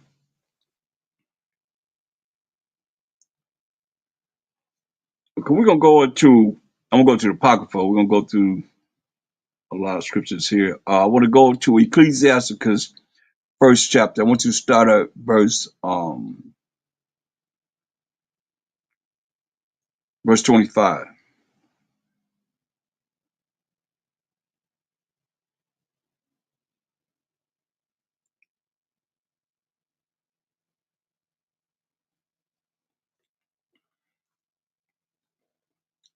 says Ecclesiasticus 1 and 25. Come. The parables of knowledge are in the treasures of wisdom, but righteousness is an abomination to a sinner. So you got to hear that. The parables, that's the riddles that we just read over, like we went over earlier about the parable of the tares. Of knowledge are in the treasure of wisdom. Wisdom is proper application of knowledge, right? But righteousness is an abomination to a sinner. Righteousness is an abomination to a sinner, right? So righteousness is the keeping of the Most High's commandments and laws. But that's an abomination, that's a filthy, wicked act to a sinner, right? I want you to jump down to verse 21 for me.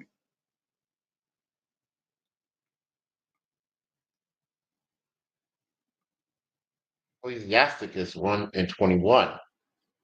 The fear of the Most High driveth away sins, and where it is present, it turneth away wrath. See that? So the fear of the Most High driveth away sin. So if you fear the Most High, you're going to be afraid of the Most High. You're going to be scared of the Most High. You're going to highly respect Him to do what He say do and keep His commandments. It's going to drive away sins. How is that? Because you're not going to be sinning. You're not going to be continually doing what's wrong in the eyes of the Most High. You're going to be doing what's right in His eyes and keeping His laws, His commandments. It's going to drive away sins because you fear Him. You're afraid of Him. That's why I say, and where it is present, it turns away wrath. You're going to turn away wrath. You're going to turn away from the wrath that's coming from the Most High. Period. Verse 26. Ecclesiasticus 1 and 26.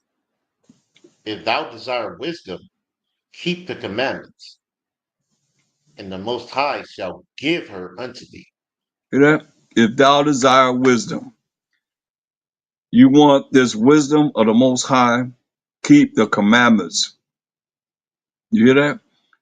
That's why people are destroyed for lack of knowledge, because they don't follow the laws. Keep the commandments, man. And the Most High shall give her unto you. Read.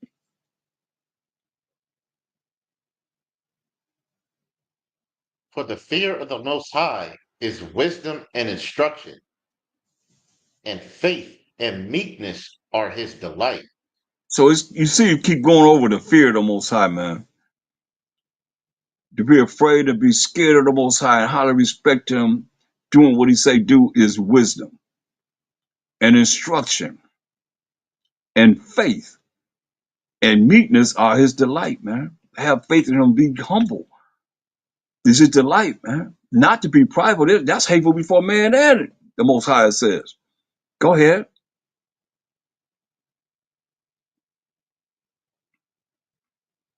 Distrust not the fear of the Most High when thou art poor, and come not unto him with a double heart. You say, distrust not the fear of the Most High when thou art poor, man. And come not unto Him with a double heart, man.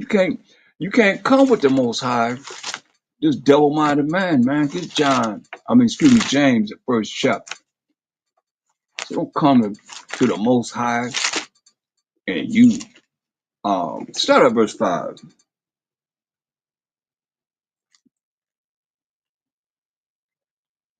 James 1 and 5. Mm-hmm. If any of you lack wisdom, let him ask of the Most High, that giveth to all men liberally, and upbraideth not, and it shall be given him. Right, man. If you lack wisdom, which is a proper application of knowledge, ask of the Most High, man, that giveth all men liberally, man. And upbraid it not. He don't take away from you. And it shall be given you. As long as you, like he said, in the fear of the Most High, man. Go ahead.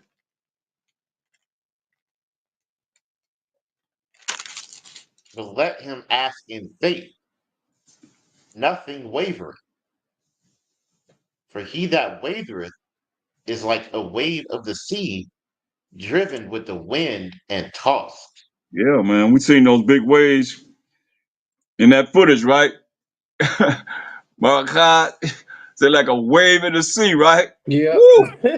Oh, monstrous. Man, Monstrous. monstrous, 100 feet. Shoot, man. He said nothing wavering, man. You can't be wavering, man. For he that wavers is like a wave of the sea, man, driven with the wind and tossed. Go ahead.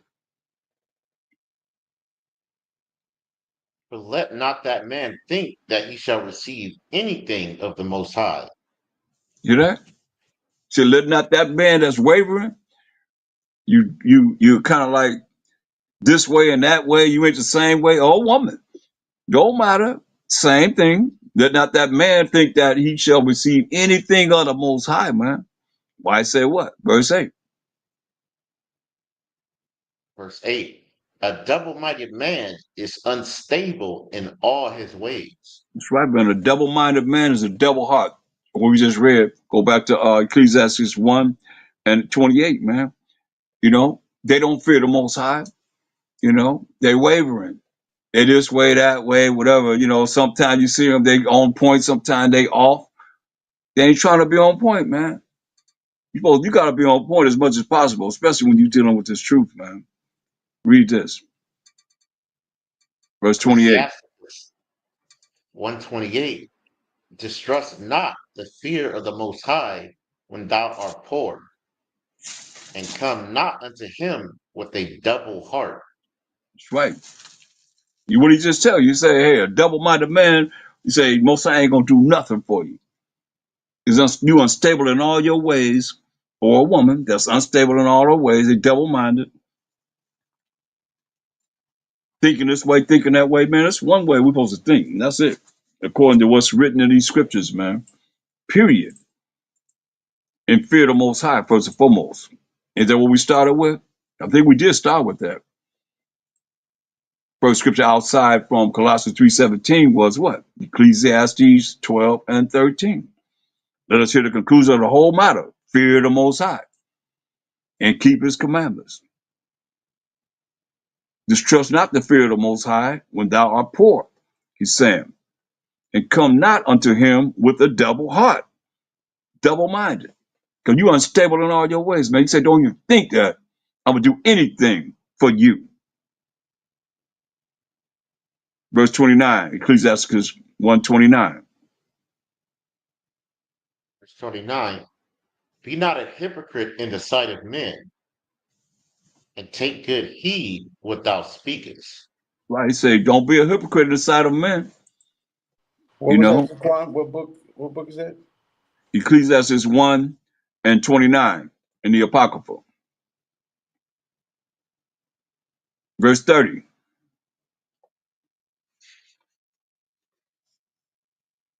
Ecclesiasticus 1 and 30. Exalt not thyself, lest thou fall, and bring dishonor upon thy soul. And so the Most High discover thy secrets and cast thee down in the midst of the congregation. Wow. Read that again. Israel to hear this, man, because you see a lot of exaltation, man, in Israel, man, where they want to believe it or not. Read that. Ecclesiasticus 1 and 30. Exalt not thyself, lest thou fall, and bring dishonor upon thy soul. And so the Most High discover thy secrets and cast thee down in the midst of the congregation. That's right, man. Most High, Because thou can't, don't like it. go ahead. He said, exalt not thyself, lest thy fall, man.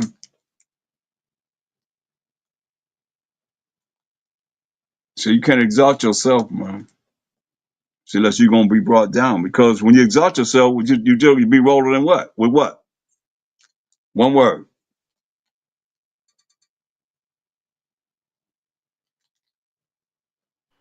Pride. Pride. There you go. Simple as that, right? That's it. He said, hey, exalt not yourself, lest you gonna fall. And bring dishonor upon thy soul, man. Go Okay, ahead. okay. That that reminds me of something I was talking to you about at the gym. Remember that Yeah, with the Edomite? right. He, God, okay, I got it. you see what happened, right? And bring dishonor upon thy soul. And so the Most High discovered thy secrets. See, That you wasn't as good as you thought you was. That was and the so secret. sometime, you know, you be rolling, and the Most High ain't paying no attention to you. But when you stop being prideful, that's what he's talking about. You stop being prideful, and all of a sudden, what is this? Ecclesiastes 10 and 12. Oh, no, verse 7 first. Ecclesiastes 10 and 12 and 7. Oh, you think you all that, huh? Read this.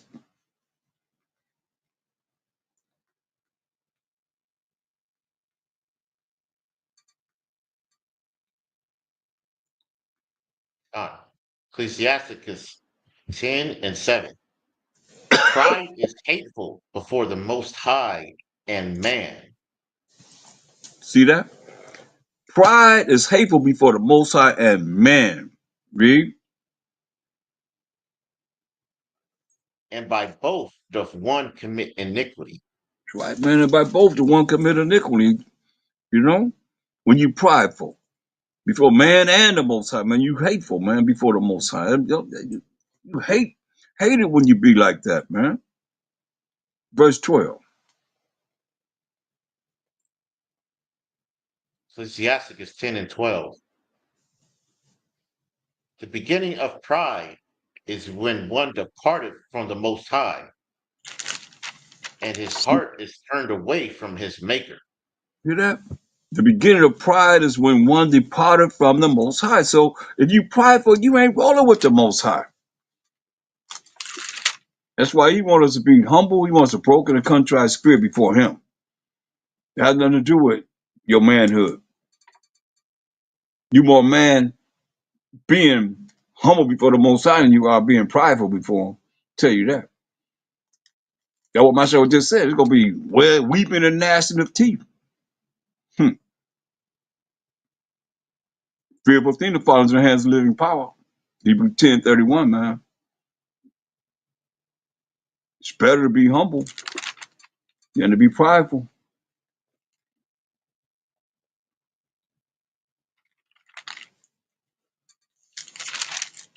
Read on. Right? Go to verse 12. No, you was verse 13. Ecclesiasticus 10:13. For pride is the beginning of sin, and he that have it shall pour out abomination. Ooh, And hear that? therefore the Most High, Go ahead. brought upon them strange calamities. Hear that? For pride is the beginning of sin, man. And he that hath it shall pour out abominations. And therefore the Most High brought upon them strange calamity. The Most High long suffering just because he ain't really dealt with us in a certain way. Those that want to be prideful, Most High say he brought upon them strange calamities and overthrew them utterly. Come on, read on.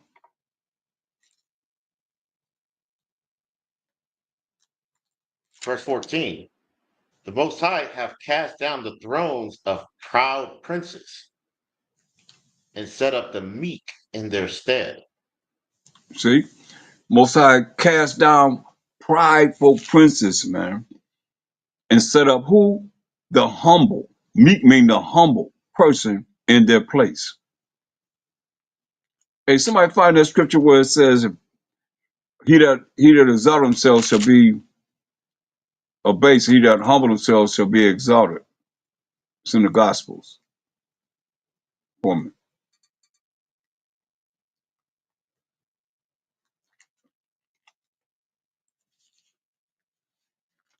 Read on.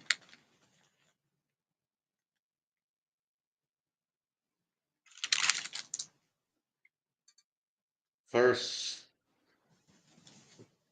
15. The Most High hath plucked up the roots of the proud nations and planted the lowly in their place. Hear that? Most High, he took away the roots. I mean, their old foundation, man, of the proud nation and planted the lowly in their place, man. The one that's humble in their place.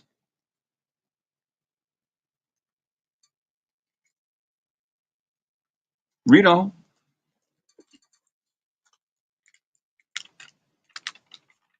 The Most High overthrew countries of the heathen and destroyed them to the foundations of the earth. Hear that? Most High overthrew countries, man, of the heathen and destroyed them to the foundations of the earth, man. Wiped them out completely. Read. He took some of them away and destroyed them, and have made their memorial to cease from the earth. The Most High took away some of these nations and destroyed them. So it's nations we don't even know about.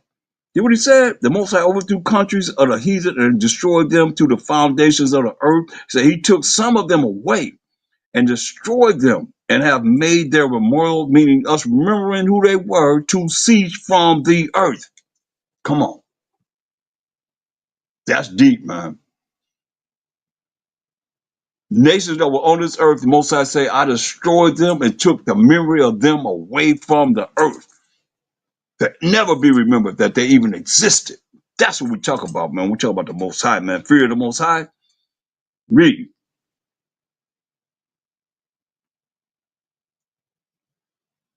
Verse 18.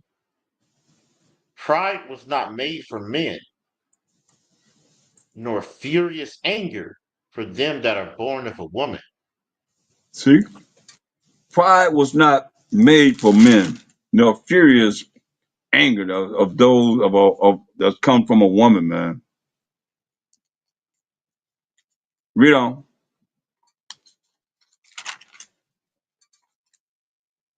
They that fear the Most High are a sure seed, and they that love him an honorable plant. They that Right. regard not the law, Go ahead. they that regard not the law are a dishonorable seed. They that transgress the commandments are a deceivable seed. See that? Say they that fear the Most High are a sure seed, and they that love him an honorable plant, man. They that regard not the law are dishonorable seed, man. You preachers out there that just that honor not the law that the Most High gave to us are dishonorable seed. That's what he's saying. They that transgress the commandments are deceivable seed. You rolling with Satan as we just say. What does Satan do? Deceive the whole world, man. His ministers appear as an angel of light, deceiving everybody, man.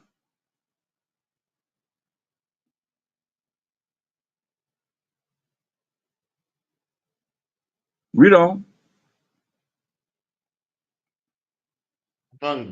Among brethren, he that is chief is honorable. So are they that fear the Most High in his eyes. See that? Among brethren, he that's chief, head honcho is honorable, right? So are they that fear the Most High in the Most High's eyes, man. In his eyes, man. And even those that are chief, man. When you have those that fear the Most High that really serious about how they feel about the Most High and being afraid and being scared of him to make sure that we talk about him. We dealing with how we have offended him. You don't fear the Most High. You talk about how you offended him and how we made him feel, man. How we made him cry. We just read how we made him cry. And you don't feel nothing with that, man, you ain't got no spirit. You ain't with the Most High. You gotta hear this, man. I mean, we did him so bad, man, when he said all you need is me. And we always say we don't need you. We're gonna do what we want to do, how we want to do it. He said all you need to do is just do what I say do. I love you. Come on, man. He redeemed us from captivity after captivity after captivity after captivity. When we cried to the Most High and had pity, he had pity on us. We just read about how the heathen know when we do what's right, the Most High gonna fight for us and be there for us. And here we are looking at, hey, trying to be somebody in this damn nation, man. That ain't cool with the Most High.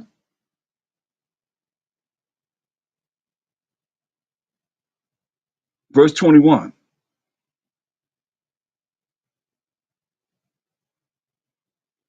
21 of Ecclesiasticus 10. The fear of the Most High goeth before the obtaining of authority, but roughness and pride is the losing thereof. See, all authority, man, is not warranted in the eyes of the Most High. That's why I say the fear of the Most High goeth before the obtaining of authority, man. That's But powerful. roughness and pride is the losing thereof, man. Pride is hateful before the Most High. And man, when you really understand that it's contrary to being humble, you look at people exalting themselves in a way that is offensive to the Most High, and you look at it, dang, we trying to get out of here, but we keep on offending him because we don't get it. It's easy. Once you see it, it's easy. It's not a hard thing to do. But it'll irk you when you see what it is you know, and then you look at, man, they don't get it, man. How are we going to get out of here? You act like we got hundreds of years, which you could. Nobody know about the Most High because we ain't got it together with him yet. We ain't really looking at fearing him. We ain't looking at what can we do to have our brothers and sisters change from where they are,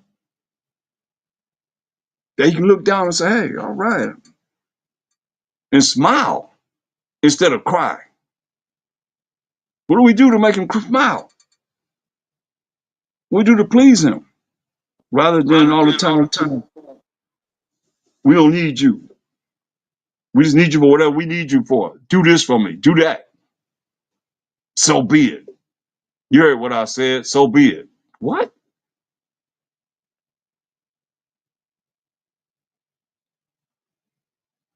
Mm.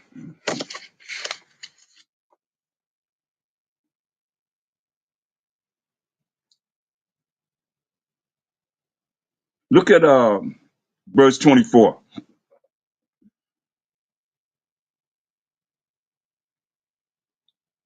Ecclesiasticus 10:24. Great men and judges and potentates shall be honored, yet is there none of them greater than he that feareth the Most High. You hear that? It don't matter what kind of position you in. You say great men and judges and potentates shall be honored, man.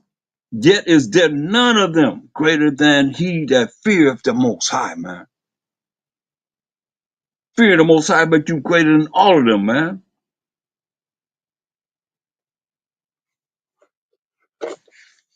But people just think to fear the Most High is what? Gaining wisdom. Fear the Most High, beginning of knowledge, and so forth. Not really understanding, man, the fear the Most High, man. You're going to be afraid of him. You're going to be scared of him.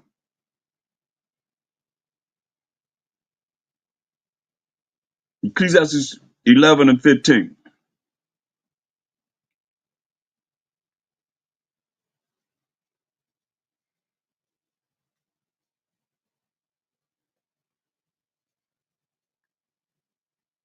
Ecclesiasticus 11:15. Wisdom, knowledge, and understanding of the law are of the Most High. Love and the way of good works are from him.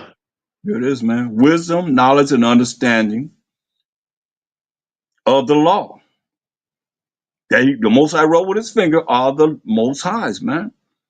Are of the Most High. So how are you dealing with this wisdom, knowledge, and understanding of the law, which is of the Most High, if you're not really looking at how serious it is in teaching about him, praising him, glorifying him, looking at what we've done wrong to right the wrong that we've done so that we could be right in his eyes to the best of our ability? So that, what's his love? 2 John 6 verse. Love and the way of good works are from him. What's the love?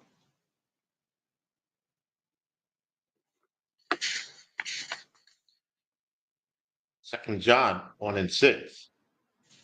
And this is love, that we walk after his commandments. This That's is the love. commandment. Go ahead. This is the commandment that, as ye have heard from the beginning, ye shall walk in it. That's right, man. Love is the keeping of the commandments of the Most High, man. But,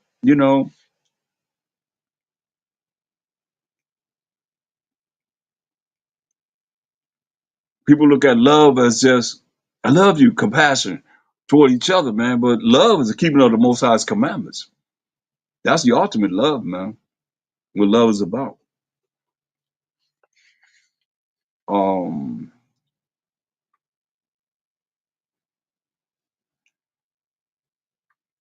Ecclesiasticus 15 and 1. I can see why they took the Apocrypha out. As we go through these scriptures, you see, there's many talking about that. How we gotta keep the laws of the Most High.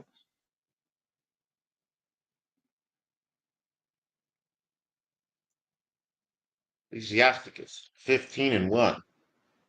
He that feareth the Most High will do good, and he that have the knowledge of the law shall obtain her. Hear that? He that feareth the Most High will do good, right? How do we do good? What's good? Once again, let's Romans bring it. 12 and 7. Con, let's read it.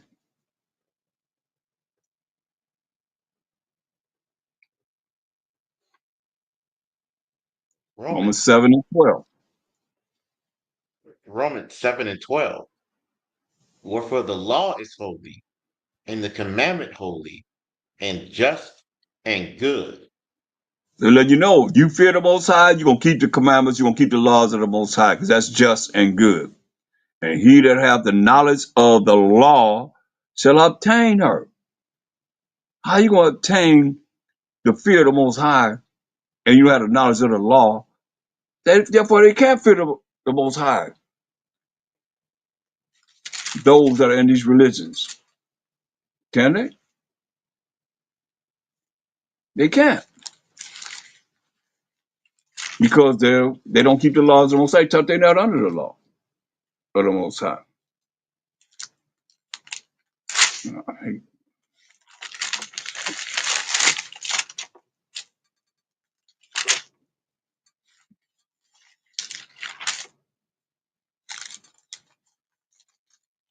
Go ahead.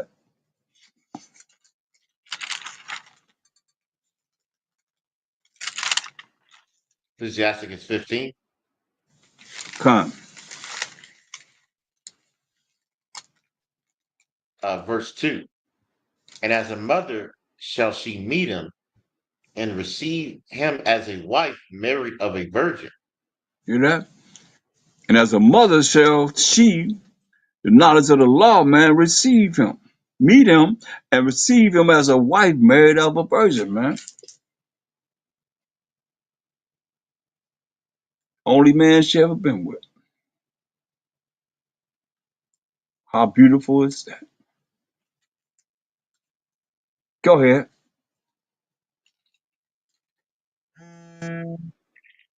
With the bread of understanding shall she feed him, and give him the water of wisdom to drink.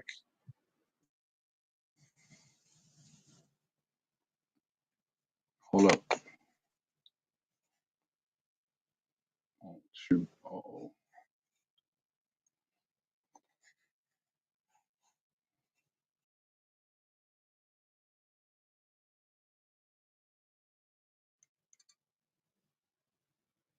Okay, am I on? I'm in there? Ah, Oh, okay. Um,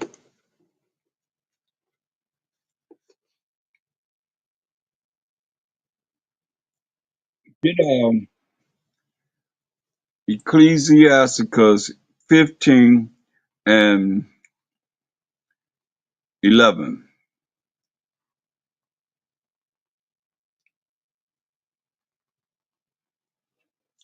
Ecclesiasticus 15 and 11. Say not thou, it is through the Most High that I fell away, for thou oughtest not to do the things that he hated.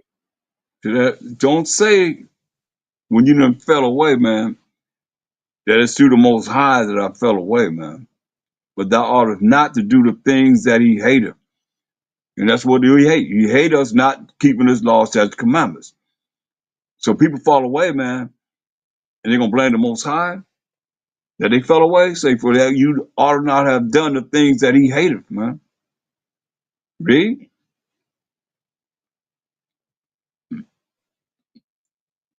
Say not thou, he hath caused me to err, for he hath no need of the sinful man.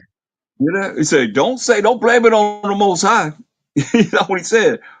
Say not that the Most High has caused me to err, for ye have no need of the sinful man. You got no need of the sinful man that's going to be doing what's wrong in his eyes, man. Breaking his law, statutes, commandments. He got no need for you. Verse 13. Ecclesiasticus 15:13. The Most High hated all abomination, and they that fear the Most High love it not.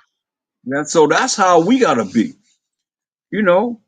And people might not understand it, how it affects you. He said the Most High hated all abomination, all filthy, wicked acts, all sinful people and things that they do that's sinful.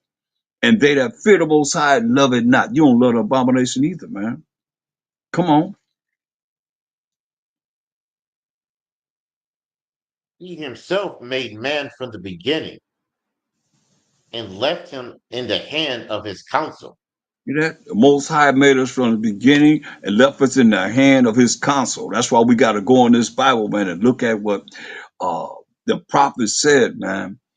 And the Mashiach Yahushua first and foremost came and showed us, man, of how him being in the flesh that we could be sinless too, man, like him. We can work toward perfection like he did. As an example, he was tempted like everybody else, man. When you read Matthew the 4th chapter, Luke the 4th chapter, who was tempting him? The devil. Tempting him for 40 days and 40 nights, man, straight. Who knows how long before that, man? All his life, probably. You know, but those 40 days and 40 nights we have a account of in Matthew the 4th chapter and Luke the 4th chapter, man. And rebuke the devil with what? He used the commandments, the laws of the Most High to rebuke the devil. Rebuke the devil with the commandments, the laws of the Most High that people say we're not under, man. So how they rebuking the devil?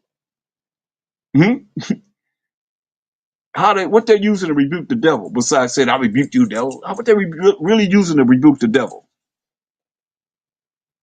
They sitting down with the devil. They Sitting rebuking down, him. Yeah. right. Sitting down with the devil. Inviting them in for dinner.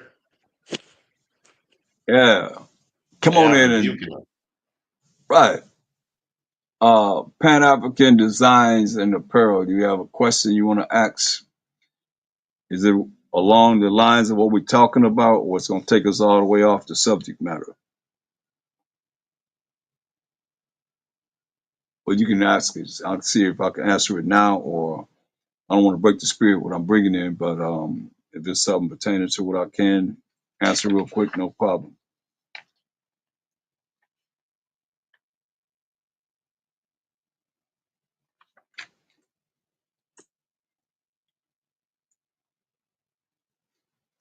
I guess they're typing it. As they type it, we can continue on. Um,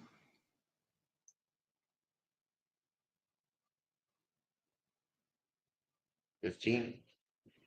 um, no, I want to verse 17. Ecclesiasticus 15:17. Before man is life and death, and whether him liketh shall be given him. See that? So before us is life and death, man. And what we like, that's what you're gonna get. You're either gonna choose life or death. That's the only choice we have. We could choose life, like you said. You keep my commandments. You say this in Baruch 4:1. What does it say? This is the book of the commandments of the Most High, and the law that endureth forever. All that keep it shall come to life, but such as leave it shall die. So we got to keep the commandments of the Most High to see everlasting life. That's what Mashiach Shai said in St. John 14:6. What do you say? I'm the way, the truth, and the life. No man cometh to the Father but by me. So he's a way to show us how to follow the truth, which is what? The commandments and the laws of the Most High. Con.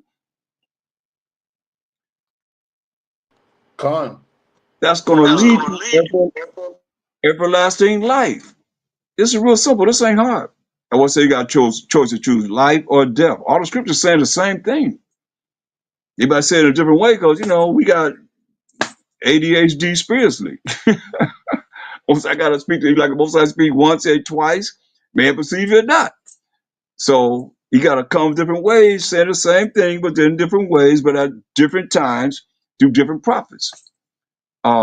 I'm still waiting on your question. I don't know if you asked it. I'm scrolling up. I don't see Pan-African designs and apparel. I haven't seen your question. If you still have a question, but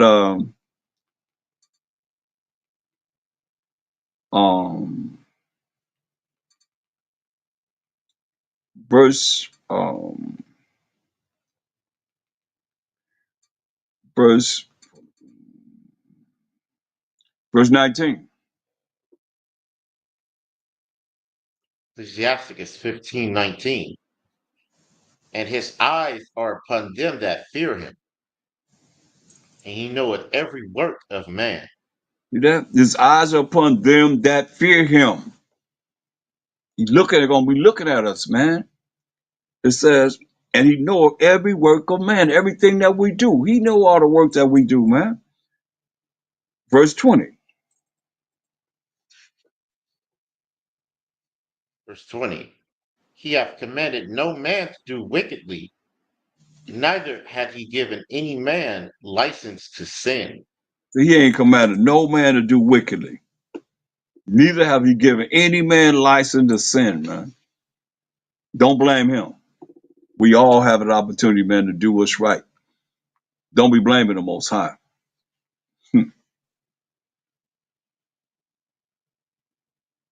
Look,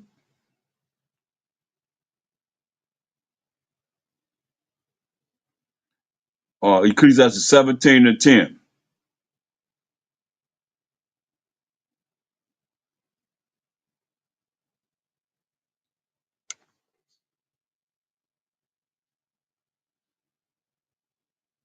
Ecclesiasticus 17:10. And the elect shall praise his holy name. The elect gonna praise the Most High holy name. People talking about the elect, they only praise the Most High. Not enough. What y'all think? Y'all think Israel praise the Most High enough? No. Say they elect? No, man. I say no. I'll say no too. He said, elect shall praise his holy name, man.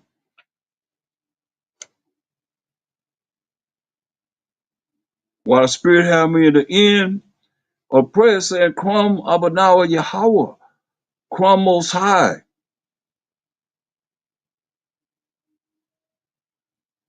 Krum Mashak Yahushai, and Krum Yasharala. Because we ain't rising to the Most High. So he got to rise. Don't he? And he sit on his throne. So he sit on his throne, so he got to rise. And when he rise, then he go tell the Mashak Yahushai that's sitting on the right-hand side of the Most High to rise and go and judge and make war and bring righteousness on this earth. Then we gonna rise to the point of when we gonna be in the kingdom as the Israelites in a righteous kingdom.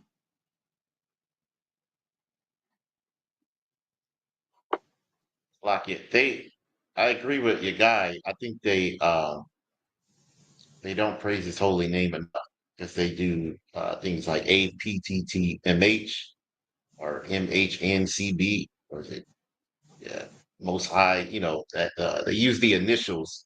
Yeah, They don't even put his name in their praises.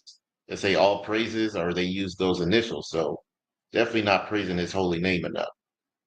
right. I'm talking about far as out of their mouth.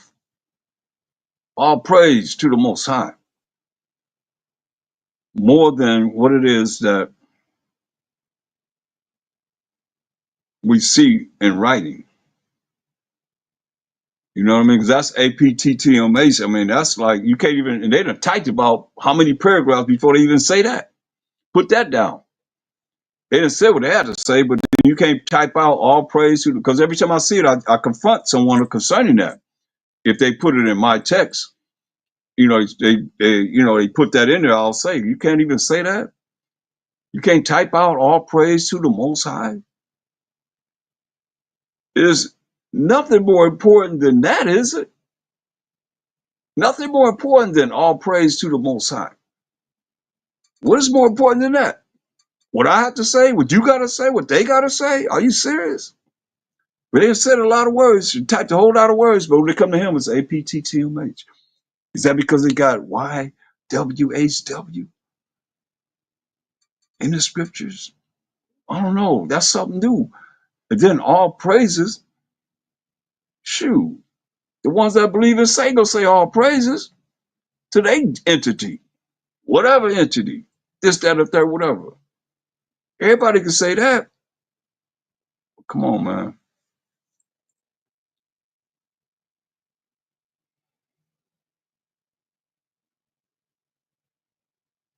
Man.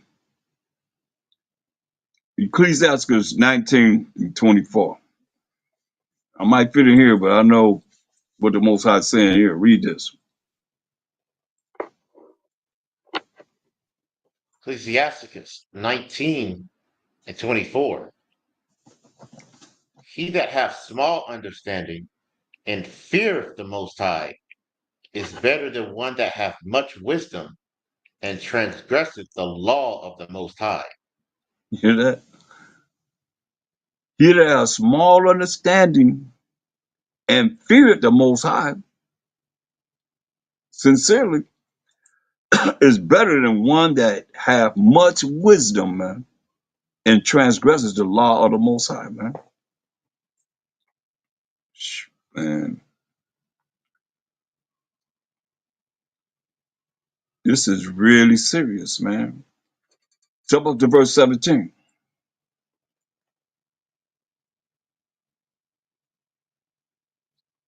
Ecclesiasticus 19:17.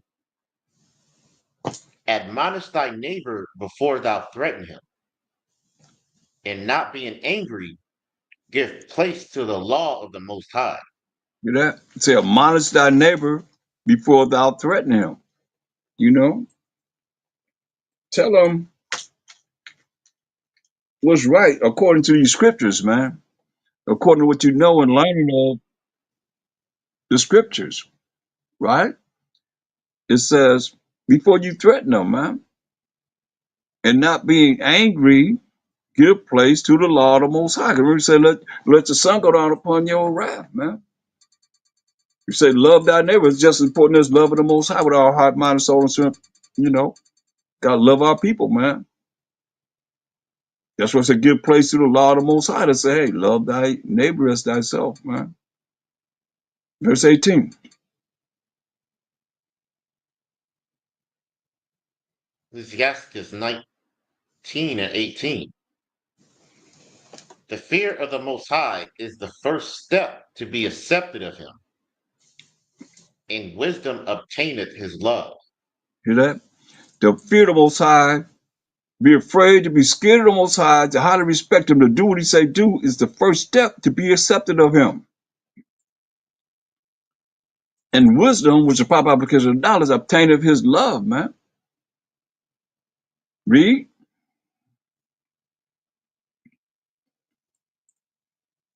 The knowledge of the commandments of the Most High is the doctrine of life,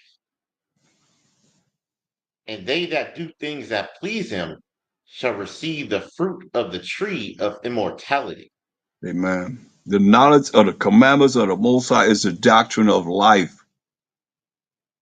I don't know what they're reading. They couldn't have read all these scriptures that we going over here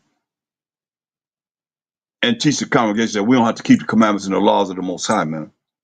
They fear the Most High, 'cause they don't fear the Most High, man. This is doctrine of life, man. His commandments is a doctrine of life. And they that do things that please him, which is doing what he say do, his law, statutes, commandments. He told us in First John 5 and 3, for this is the love of the Most High, we keep his commandments. Commandments are not grievous. They do the things that please him, shall receive the fruit of the tree of immortality. Come on. Let's go to Romans, I'm not Romans, but Revelations 22:14. Come on. The tree of immortality. You talk about it in the last book of the Bible. Let's see what it is. Read that. We read verse 15. Those that are without the kingdom, so those within the kingdom is Revelation 22 and 14. What it say? Still not deviating from what we're talking about. What did it say? Revelations 22:14. Blessed are they that do his commandments, that they may have right to the tree of life. See? And may enter in through the gates into the city. See there? See what it said? Blessed are they that do his commandments. We only have about 7 more verses left before the Bible's over with. Blessed are they that do his commandments. That's his laws. That they may have right to the tree of life. It's no different than what we're seeing here when it says what? The tree of immortality. Immortality is everlasting life. That they may have right to the tree of life. And what else? Read. And may enter in through the gates into the city. It may enter into the, excuse me, it may enter into the gates into the city, right? Blessed are they that do his commandments, that they may have right to the tree of life.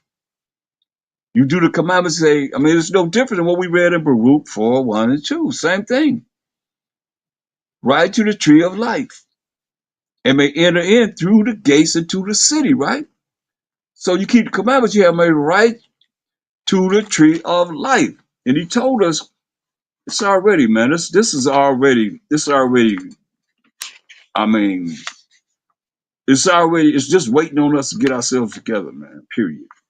Well, look, Mashiach Bashai said in, what is it, Saint, let me see something. Hold up.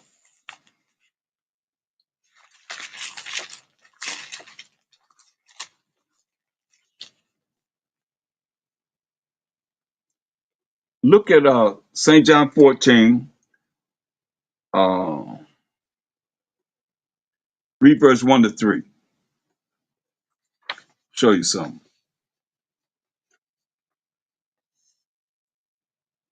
John 14 and 1.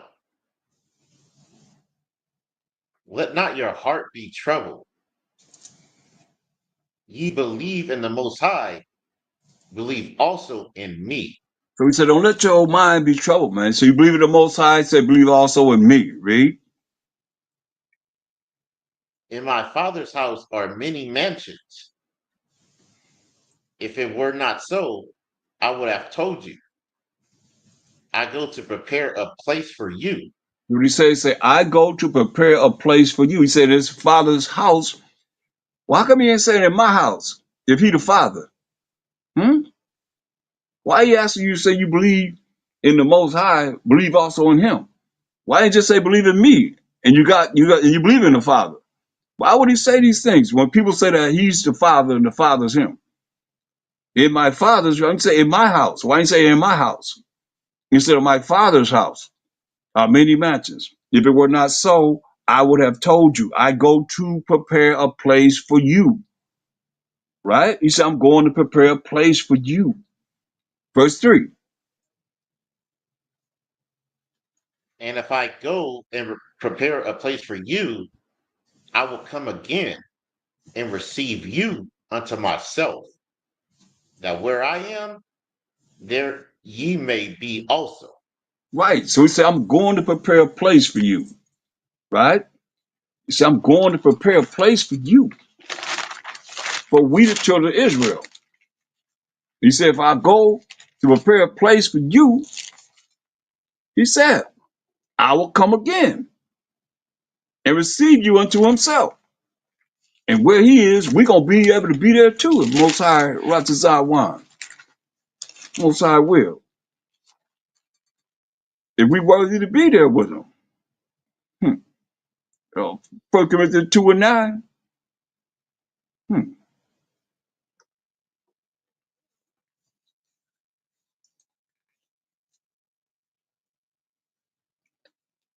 First Corinthians 2 and 9. But as it is written, eye have not seen, nor ear heard, neither have entered into the heart of man the things which the Most High have prepared for them that love him. Yeah. As it is written, man, I have not seen nor ear heard, neither have entered into the heart with the mind of man, the things which the Most High have prepared for them that love him. And to love him, you got to do what he say do, his commandments, man. Read.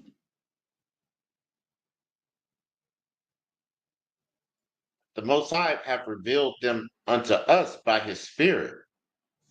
For the Spirit searcheth all things, yeah, the deep things of the Most High. That's right, man. The Most High revealed them unto us by his Spirit. The things that we brought out today, man. For the Spirit searches all things, man. Yeah, the deep things of the Most High, man.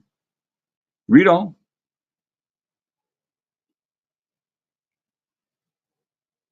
For what man knoweth the things of a man, save the spirit of man which is in him?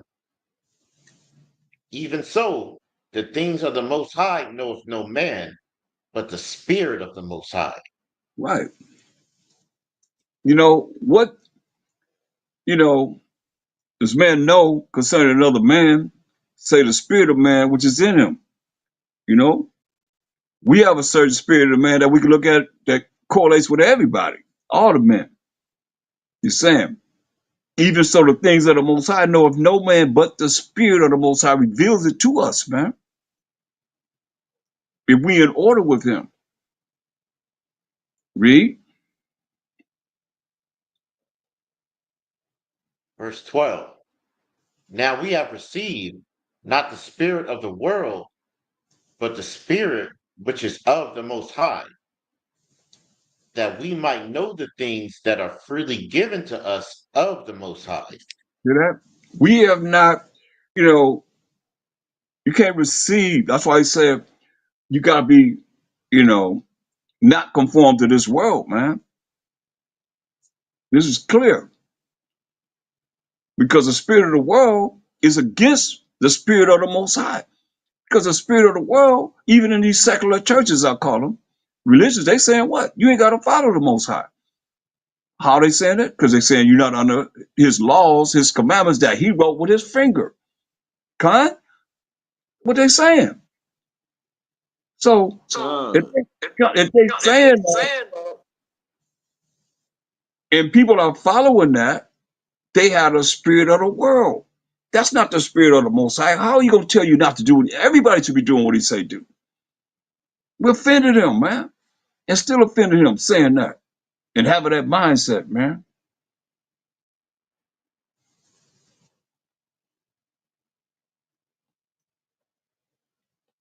He's given us freely of his spirit, man, his Holy Spirit, man. Look at verse 15 and 16. Well, now go ahead and read on, because it's very good all the way down. Read that. First Corinthians 2:13, which things also we speak, not in the words which man's wisdom teacheth, but which the Holy Spirit teacheth, comparing spiritual things with spiritual. You see, but if we only dealing with man's wisdom, what they teach as far as what's right, and usually man deal with logic, you know what I mean, in his curriculum of his school system and so forth, and people, they look at whatever it is that's brought out, and they believe that this is what it is. And that's why they can have us look at something, some incident or something that happened in the world, and here they doing something over here. But they got our mind focused on this, not necessarily ours and being in the truth, but at least the majority of our people is focused on this, and they tune into this while they over here doing something else.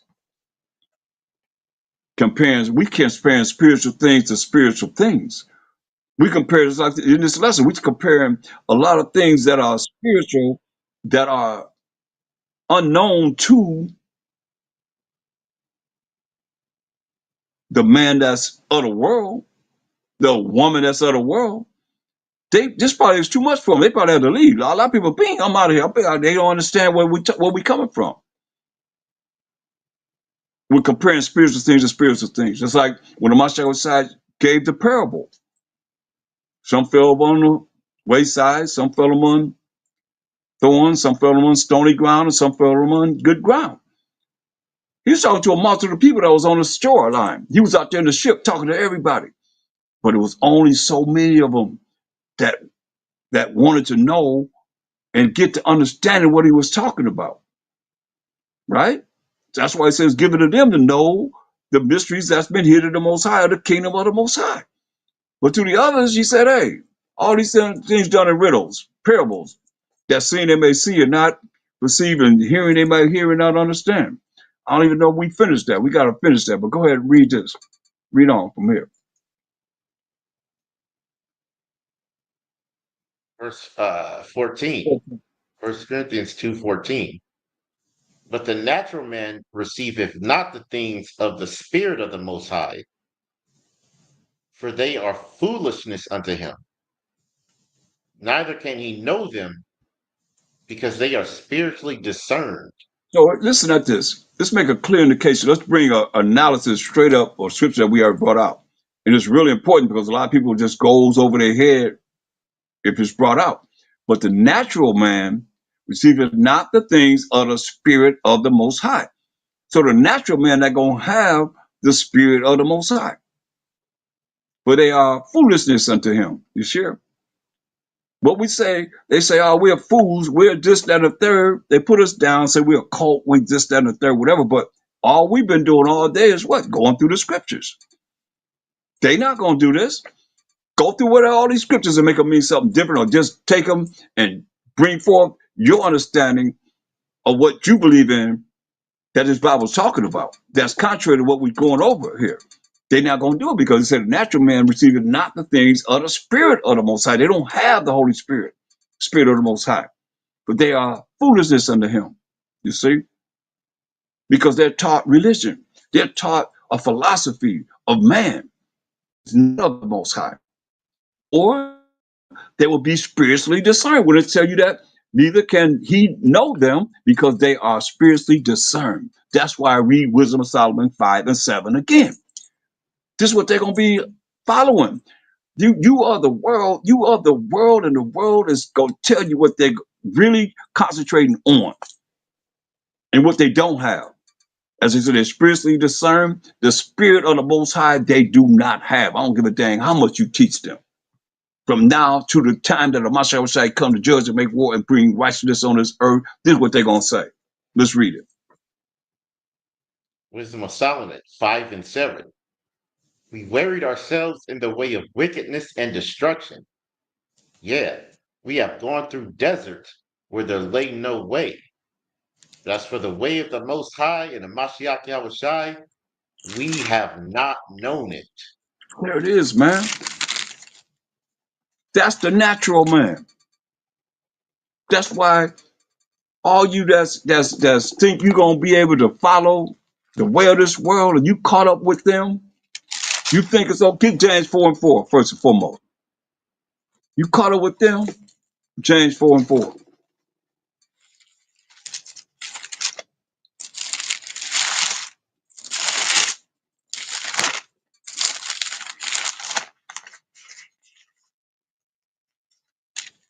James 4 and 4. Ye adulterers and adulteresses, know ye not that the friendship of the world is enmity with the Most High? Whosoever therefore will be a friend of the world is the enemy of the Most High. Can't get no clearer than that, man. That's that natural man. That's of this world, man. He's at war with the Most High. That's enmity mean he's at war with the Most High, and he is the enemy of the Most High. And you a friend of this world, you the enemy of the Most High, man. You at war with the Most High. Point blank. That's why I tell you Isaiah 13 and 15, another scripture that tell you. Well, read 14 and 15. Because this going down, man. It's a judgment that's going down, point blank.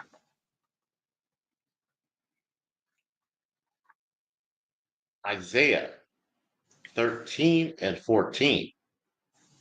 And it shall be as the chase roe, and as a sheep that no man taketh up.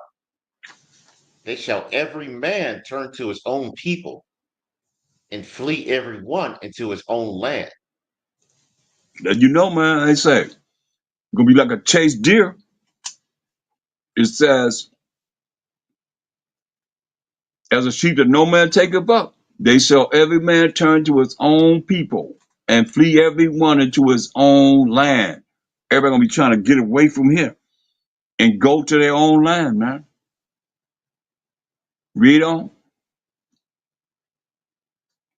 Every one that is found shall be thrust through, and every one that is joined unto them shall fall by the sword. Yeah.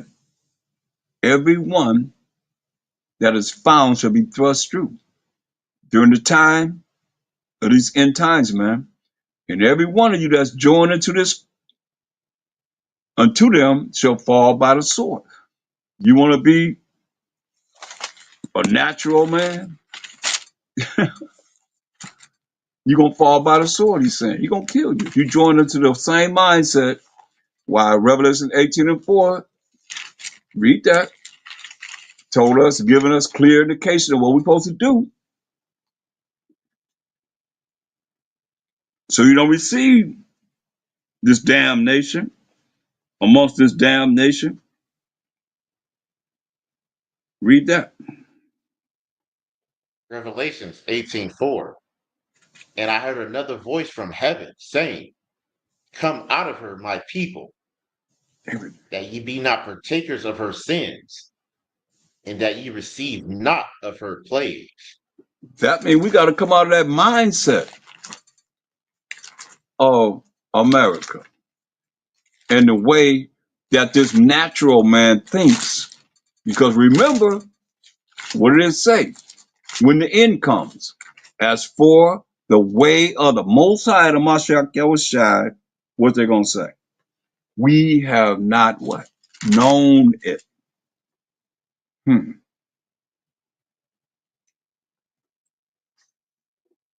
I found the scriptures, Matthew 23 and 12.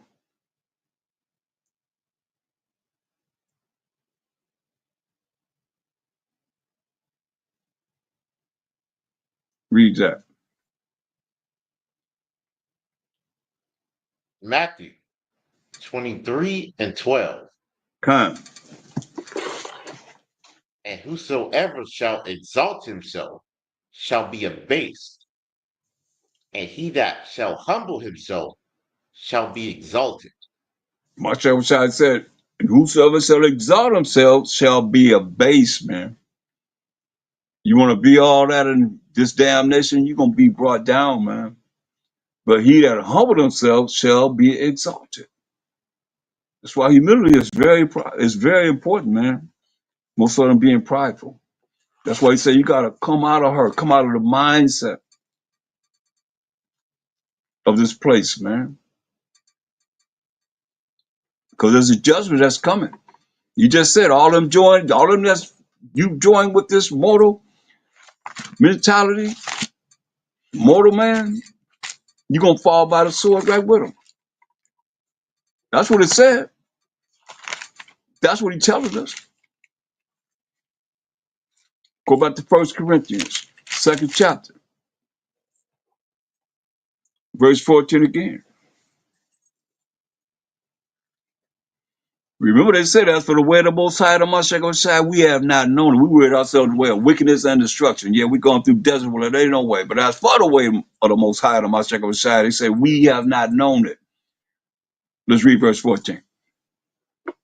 2 Corinthians, 2nd chapter. 1 Corinthians 2:14. But the natural man receiveth not the things of the Spirit of the Most High, for they are foolishness unto him. Neither can he know them, because they are spiritually discerned. See that? The natural man receiveth not the things of the Spirit of the Most High, for they are foolishness unto him. We sound like fools to him, because they've been programmed to be brain polluted. Because the Mashiach said in St. John 15:3, now you are clean through the words that I speak unto thee. So they don't know the word. That's why you hear what they're saying in the end. That's for the way of the Most High of Mashiach, what they say. We have not known it. That's the natural man. And the natural man wants you to be just like him and not be spiritual. That's what I say. But the natural man receiveth not the things of the Spirit of the Most High. The Spirit of the Most High going to tell you to fear the Most High, keep his commandments, and repent and cry unto the Most High. For they are foolishness unto him. See? They don't believe you got to do that. Neither can he know them. Hear that? Neither can he know them. You can waste your time trying to teach them all you want to say, neither can he know them. Why? Because they are spiritually discerned, man. That's what they said. That's for the way of the Most High, the Mashiach, what they going to say? We have not known it. So you can waste your time and spend all this time dealing with trying to teach them if you want to. They're a natural man. He didn't give his laws to the other nations, did he? That's why I brought that scripture out, you guys. No, he didn't give it to the other nation. What it say? Don't cast your Pearl to swine. before swine, right? Con. Because they are just spiritually discerned, like it say right there. Verse 15 and 16, read that. Verse 15. But he that is spiritual judgeth all things, yet he himself is judged of no man. See, if you spiritual, man, you're going to be able to judge all things, man. How? By the word of the Most High, man. Spiritually concerned, man, about what it is that the scripture says so that you apply this in your life And when you apply it in your life, you can apply it in everything that you see in this world, man. But he that is spiritual judges all things, yet he himself is judge of no man. Why? Because he's following what the word says in righteousness. The wicked gonna try. Like remember we're kind of like hate the boss outside, so you're gonna be hated for his name's sake. So the wicked, they don't like the fact that we coming with, Basham or Mashiach Yahushai and bringing forth this word into this world today. Especially when I'm bringing forth and showing you that you gotta fear the Most High. Talk about the Most High, not no APTTMH and all that stuff and all praises. Come on, man. We can't take the time to say all praise to the Most High, all praise to the Most High, all praise to the Most High, all praise to the Most High. Call Lord Shakakodas Jehovah. Come on, man. We can't Psalm, say all praise to the Most High. Think about that, man. We talking about saying all praise to the Most High. 6 words? Think about that, man. Where we really at? But he that is spiritual judges all things, yet he himself is judge of no man. Read. verse 16. For who have known the mind of the Most High, that he may instruct him? But we have the mind of a Mashiach Yahushua. Right, man. We had a mind of a Mashiach Yahushai. Who had a mind of the Most High? We're going to instruct the Most High. That's why we put it in the Most High's hand, man. Y'all got to deal with the Most High on this. You got a problem with, praising the Most High, saying all praise to the Most High. You got a problem with saying all praises to the Most High. You saying it in abbreviation of letters, APTTMH, and all praises. Come on, man. Something wrong with that. Something is wrong with that. And we nothing but robots and robotees. People saying that because they hear somebody say it. Somebody started. I don't know who started it, but I hear people doing it. Don't y'all? I mean, we just pick up on whatever somebody's saying. Pick up on this. All praises to the Most High. I be hearing it too. Yeah.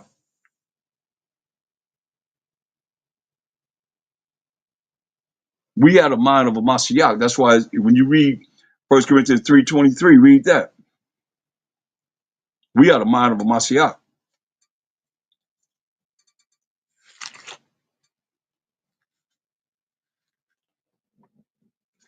1 Corinthians 3:23. And ye are Hamashiachim, and Hamashiach Yahushai is the Most High. See? We are Mashiachim. We belong to Mashiach, and Mashiach is the Most High. This ain't something new. That's why David said, read Psalms 110:1. This ain't nothing new. It's just we are looking at the New Testament like it's something new. When the Mashiach only had the law and the prophets. Paul only had the law and the prophets. Peter only had the law and the prophets. James, whoever you want to name, they only had the law and the prophets, period. This New Testament was compiled when? In the Council of Nicaea about, 325 AD? And wicked Constantine said, we're going to put this in, we'll take this out, we're going to do this and do that, whatever. But the Most High had his hand in to allow us to have enough in here for we can see salvation, man, power and authority on this earth, man, coming back to him. But it's still been tampered with. Still been tampered with. Or why they take scriptures out. I got Bibles here to show you. They got all different Bibles, they took scriptures out. And they put certain things in here that we're looking at. AMEN. We're looking at LORD. We're looking at ZEUS, representing what? AMEN at the end of your prayer. You ain't gonna say ZEUS, but you straight saying his last name of AMEN, that you don't know that's his last name. This is what we're trying to bring forth, the change. Look it up. Take a rocket science and figure this out, man. The Edomite came and told us. I mean, I already looked it up, but he said, hey, we created the word God because it's spiritual. It's spiritual. Nobody said anything to him. He just came up and said it. Khan? Con. Khan. He came up and said it on his own. We got y'all saying that, and when you said it, you speaking about us, about them. Come on. They set themselves up to be that, man. Here we always say it's somebody different, but hey, it is what it is, man. We got to change, man. We got to come out of that. Go back to John 14:2.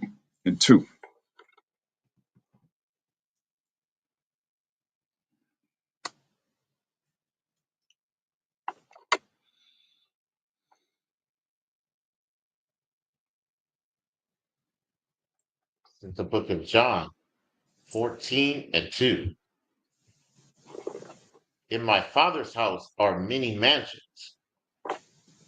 If it were not so, I would have told you.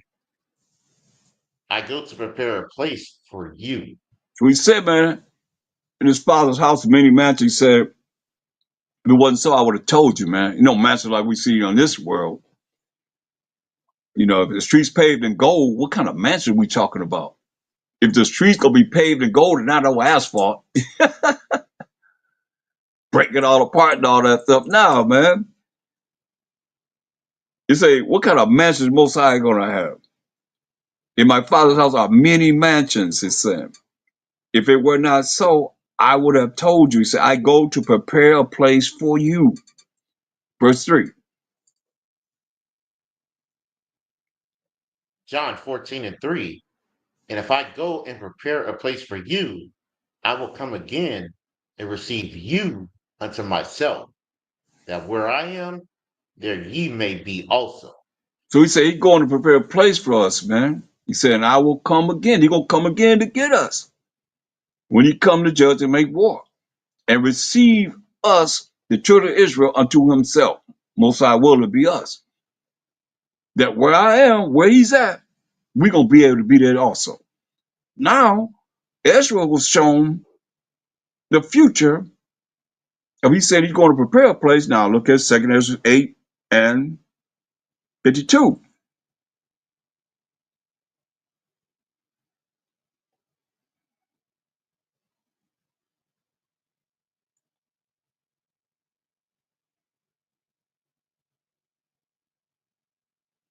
Second Esdras 8:52. For unto you is paradise open. The tree of life is planted. The time to come is prepared. Plenteousness is made ready. A city is builded, and rest is allowed. Yeah, perfect goodness and wisdom. Right, so let's stop right there. Let's say, for unto you, talking about Ezra, is paradise open. He said, the tree of life is planted. Remember, go back to Revelation 22 and 14. This is where it all started from. Read that again.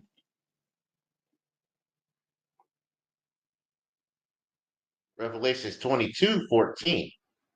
Blessed are they that do his commandments, that they may have right to the tree of life and may enter in through the gates into the city. You see that? So now he said what? Ezra said, he was shown, say, for unto you is paradise open. He said, the tree of life is planted. So the tree of life has already been planted. The time to come is prepared. Masha said, going to prepare a place for us. So he said, hey, that time to come is prepared already. Say plenteousness, meaning whatever you can desire, gonna be plenty of it, is made ready. Say a city is builded, right? You say, and rest is allowed. Yeah, perfect goodness and wisdom. So let's deal with that one scripture and break that down. Paradise open, the tree of life is planted. He just said, blessed are they that do his commandments in Revelation 22:14. That they may have right to the tree of life, right? That's already prepared. He already said it's prepared. And may enter in through the gates into the city, right? What does it say? Tree of life is planted, the time to come is prepared, plenteousness is made ready, a city is built, right? So let's go back to Revelation 21. And let's read verse 1 and 2.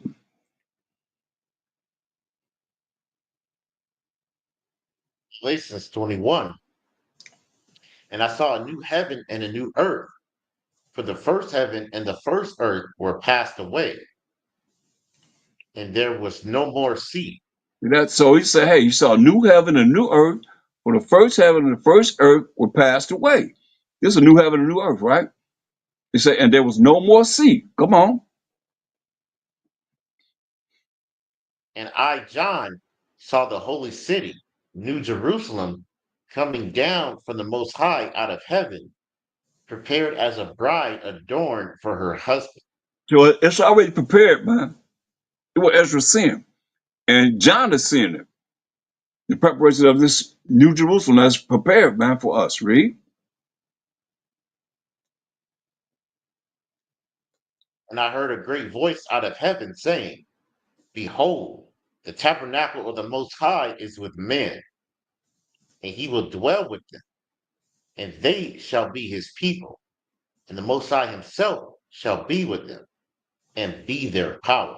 Yeah. He said, I heard a great voice from heaven saying, Behold, the tabernacle of the Most High is with men. He called men, and he will dwell with them, the men, and they shall be his people. Because if you look, everybody come from man. Everybody come from the man loins. That's Psalm 17, 13, I believe, or 14, one of them. Psalm 17, just so you know. And 14. Psalm 17 Psalm and 14. 17 and 14. From men which are thy hand, O Most High, from men of the world, which have their portion in this life, and whose belly thou fillest with thy hid treasure. They are full of children, and leave the rest of their substance to their babes. See that? So that's why it's saying, the tabernacle of Most High is with men, and they shall be his people, because everybody come from the man's stomach, the man's loins, as it said. From men which are thy hand, O Most High, from men of the world which have their portion in this life, and whose belly thou fillest with thy hid treasure. What are they filled with? They are full of children, you see? So that's why he's saying that from the men come the children, come the people. The Most High himself shall be with them, we the children of Israel, and be their power. There is a personal possessive pronoun showing ownership. So Revelation 21 and 4. This is a kingdom, y'all.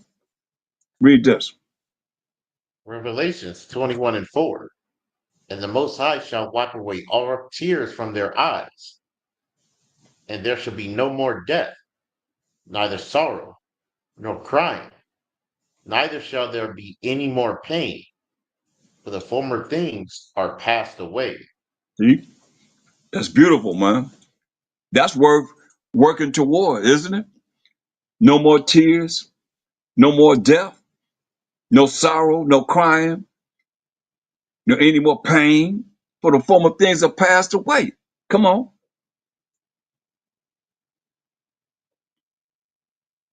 And he that sat upon the throne said, Behold, I make all things new. And he said unto me, Write, for these words are true and faithful. That's right, man. He said these words are true and faithful.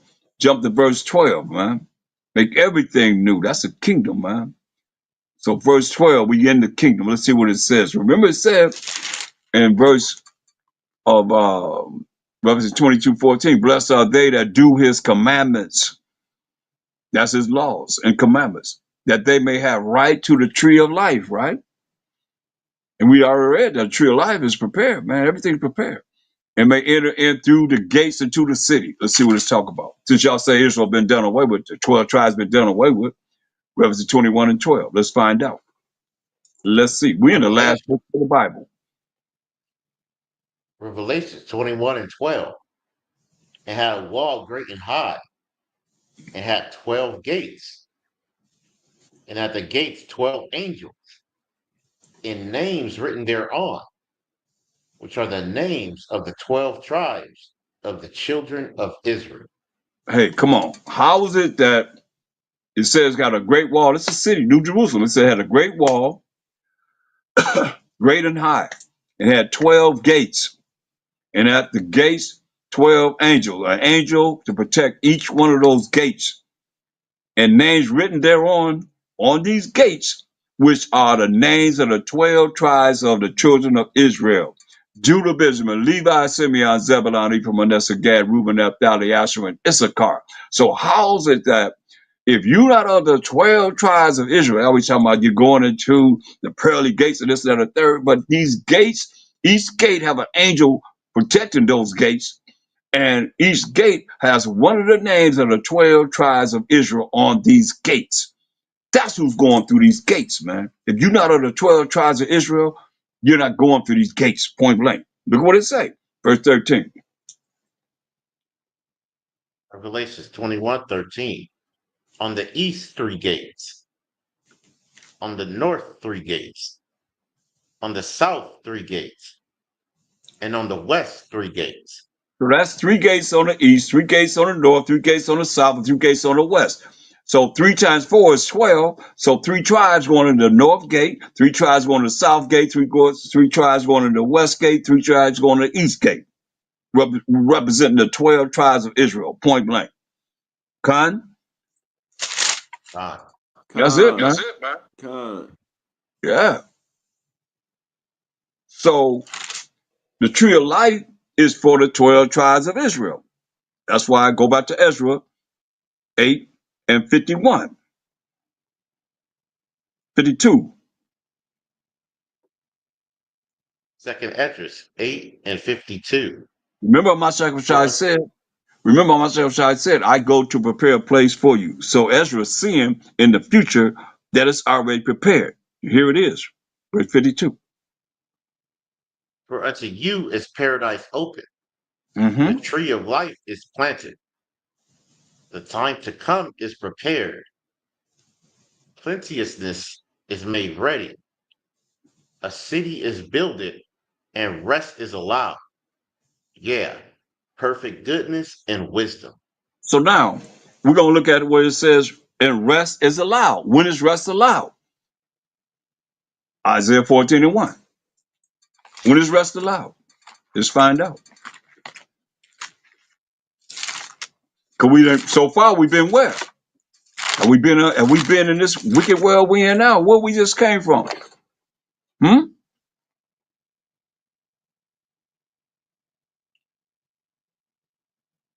Where we just came from, brothers? What we talking about?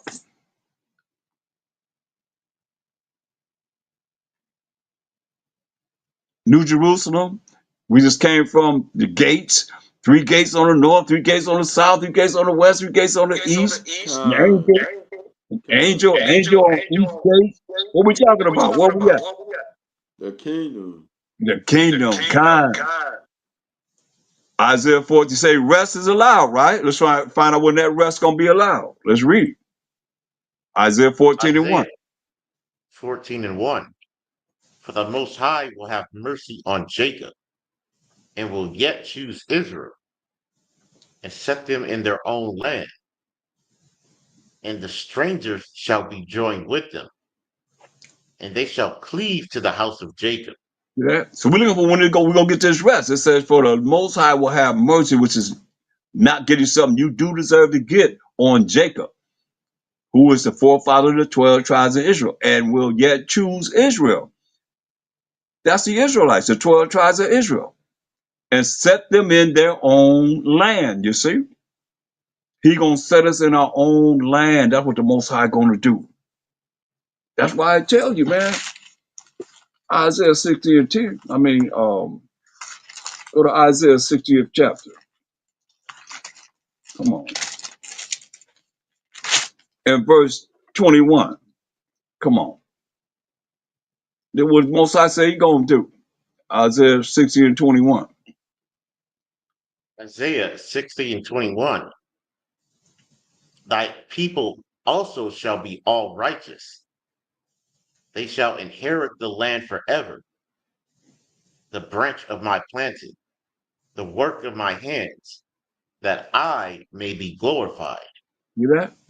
Thy people also shall be all righteous. I mean, we're going to be following the laws, statutes, commandments of the Most High. They shall inherit the land forever, the branch of my planting. Hear that? Do what the Most High going to do. That's why he said, for the Most High will have mercy on Jacob and will yet choose Israel and set them in their own land. That's what the Most High going to do. Not no man or anybody else, but the Most High. And the strangers, these other nations, shall be joined with them, and they shall cleave to the house of Jacob. That's why I read Zechariah 8:23. So the Most High He gonna put us in this land, man, forever. The branch of my planting, he said, that the work of my hands, that's the Most High, may be glorified, man. Zechariah 8:23. Come on. Zechariah, Look what these nations gonna be Zechariah, saying. Call it out again. Zechariah 8:23. Thus Kind. saith the Most High Power of hosts, Mm-hmm. in those days it shall come to pass that 10 men shall take hold out of all languages of the nations, even shall take hold of the skirt of him that is a Jew, saying, we will go with you, for we have heard that the Most High is with you. You know that? 10 men gonna take hold. That's right. They're gonna take hold of we the Israelites, and they're gonna say, hey, out of all these languages of the nations, they're gonna say, hey, we've heard that the Most High with you. We're gonna go with you. Straight up. Isaiah 14:1, read it again. Because he said we're looking for the time that Most High gonna give us rest. Let's read it, Papa. Isaiah 14:1. For the Most High will have mercy on Jacob, and will yet choose Israel, and set them in their own land, and the strangers shall be joined with them, and they shall cleave to the house of Jacob.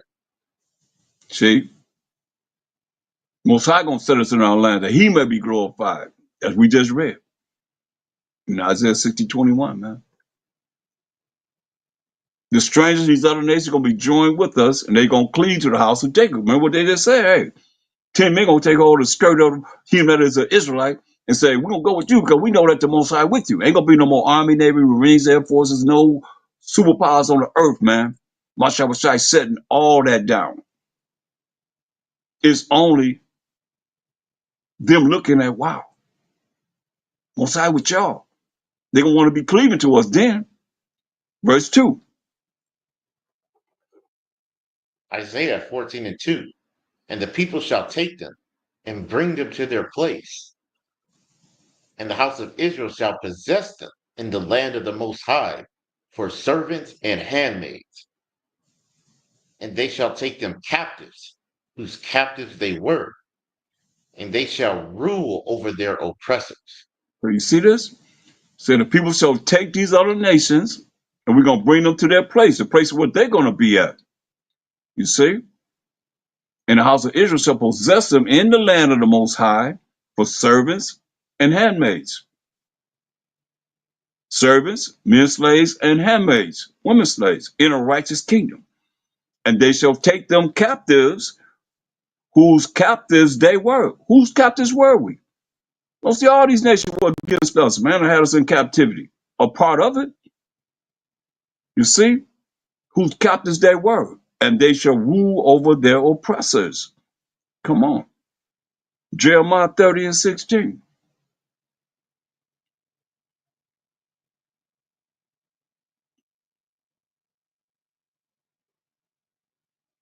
Jeremiah 30:16. Jeremiah 30:16. Therefore, all they that devour thee shall be devoured, and all thine adversaries, every one of them, shall go into captivity, Can't get them and they clearly, that man. Go ahead. And they that spoil thee shall be a spoil, and all that prey upon thee will I give for a prey. That's it, man. So every last one of our captives that we've been in captivity under, going into captivity, as it says, man. Every one of them. That's what the scripture says. Revelations 13, 9, and 10. That's what the scripture says. And the people shall take them and bring them to their place. And the house of Israel shall possess them in the land of the Most High for servants and handmaids. And they shall take them captives, whose captives they were. And they shall rule over their oppressors. Okay? Revelation 13, 9, and 10. Revelations 13:9. If any man have an ear, let him hear.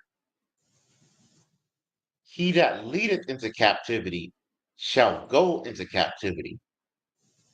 He that killeth with the sword must be killed with the sword.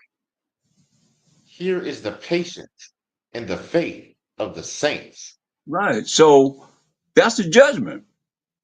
And then we could do about it. Could we do anything about the judgment came upon us? When the Most High said, I'm gonna do this to you. And our ancestors didn't warn us. It happened to us. They're like, oh, it ain't happened to us. So they went on about their wickedness and whatever they was doing, man. They said, this is what I'm gonna do to you. And he did it to us. We have the records to prove it. Come on. Now that we accomplished the fact of Isaiah 14:2 is not just there, but other places. Go back to Isaiah 14:2 and read verse 3. Because we looking for when the Most High said, what Ezra say? He said, plenteousness is made ready, a city is builded, and rest is allowed. Yeah, perfect goodness and wisdom, right? So now we're looking at that rest. We're going to get that rest. Let's read about it. And we got to go back and look at what he said as far as dealing with plenteousness is made ready too. We got to look at that too. But let's read on. Verse Isaiah 14:2. 2 and 3. Isaiah 14, chapter, the second verse and the third verse. Okay, come on. Isaiah 14:2. And the people shall take them and bring them to their place, and the house of Israel shall possess them in the land of the Most High for servants and handmaids. And they shall take them captives, whose captives they were, and they shall rule over their oppressors. That's the judgment that's coming, man. We're going to take them captives who captives we were, and they shall rule over their oppressors. Read. And it shall come to pass in the day that the Most High shall give thee rest from thy sorrow, and from thy fear, and from the hard bondage wherein thou was made to serve. See that? And it shall come to pass, this is in the future, in the day that the Most High shall give thee rest, like Ezra said. See? Rest is allowed. When the Most High give us rest, when everybody else that's not an Israelite is not the remnant that the Most High going to redeem on this earth, it can be a remnant of all the nations. You understand? But they're going to have their position, like we said, we're going to put them in their land, and they're going to have their position in their land, what they have to do in the kingdom. It's all written here. But he's going to give us rest from our sorrow and from our fear. There ain't going to be no crying, no tears, no more pain. And from the hard bondage wherein thou was made to serve, man. Read.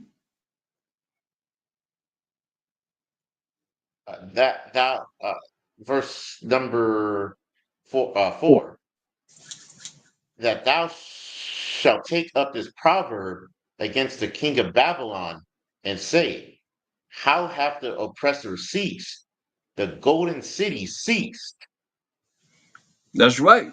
We're going to take up this proverb against the king of Babylon. Let you know that's going to be the end of the world. We went through this already.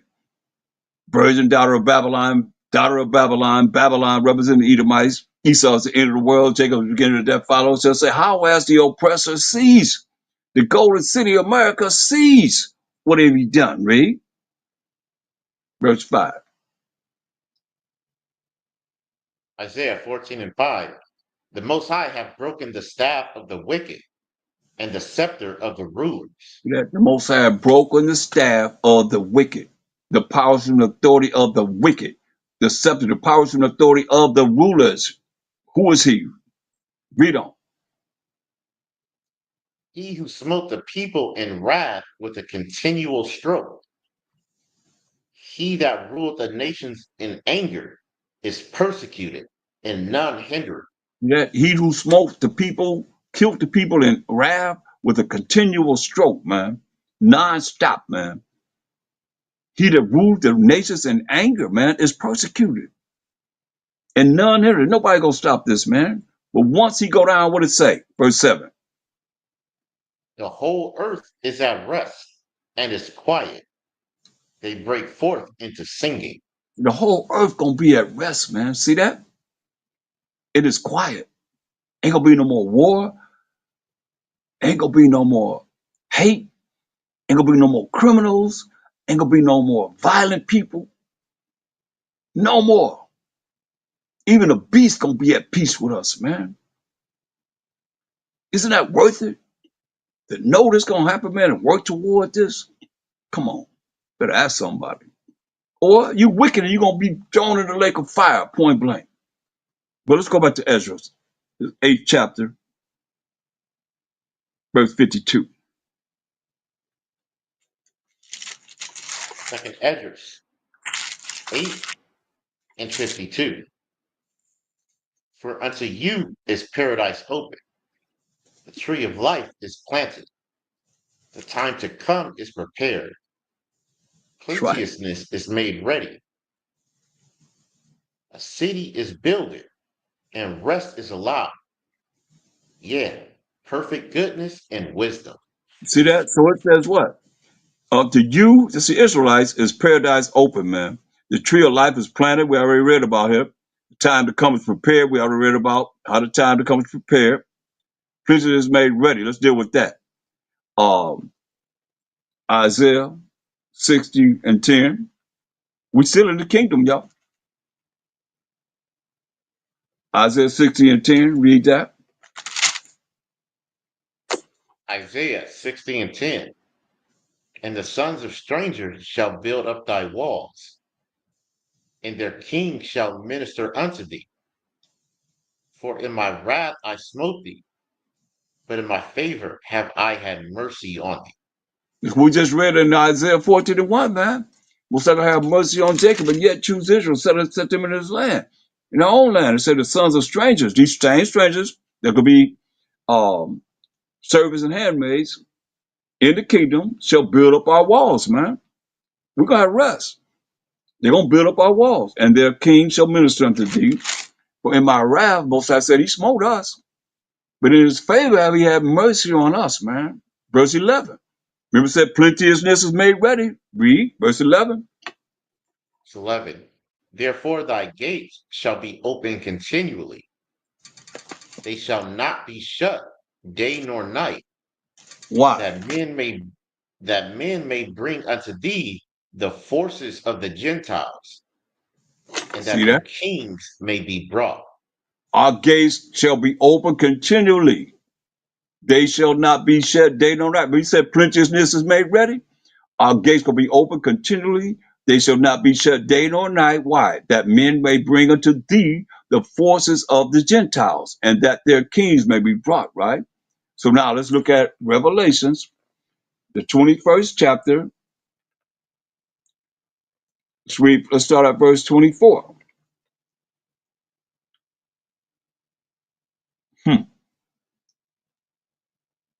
Revelations 21:24.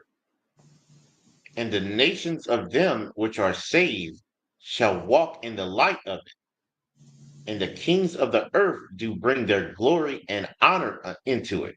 Hear that? The nations of them which are saved. So remember of these nations got to be saved, man.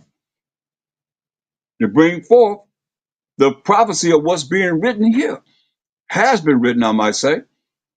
And the kings of the earth do bring their glory and honor into it, right? They're not going in, but they're going to bring it right to the gates. Read.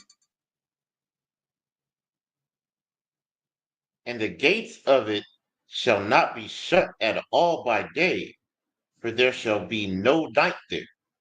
Hear that? The gate's gonna be open continually, man. Come on. Read. And they shall bring the glory and honor of the nations into it. Hear that? They're gonna bring the glory and honor of the nation into it. Understand this. Continually. Like you're paying taxes to whatever country you in, you're gonna pay taxes to, and the wealth of the nation gonna be given to the Israelites to every gate. Remember, there's 3 gates on the north, 3 gates on the south, 3 gates on the south, on the north, excuse me, north, south, east, and west. And each gate gonna have one of the 12 tribes' names on those gates. So if you're not of the 12 tribes of Israel, you're not going through those pearly gates that y'all want to say you are. No, we done went through that. In Revelation 21:12 down, it told us the names of the 12 tribes of the children of Israel, point blank. They're gonna bring the honor. They're gonna be working in the kingdom, bringing everything to our gates. Verse 27. Galatians 21:27. And there shall in no wise enter into it anything that defileth, neither whatsoever worketh abomination or maketh a lie, but they which are written in the Lamb's book of life. That's what it's all about, man. Our names being written in the Lamb's book of life, man. But all you that defile it and work of abomination, that's like you say, you're not under the law. You ain't under the Most High's commandment. You work in abomination and make it a lie. As we read in Revelation 22:15, are not going into it, man. But they which are written in the Lamb's book of life, man. Straight up. So now, going back to Isaiah 60:12.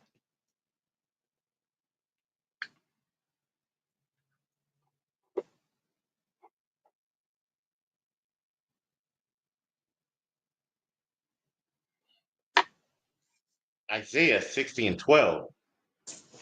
For the nation and kingdom that will not serve thee shall perish. Yeah, those nations shall be utterly wasted. So it said, hey, the nation and kingdom that will not serve us shall perish, man. Yeah, those nations shall be utterly wasted. So all you that got a problem with us, the children of Israel, better get over it.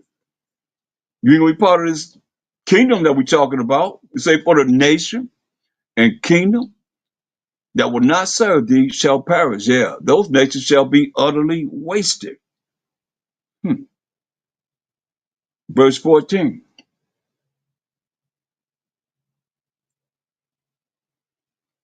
Verse 14. The sons also of them that afflicted thee shall come bending unto thee, and all they that despise thee shall bow themselves down at the soles of thy feet, and they shall call thee the city of the Most High, the Zion of the Holy One of Israel. That's right, man. The sons also of them that afflicted us shall come bending unto thee, to the children of Israel, that remnant of the 12 tribes of Israel. And all they that despise thee shall bow themselves down at the soles of thy feet. You're going to know that we're going to be called the city of the Most High, the Zion of the Holy One of Israel. All praises, glory to the Most High. Go ahead. Whereas thou hast been forsaken and hated, so that no man went through thee, I will make thee an eternal excellency, a joy of many generations. Whereas we've been forsaken and hated, man, so that no man went through us, man. Where our banks, where our corporations at? We don't have anything, and those that have money are still in subjecting to oppression. You can do this, you can't do that. You can't do anything they want to do. Jah will make you an excellent, eternal excellency. That means forever and ever and ever. a joy of many generations.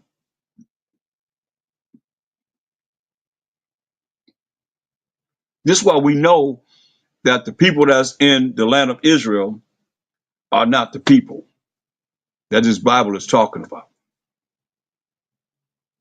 Verse 18, for sure, Isaiah, without a shadow of doubt. Isaiah 60 and 18. Violence shall no more be heard in thy land, wasting nor destruction within thy borders. But thou shalt call thy walls salvation and thy gates praise. Come on, man. It say, violence shall no more be heard in thy land, man. Wasting or destruction within thy borders, man. But thou shalt call thy walls salvation, power and authority, man. And thy gates praise. You know, those gates is, like I say, we went over the gates. Each one of the 12 tribes of Israel, names gonna be on each gate. 3 on the north, 3 on the south, 3 on the west, three on the east, which represent 12 gates. You can multiply 3 times 4 is what? 12. So all praise to the Most High. Future. You see, so we have to look at this, man, for the best of our ability to want to try and make it to what it is that's already prepared for us. Much outside says prepared. Now go to 2nd Ezra 8 and 53.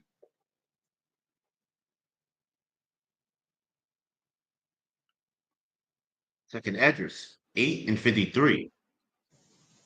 The root of evil is sealed up from you.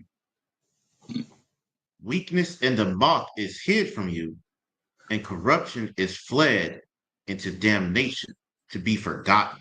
You hear that? The root of evil is sealed up from you, he said. Weakness and the moth is hid from you. Ain't no more weakness, man. Ain't no moth eating up anything.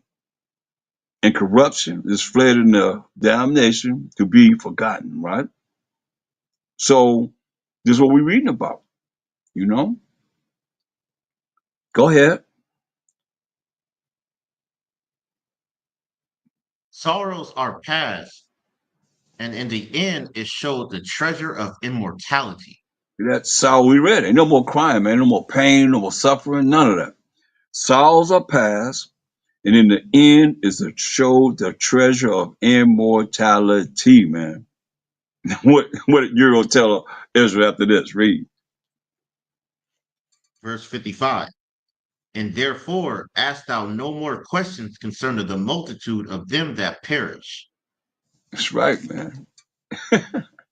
He said, hey, don't ask me no more questions, man. He said, and therefore ask thou no more questions concerning the multitude of them that perish. You hear that? A multitude of people that's gonna perish, man. That's what he's saying. There'll be more that's gonna perish than those that's gonna be saved, man. While we have to be on that bandwagon of trying to our best to be saved, man.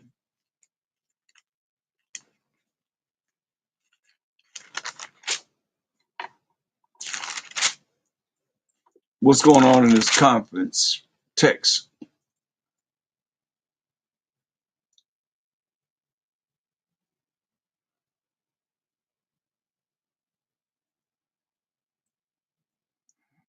You must need some attention. King of the Earth 21. You must need some attention.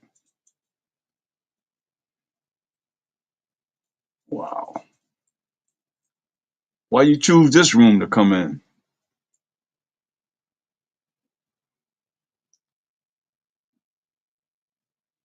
Too powerful for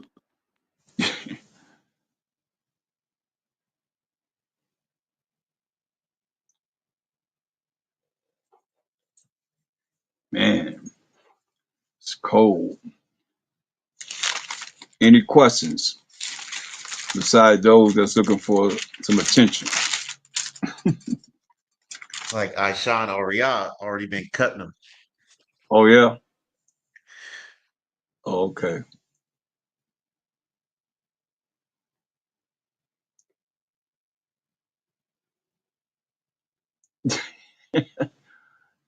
He said you about to be blocked.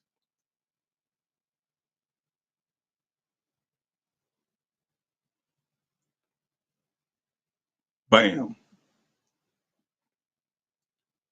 On. Uh-oh. What about myself?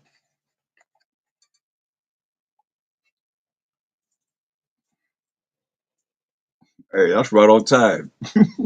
King of the Earth 21, you about to be blocked. Bam. Business. So yeah, man.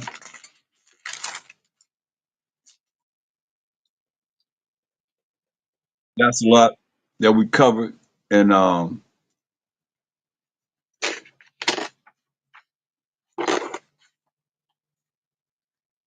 hope that was edifying. Hope someone gets some out of this. Hope we can look at, changing these certain things that we deal with. Um, and even our speech, and things that we say, to stop saying these things, man, offends the Most High. Read Hosea 5:15. I quoted it all day. Read it.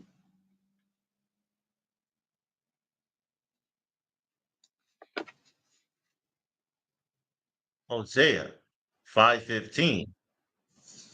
I will go and return to my place till they acknowledge their offense and seek my face.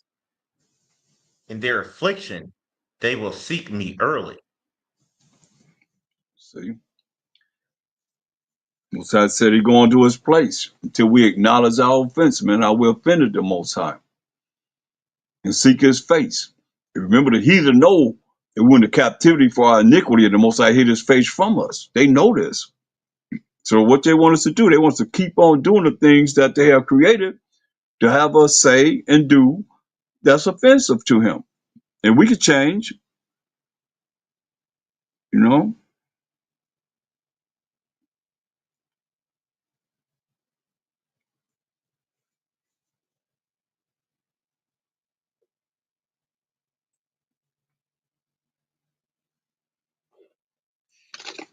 Look at Ecclesiastes 21. Look at verse 2.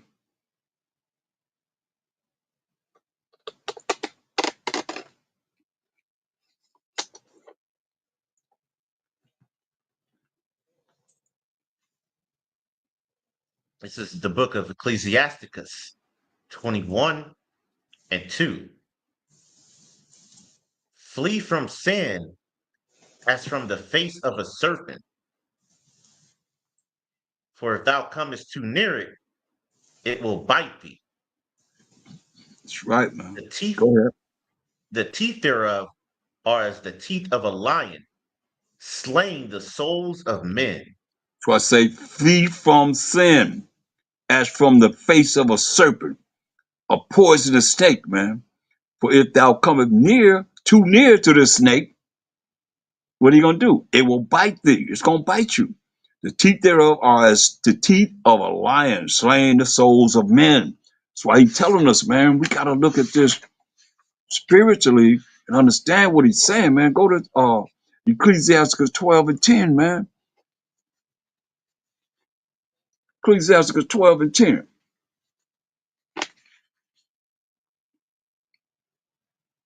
He said, flee from sin as you flee from the face of a serpent, man.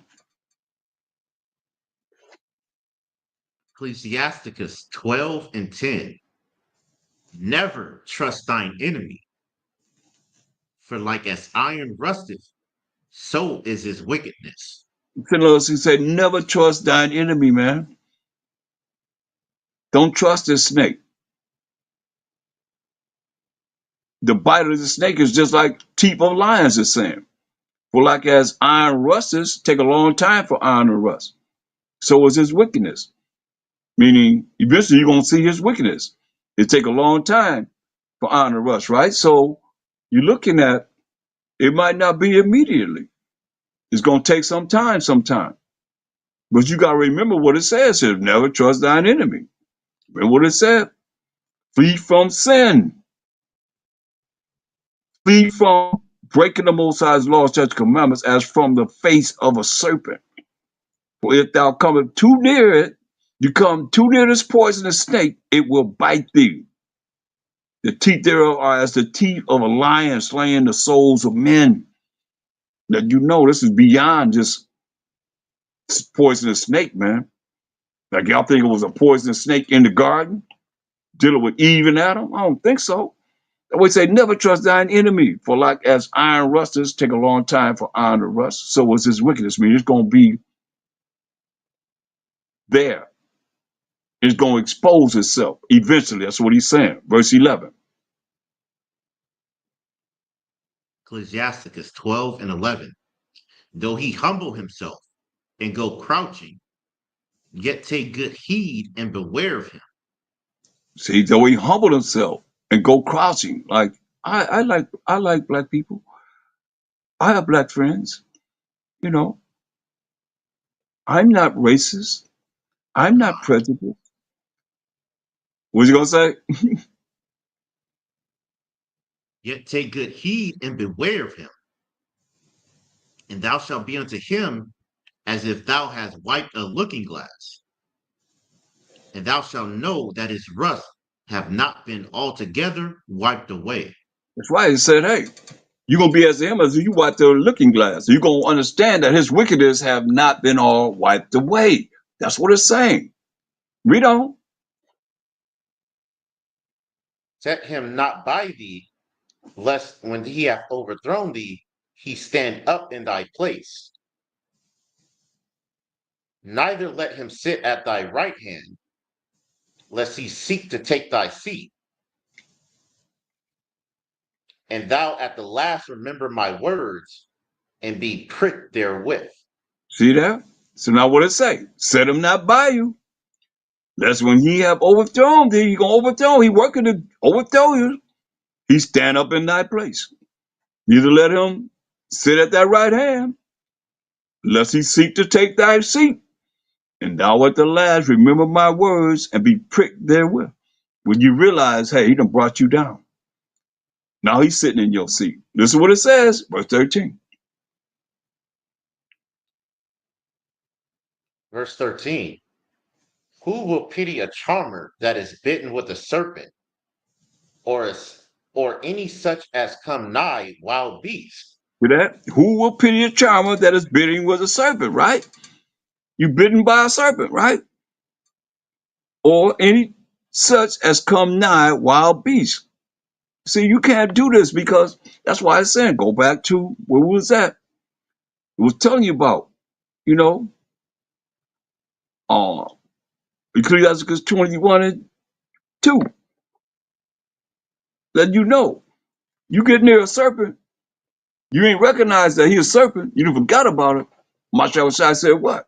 He called him the enemy, he called him the wicked. What else he called him?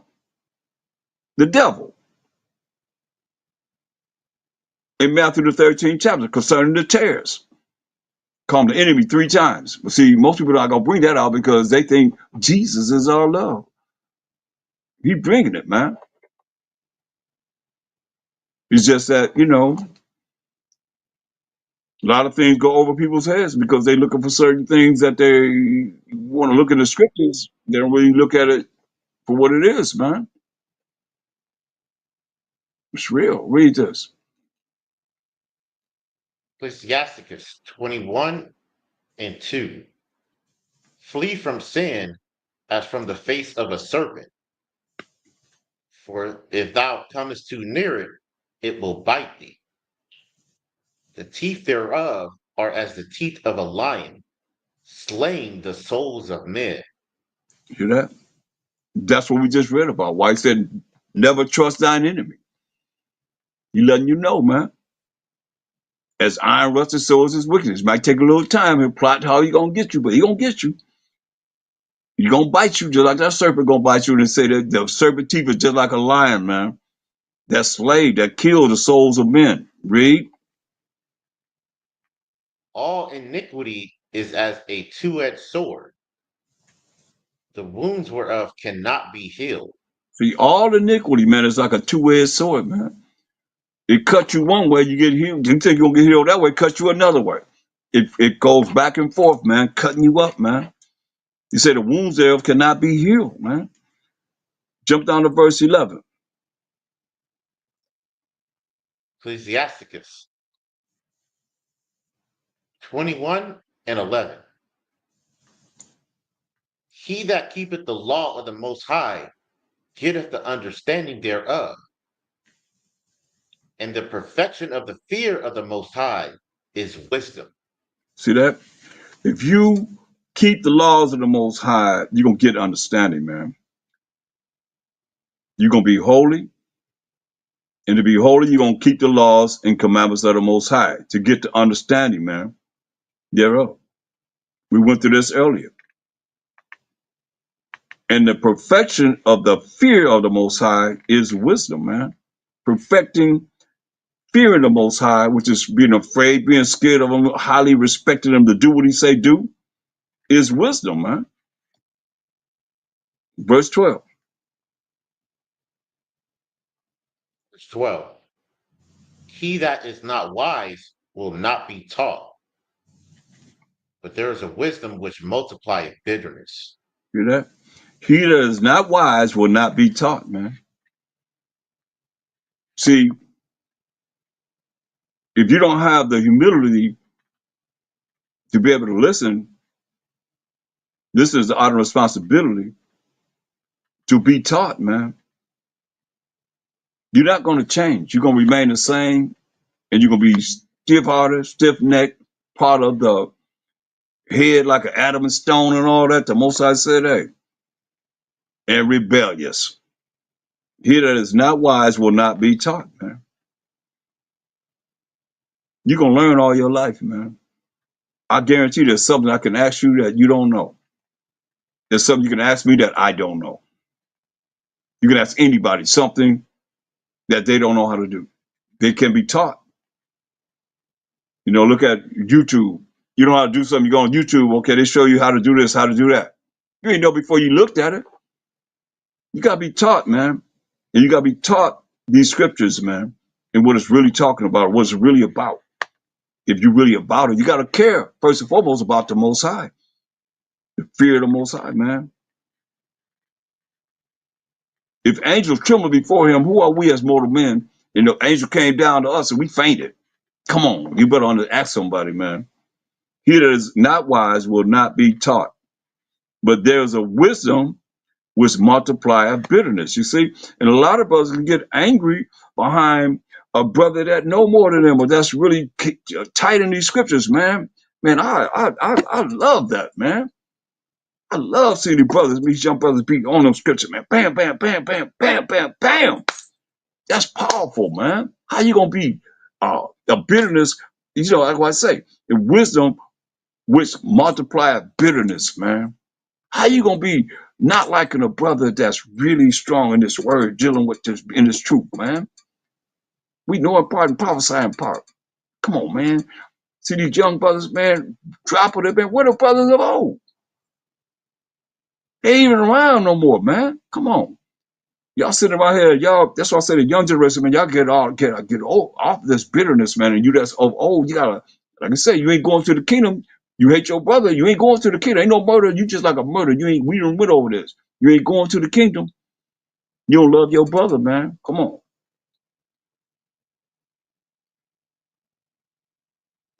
Con.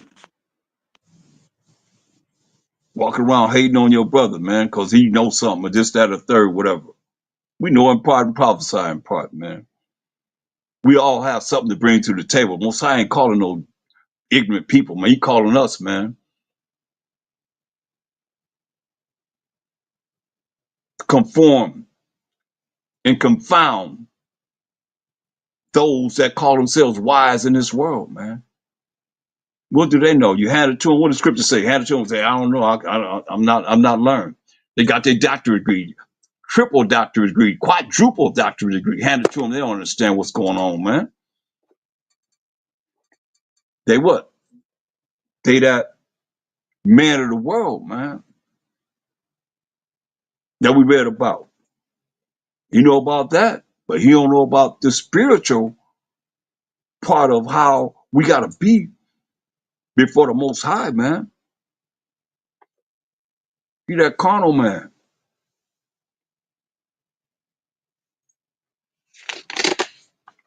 And in the end, if you don't repent and want to come back to what it is that the Most High has brought in these last days, man, to bring forth His word, His truth, His knowledge, His understanding, that we fear Him, repent, keep His commandments, crying to Him with humility and a broken and contrite spirit. Or if you prideful, He gonna put you to death and throw you in the lake of fire, as we read earlier, man. Period. Speaking of Him, get Ecclesiasticus 23 and 19 now.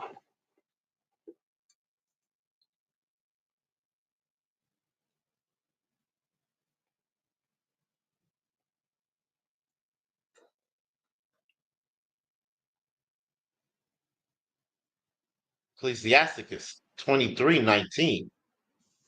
Such a man only feareth the eyes of men, and knoweth not that the eyes of the Most High are 10,000 times brighter than the sun, beholding all the ways of men, and considering the most secret parts. That such a man only feareth the eyes of men. A lot of men want to see how a man looking at them. Man, you better care about how the Most High looking at you. Tell you that. They say only fear the eyes of men. They gotta be a certain way, so they roll a certain way around men. And know if not that the eyes of the Most High are 10,000 times brighter than the sun. We can't even look at one sun, but the Most High eyes are 10,000 times brighter than the sun that we look up at in the sky at. 10,000 times brighter. You can't even imagine that. Think about that, man. You got 10,000 suns. That's His eyes. Beholding all the ways of men and consider the most secret parts. You think you're getting away with something? You ain't getting away with nothing, man. Read.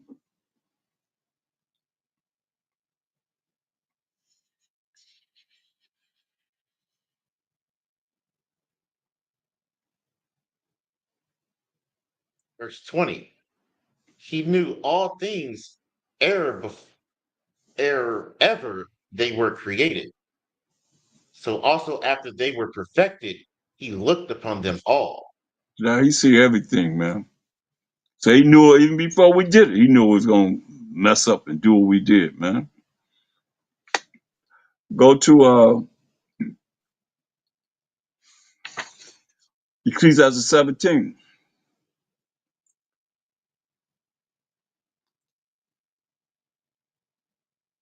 verse 15. Ecclesiasticus 17:15. Their ways are ever before him, and shall not be hid from his eyes. Everything that we do is always before the Most High, man. Everything that we do shall not be hid from His eyes, man, that are 10,000 times brighter than the sun. Verse 19.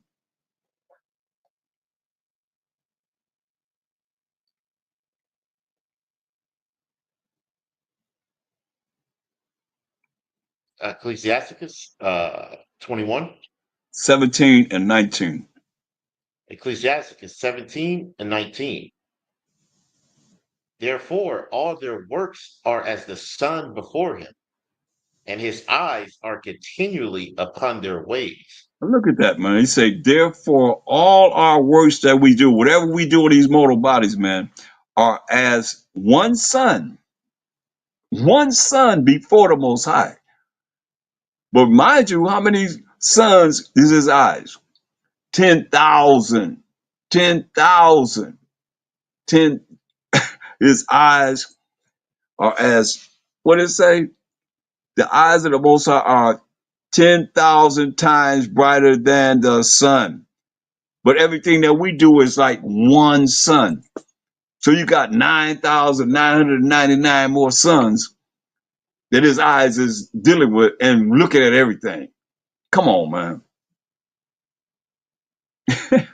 He said, therefore, all their works, everything that we do in these mortal bodies are as the sun, one sun before him, and his eyes are continually upon their ways, man. We don't. Verse 20. Verse 20. None of their unrighteous deeds are hid from him, but all their sins are before the Most High. Amen. None of our unrighteous deeds have been hid from the Most High, but all their sins are before the Most High, man. Everything that we have done that is against his law, statutes, commandments is before him. Read on.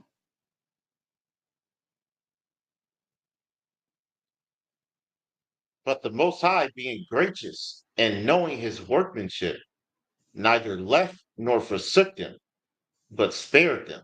You know that? Most High is so awesome, man. He being gracious, man. That grace is getting something you don't deserve, man.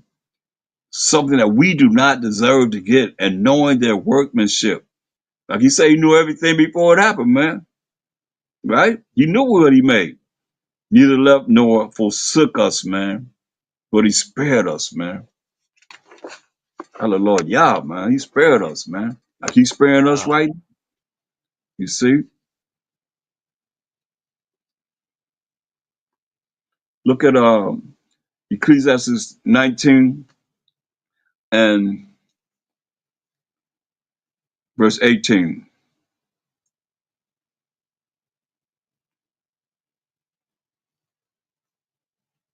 Ecclesiasticus 19 and 18. The fear of the Most High is the first step to be accepted of him, and wisdom obtaineth his love. So we know we started with Ecclesiastes 12 and 13, remember? Let us hear the conclusion of the whole matter. What it say? Fear the Most High. And what? Keep his commandments. So it says what? The fear of the Most High is the first step to be accepted of him. And wisdom obtained of his love, man. Understand the proper application of how you apply this knowledge in your life, obtained of his love, man. Read on.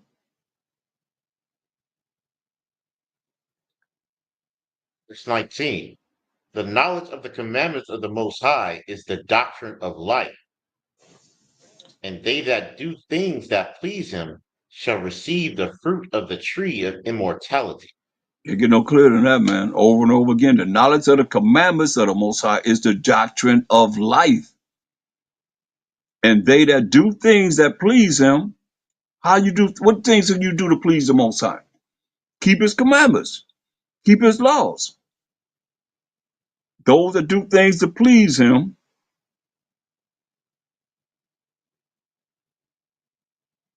shall what?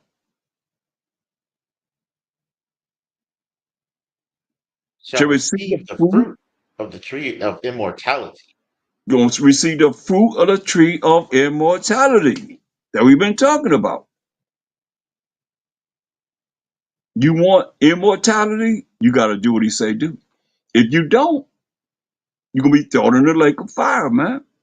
Simple as that. Read on. The fear of the Most High is all wisdom, and in all wisdom is the performance of the law and the knowledge of his omnipotence. See that? The fear of the Most High, to be afraid, to be scared of the Most High, highly respect the Most High, doing what he said do is all wisdom.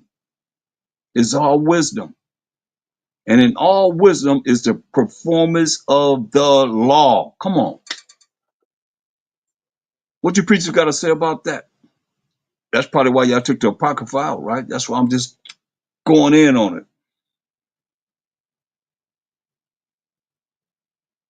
In all wisdom is the performance of the laws that the Most High wrote with his finger, man. The same law you say you're not under? That he's saying you're going to be, woe to the pastors that just destroy and scatter the sheep of his flock. Jeremiah 23:1, he going to get you, man. That's why y'all got to come back to this, or the judgment's going to be what it is. Read. Verse 21. If a servant say to his ruler, I will not do as it pleaseth thee, though afterward he do it, he angereth him that nourisheth him. You listen at this. If a servant say to his ruler, I will not do as it pleases thee. I'm not going to do what you want me to do. Tell him to do something. Like the Most High telling us to do something. And we going to come up with an excuse why not to do it. Like the servant saying to his ruler that's over him, I will not do it as it pleases thee. I don't want to do what pleases you. Though afterward he do it. You hear certain things in this lesson. You don't say you're bucking against it, this, that, and the third. And afterward you do it. What did he say? He angry of him that nourishes him. Most High gonna be angry with us. We hear certain things, we don't want to change, want to remain the same, make up an excuse why we still could be doing the things that offend him. He gonna be angry, man. Just like the ruler over this servant will be angry. Tell them to do something, they don't do it. Then afterward you do it, hey, he already angry, man. You're gonna do it whenever you want to. It don't work that way, man.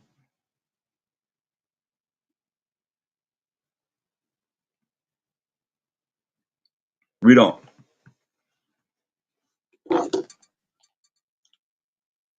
Knowledge of wickedness is not wisdom, neither at any time the counsel of sinners prudence. Hear that? The knowledge of wickedness is not wisdom, man. What's that say? You don't look at that as nothing. That ain't nothing. Knowledge of wickedness, like you know something. Neither at any time the counsel of sinners wise, man. Come on.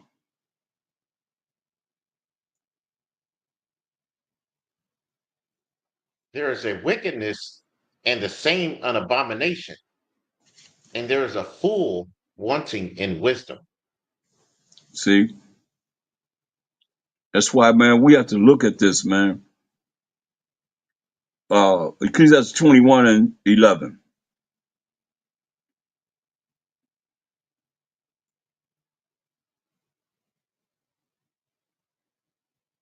Ecclesiasticus 21 and 11. He that keepeth the law of the Most High getteth the understanding thereof, and the perfection of the fear of the Most High is wisdom. That's right, man. Perfection of the fear of the Most High is wisdom, man. But if you are one that say, I can just do it the way I want to do it, you're a fool, man. That's why I look at Ecclesiastes 23,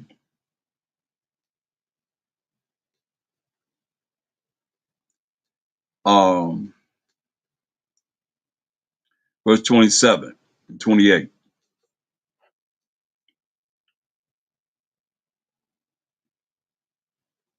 Ecclesiasticus 23 and 27. And they that remain shall know that there is nothing better than the fear of the Most High, and that there is nothing sweeter than to take heed unto the commandments of the Most High. And they that remain shall know that there is nothing better than the fear of the Most High, man. Nothing better than fearing the Most High, man. If you're afraid of him, you're scared of him, don't wait till he show up and deal with you. You say, now I fear him. Now you're going to be afraid of him. No, man. Now I'm scared of him. No. Now I'm going to do what he say do. Like he said, he told you to do something, you didn't do it, so he angry. We done made him angry already. If you hear what it is that he's saying and you don't do it. It ain't hard. It ain't grievous to do his commandments. 1 John 5 and 3 says, commandments are not grievous. And they that remain shall know that there is nothing better than the fear of the Most High, and that there is nothing sweeter than to take heed unto the commandments of the Most High, man. What's sweeter than that? Say nothing sweeter than to keep the commandments of the Most High. Verse 28. Ecclesiasticus 23:28. It is great glory to follow the Most High, and to be received of him is long life. Hear that? It is great glory to follow the Most High, man. And to be received of him is long life. That's why in Proverbs 3:1, man. I mean, you can't get around this.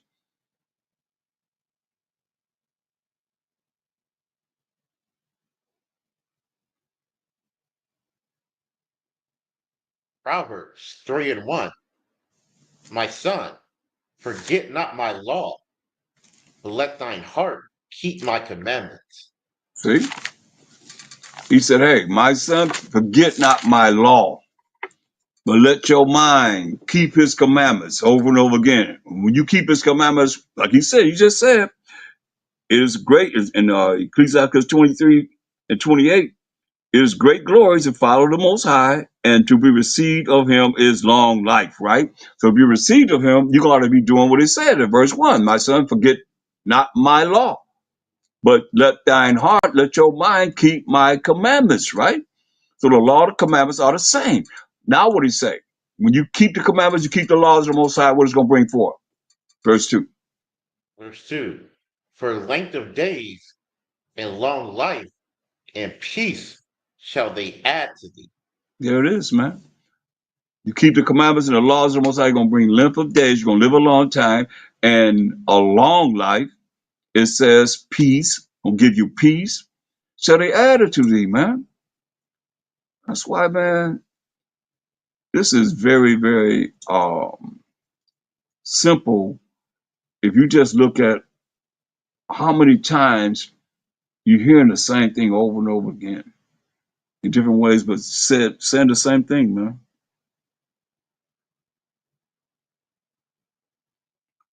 Ecclesiastes 24:22.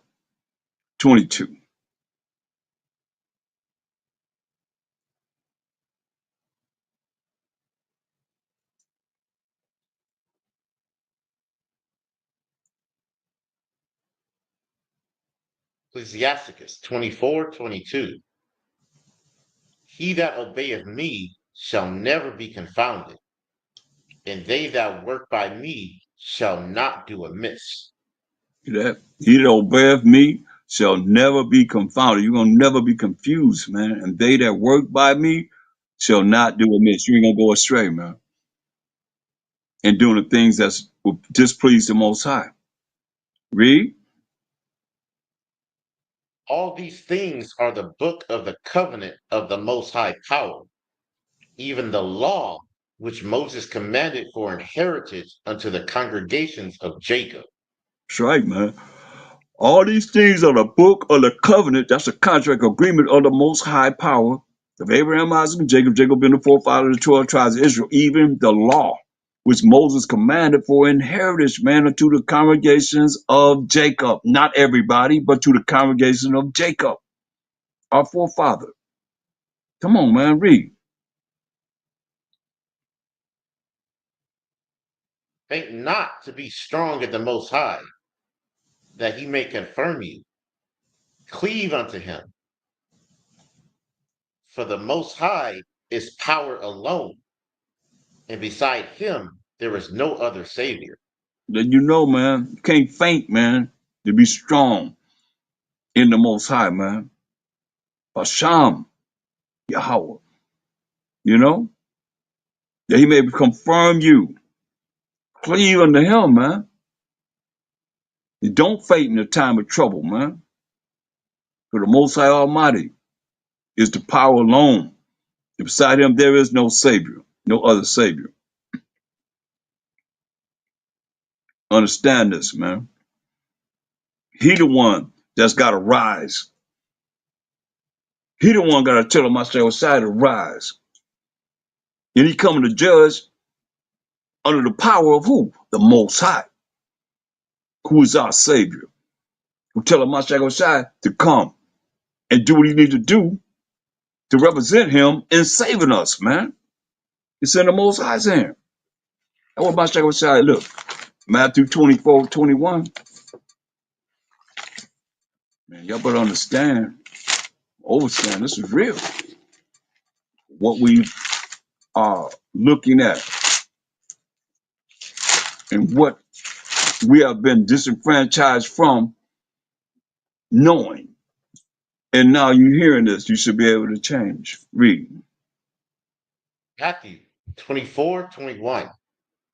For then shall be great tribulation, such as was not since the beginning of the world to this time, no, nor ever shall be. Hear that? He said, for then the times that's coming in this world, man, shall be great tribulation. A whole lot of damnation that's gonna be on this earth, man. Beyond imagination, man. Such as was not since the beginning of the world to this time, man, that he's talking about, that we're in right now. Anytime it could jump off, they talk about World War III all the time, man. Nuclear destruction. No, nor ever shall be.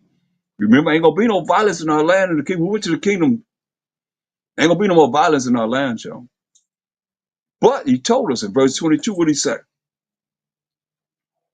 Matthew 24:22. And except those days be shortened, there should no flesh be saved. But for the elect's sake, those days shall be shortened. You hear that? He said, unless the Most High shorten the days, man, he said would be no flesh left at all. No flesh would be left. But because of the elect's sake. Now, some of you might think in your wildest dreams that the elect, all you got to do is call on the name of Jesus, right? That is not the elect. Who are the elect? Where are they defined at? In the Old Testament. Isaiah 45:4. Isaiah 45:4. For Jacob my servant's sake, and Israel mine elect. See, Israel, the Israelites are the Most High's elect. So for the Israelites' sake, which are the elect, Most High gonna make the time short, man. Else there'll be no flesh saved. You hear that? There will no flesh be saved if he didn't make the time short. There will be no flesh saved, but for the elect's sake, for the Israelites that are the remnant that's going to be still here on this earth, he's going to make the time short. That's why he said, 1 Thessalonians 4:16. So this great tribulation is going to be happening, man. And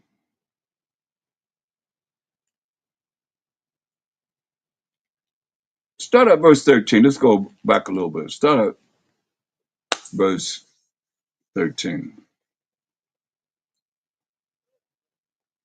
1 Thessalonians 4:13.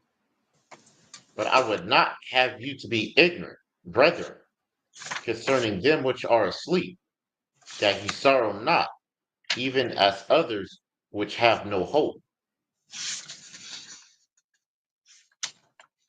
You talking about those that have, died, that you saw not, even as others which have no hope, and being redeemed from the judgment that's coming on this earth. Read. For if we believe that Mashiach Yahushua died and rose again, even so them also which sleep in a Mashiach Yahushua will the Most High bring with him. And see, that's like we saying, Basham, Mashiach Yahushua, it's saying, for if we believe that a Mashiach Yahushua died and rose again on the third day, even so them also will sleep, those that have transitioned and not alive, that died, believing in a Mashiach Yahushai, will the Most High bring with him. You see? He gonna come with a Mashiach Yahushai when he come. Read on. Verse 15. For this we say unto you by the word of the Most High, that we which are alive and remain unto the coming of Amashiach Yahushai shall not prevent them which are asleep. That's why he said, look, 2 Ezra 2 and 16.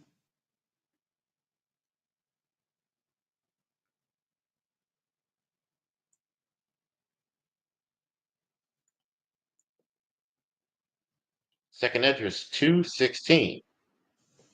And those that be dead will I raise up again from their places, and bring them out of the graves. For I have known my name in Israel. You know? He said, hey, those that be dead, man, same thing we reading here. Like I said, there's only the law and the prophets. There's no New Testament. There's only the law and the prophets. Everything's coming from the perspective of what they had to go by. He said, hey, those that be dead will I raise up again from their places and bring them out of their graves. For I have known my name in them, in Israel, man. See? First Thessalonians 4:16. First Thessalonians 4:16. For Mashiach Yahushai himself shall descend from heaven with a shout, with the voice of the archangel, and with the trump of the Most High, and the dead in the Mashiach Yahushai shall rise first. See that? So Mashiach himself shall descend from heaven with a shout. That's why when you look at once he died, rose on the third day, and walked the earth for 40 days, it tell you in Acts the first chapter, the ninth verse, read that. The angel speaking to those that were there to see it when he rose and read that.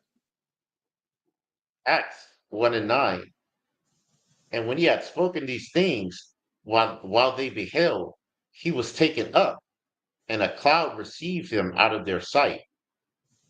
So we know that that cloud from Psalms 104 and 3 is a chariot, what they're seeing in the sky right now, all over the world. Chariots of the Most High. Mashiach Shai make things visible and invisible, one way or another, on the right side or the left side. They see them everywhere right now, right? So a cloud, which is a chariot of the Most High, the angel of the Most High, received Mashiach Shai out of their sight. Read. While they looked steadfastly toward heaven as he went up, behold, two men stood by them in white apparel,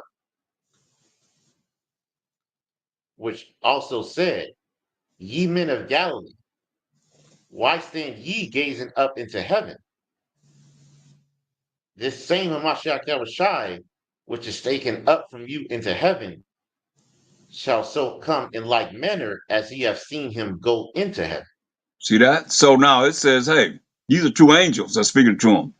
They say, you men of Galilee, why stand you gazing up into heaven, man? Why you look up into heaven, man? He said, this same Mashiach Yahushua, which is taken up from you into heaven, shall so come in like manner as ye have seen him go into heaven, right? Revelation 1 and 7.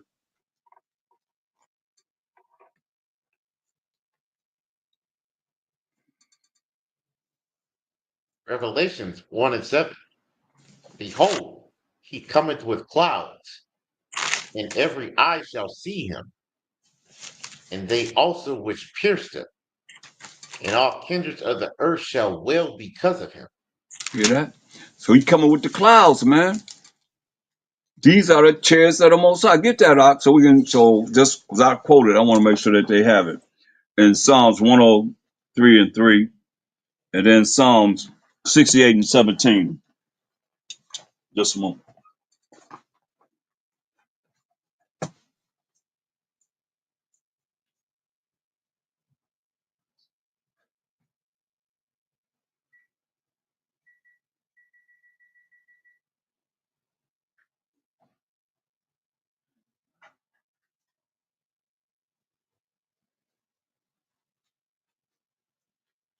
Read that. It's the book of Psalms, chapter 104 and 3. Who layeth the beams of his chambers in the waters? Who maketh the clouds his chariot? So the Who clouds walketh are in the the chariot. wings of the wind? It's a vehicle. You know what we call IFOs, identified flying objects. Where Esau called them, he called them something different now, but he used to call them UFOs. Sometimes I still they still call them. What do they call them now? You know, Maybe a guy. they have a different name that they call them now. I don't know right off bat, but I know that they do got a different name that they call. Yeah, They call them drones. drones. UAP. They call them something. UAP. Unidentified object. Unidentified anomalous phenomena. Phenomenal or something like that. Yeah, unidentified anomalous phenomena. Oh, okay. Something so that you can't really just come off the top of your dome like a UFO, right? Unidentified flying object. That's what they are still to them, right?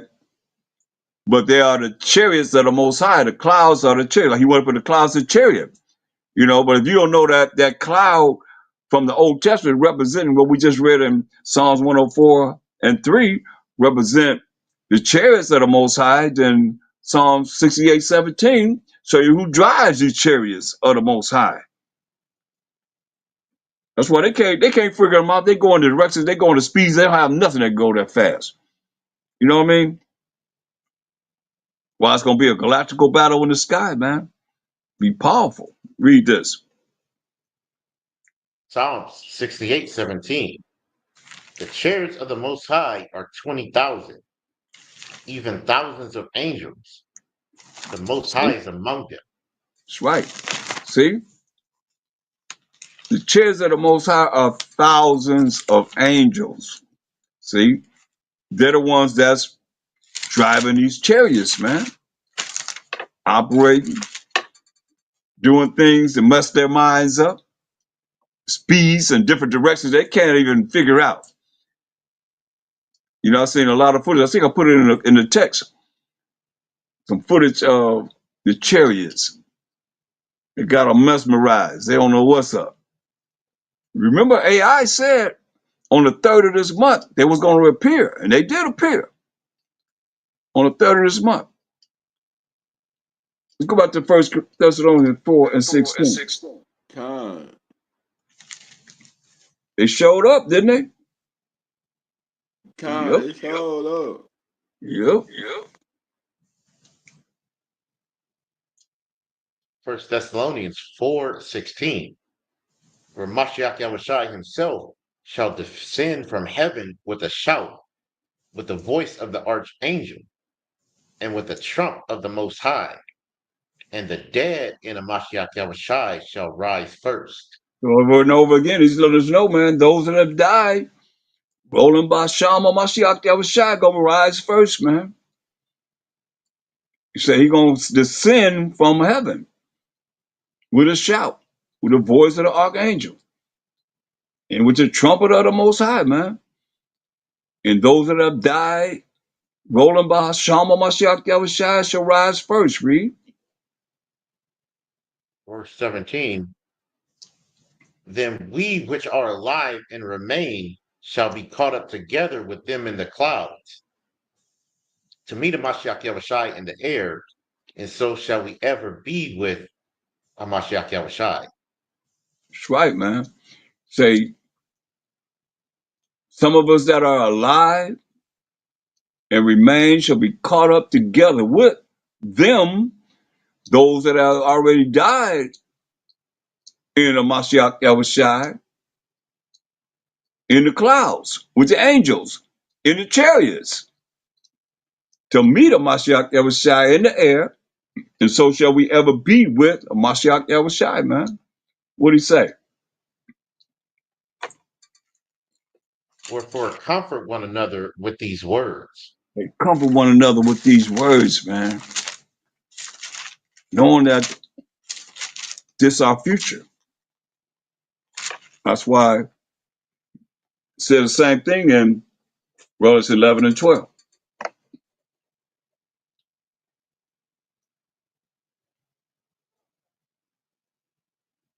Revelations 11 and 12. And they heard a great voice from heaven saying unto them, Come up hither. And they ascended up to heaven in a cloud, and their enemies beheld them. See that? And they heard a great voice from heaven saying unto them, what? Come up hither. Just like 1 Thessalonians 4:16. And they ascended up to heaven in the sky, in a cloud, in the chariot of the Most High.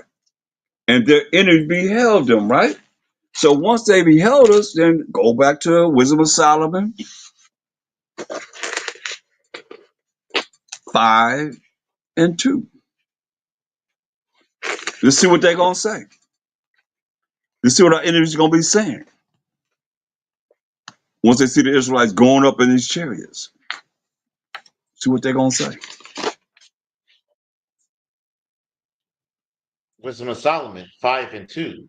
Well, just start at verse 1 because this goes right along with verse 2 because you can't read verse 2 without verse 1. And this is what we're doing right now. Read that. Wisdom of Solomon 5 and 1. Then shall the righteous man stand in great boldness before the face of such as have afflicted him, and made no account of his labors. You would have said, then shall the righteous man, which are those that are keeping the commandments of the Most High, stand in great boldness in the face of such as have afflicted him. And we've been afflicted and made no account of his labors, free labor, 400 years of free labor, slavery and so forth. Stand in great boldness in the face of such as have afflicted us and made no account of our labors. What's going to happen with them? Read. Verse 2. When they see it, they shall be troubled with terrible fear, and shall be amazed at the strangeness of his salvation, so far beyond all that they look for. That's right. So we're looking at how it's told us in Revelation 11 and 12, and say, you're going to say, come up hither, and they ascended up to heaven in a cloud, in the chariots with the angels driving the chariots that we have defined so far, and their enemies beheld them, right? So this is what I'm just going to say. Remember it says, and they seeing it, they shall be troubled with terrible fear and shall be amazed at the strangeness of his salvation. This is what we're reading about when our enemies going to see us going up in these chariots. That's the strangeness of our salvation, so far beyond all they look for and what they're going to say. Read on. And they repenting and groaning for anguish of spirit shall say within themselves, This was he whom we had sometimes in derision, and a proverb of reproach. You know, this is he whom we had sometimes in derision, man. And a proverb of reproach, a disgrace, man. Calling us all these different names and having us calling each other that names and just going off, man. And following the way that they would have us follow and not keeping the commandments of the Most High, first and foremost, man. Not keeping the laws of the Most High, first and foremost. Not even knowing the Most High, not talking about the Most High, not even really fearing him, period. Just rolling how we want to roll, man. Crazy. Go ahead. Verse 4. We fools accounted his life madness, and his end to be without honor. This is all what they're going to be saying. As our enemies beheld him, this is what they're going to be saying. We fools accounted his life to be madness and his end to be without honor. Come on. How is he numbered among the children of the Most High? And his lot is among the saints. You see they screaming? You see they screaming it? Exclamation point. They screaming this, man. How is he numbered among the children of the Most High? And his lot is among the saints. Who the saints? Psalm 148:14. Come on. It ain't just because you sing that song, oh, when the Saints go marching in, or when the Saints go marching in, if you're going to be part of that number. Nope. Who the Saints? Point blank. Psalms 148:14. Mm-hmm. He also exalted the horn of his people, the praise of all his saints, even of the children of Israel, Whoa. See? Who are we? a people near unto him. Praise ye the Most High. See? The Saints are the children of Israel. Are people near to the Most High? Praise ye the Most High, man. So they say, how is he numbered among the saints? Because the saints are the children of Israel, who we are. Verse 6. What they gonna say? What they gonna say is our angels gonna be held us going up in the clouds. That's the Israelites, not necessarily me or any one of us. So they're not make that so one of the number, but the Israelites gonna be going up in them chariots. I know that, as it is written. Read. Verse 6. Therefore have we erred from the way of truth, and the light of righteousness have not shined unto us, and the sun of righteousness rose not upon us. So let's look at that. Therefore have we erred from the way of truth. What's the truth? This is what they're gonna be saying. For all you out there trying to teach all these nations the truth, this, that, and the third, whatever. They said, therefore have we erred from the way of truth. Let's find out what the truth is.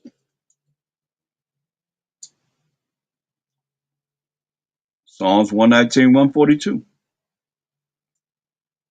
Psalms 119:142. Thy righteousness is an everlasting righteousness, and thy law is the truth. So they have erred from the way of the laws and the commandments of the Most High, and y'all following them. They're telling you just what they're going to say. Just the future. Therefore have we erred from the way of truth. We erred from the way of the laws and the commandments of the Most High, and the light of righteousness. What's the light? Proverbs 6:23.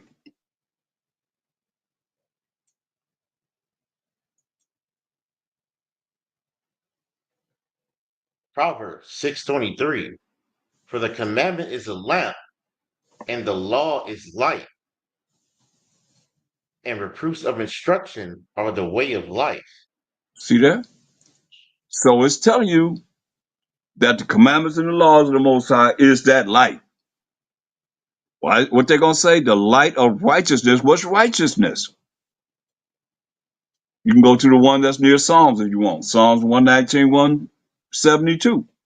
They define righteousness. Psalms 119:172. My tongue shall speak of thy word, for all thy commandments are righteousness. See? The commandments of the Most High, the laws of the Most High are righteousness. So they're saying right here, therefore have we erred from the way of truth.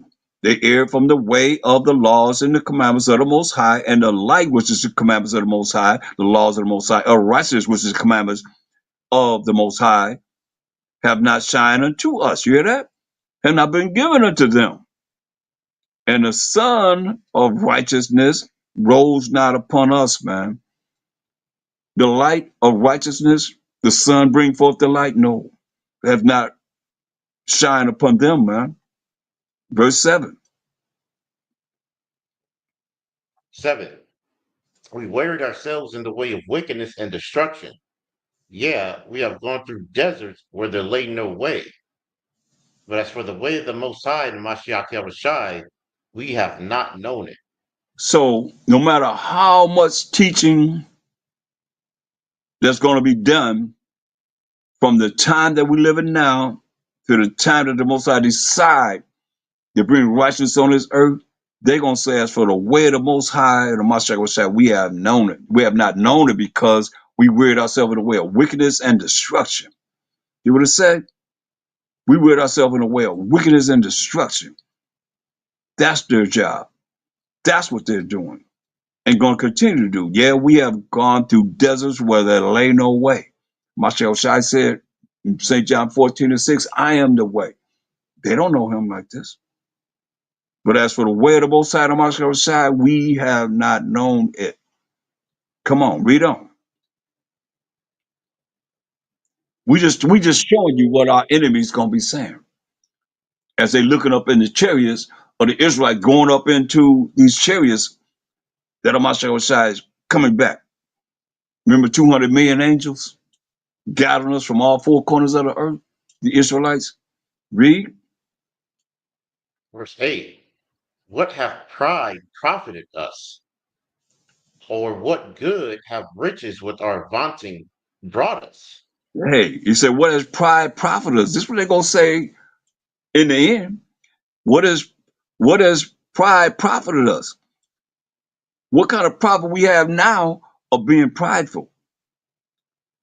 Or what good has riches with our vaunting, thinking that we are that, brought us at this time? Read.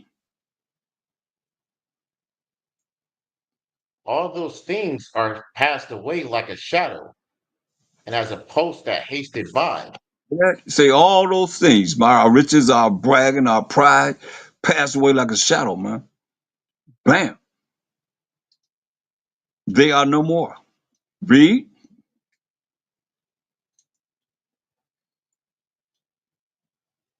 And as a ship that passes over the waves of the water, which when it is gone by, the trace thereof cannot be found, neither the pathway of the keel in the waves. Yeah, it say just like a ship. And once it passed by a certain position in the water, folds up and goes. Once they go past that, the water go back to normal. You even know that the ship went by. That's what it say it's gonna be just like they never existed, man. Read. Or as when a bird hath flown through the air, there is no token of her way to be found. But the light air being beaten with the stroke of her wings, and parted with the violent noise and motion of them, is passed through, and therein afterwards no sign where she went is to be found. Hear that? Give you an example of a bird flying in the air, flapping his wings. But once it go by, you don't know that a bird went by.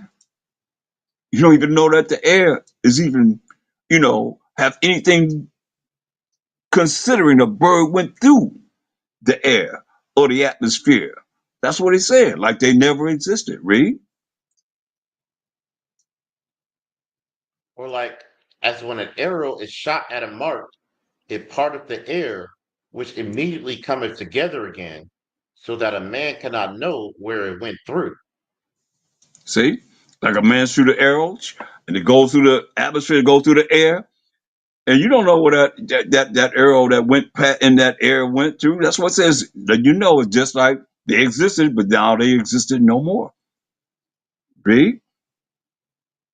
Even so, we in like manner, as soon as we were born, began to draw to our end, and had no sign of virtue to show, but were consumed in our own wickedness. Let you know, man.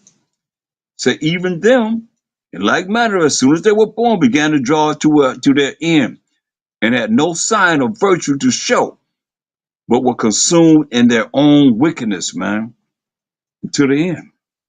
Come on.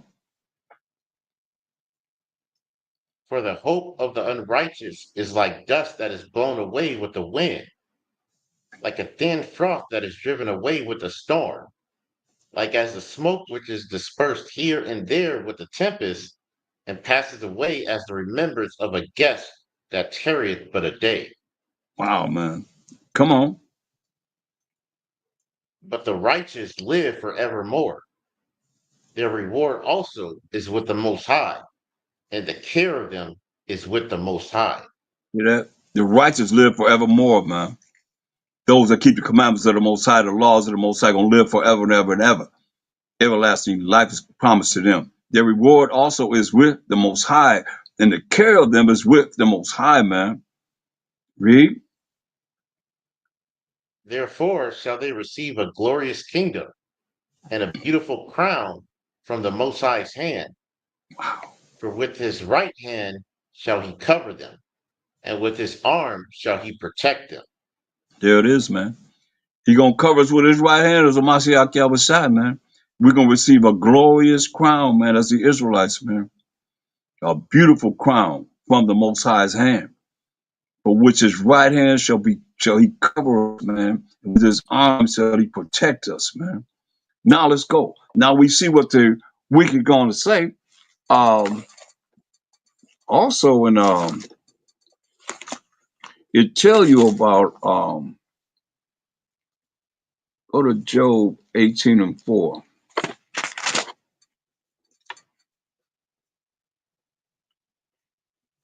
Is that what I want now?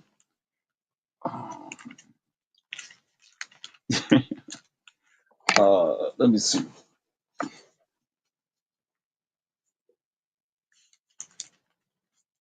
But read that.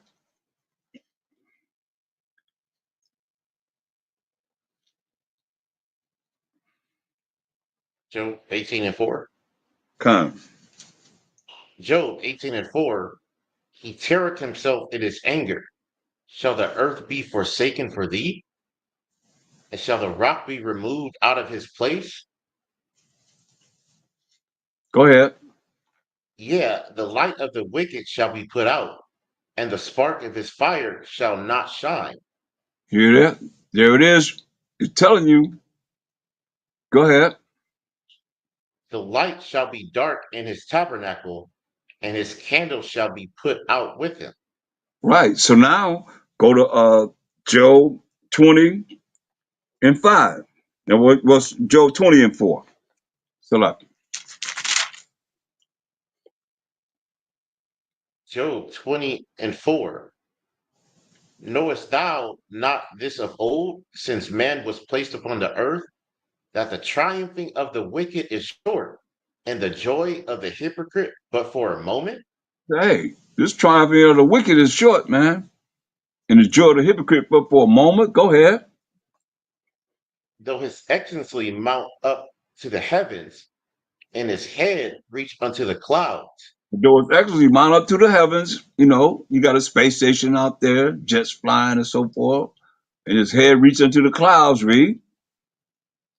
Yet he shall perish forever like his own dung. They which have seen him shall say, where is he? Hey, he gonna say he gonna perish like his own dung, which is feces. They which have seen him say, where is he? Where'd he go? Go ahead.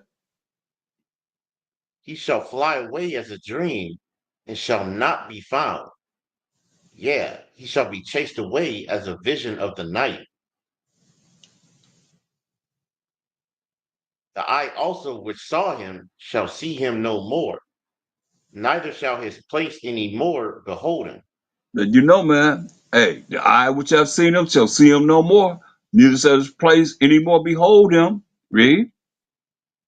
His children shall seek to please the poor, and his hands shall restore their goods. That's right, man. So when you keep on reading all the way down until the end, and you'll see that verse 29 is what? Job 20:29. This is the portion of a wicked man for the Most High, and the heritage appointed unto him by the Most High. That's right, man. Because of their ways, man. Look at verse 14. Job 20:14. Yet his meat in his bowels is turned. It is the gall of asps No, within him. Select 21 and 14 and 15. Job 21:14. Therefore they say unto the Most High, depart from us, for we desire not the knowledge of thy ways. Is that what it said in Wisdom of Solomon 5 and 7? As for the way of the Most High and the Mashiach Shai, what they say? We have not what? Known it. Right? So they say, therefore they say unto the Most High, depart from us, for we desire not the knowledge of thy ways. Read.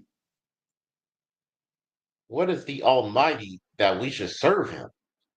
And what profit should we have if we pray unto him? You hear that? You understand, man, this is what they're saying. What is the Almighty that we should serve him? And what profit should we have if we pray unto him? Come on.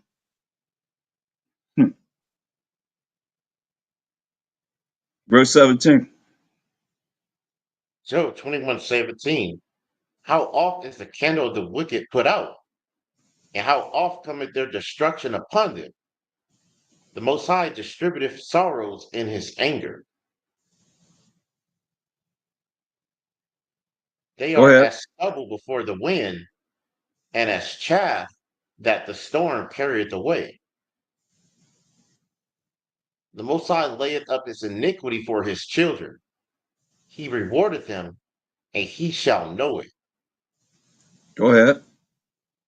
His eyes shall see his destruction, and he shall drink of the wrath of the Almighty. Hmm. Go ahead. For what pleasure hath he in his house after him, when the number of his months is cut off in the midst? That's right, man. We reading about it. Go ahead. Verse 30.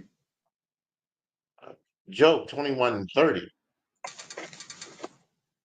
That the wicked is reserved to the day of destruction, they shall be brought forth to the day of wrath. Who shall declare his way to his face? And who shall repay him what he hath done? Hmm. Come on. Yet shall he be brought to the grave, and shall remain in the tomb. The clods of the valley shall be sweet unto him, and every man shall draw after him, and there are innumerable before him. Hmm. How then comfort ye me in vain, seeing in your answers there remaineth falsehood? Yeah, man. I mean, this is the portion of the wicked that we're reading about, man. Proverbs 16 and 4.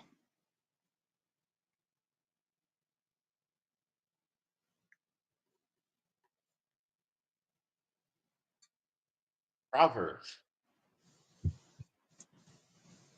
16:4.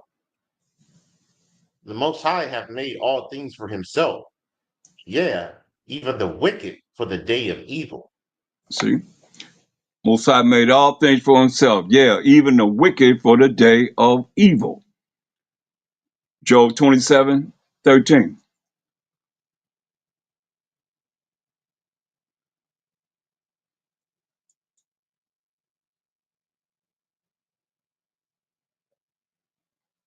Job 27:13.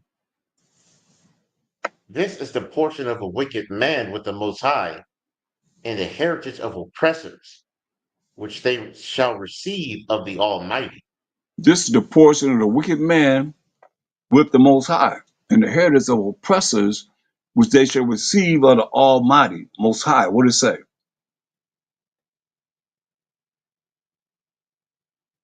If his children be multiplied, it is for the sword, and his offspring shall not be satisfied with bread.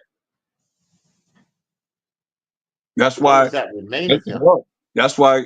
Hold that right there. Get Isaiah 14:21. That's why it says what it said. When we read Lamentation 5 and 7 earlier, it says, "Our forefathers are dead and are not, and we have borne or carried their iniquity." So the same thing as you see in here.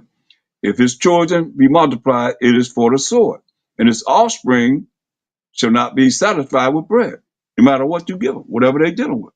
That's why, just like we, the children of our forefathers, if we bear the sins of our forefathers, it's the same thing with them in Isaiah 14:21. Isaiah 14:21, prepare slaughter for his children for the iniquity of their fathers, See, that they do not rise, nor possess the land, nor fill the face of the world with cities. there it is. So go back to Job 27 and 14. Job 27:14, if his children be multiplied, it is for the sword, and his offspring shall not be satisfied with bread. See, if his children be multiplied, it is for the sword. Verse 15. Verse 15, those that remain of him shall be buried in death, and his widows shall not weep. Wow. It say those that remain of him shall be buried in death. And his widows, I mean, those that have lost their husbands shall not weep. They ain't going to be crying over the loss of their husbands. Read.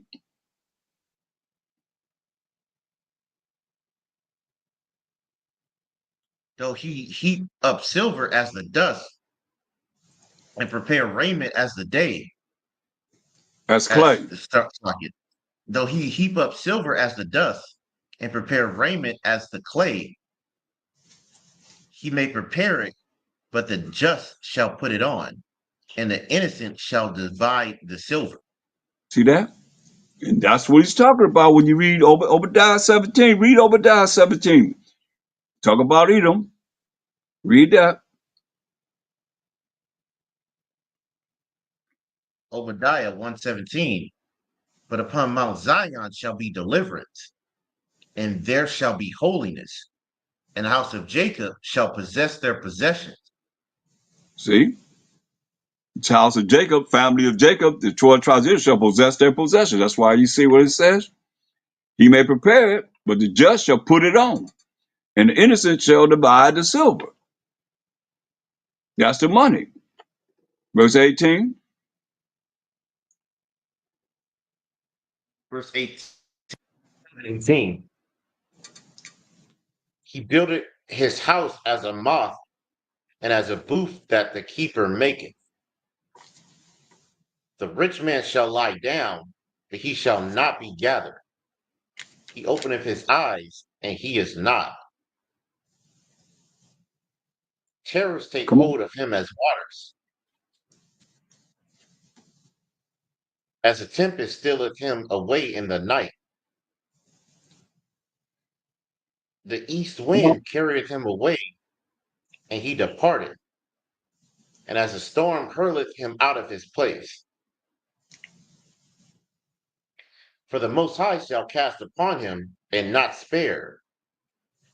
He would fain flee out of his hand. Men shall clap their hands at him, and shall hiss him out of his place. Woo, man.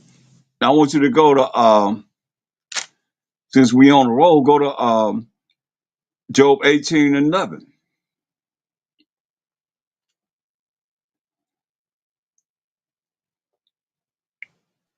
Job 18:11. Terror shall make him afraid on every side, and shall drive him to his feet. His strength shall be hunger bitten, and destruction shall be ready at his side. It shall devour the strength of his skin, even the firstborn of death shall devour his strength. His confidence shall be rooted out of his tabernacle, and it shall bring him to the king of terrors. That man. That's the Most High, the King of terrors, man.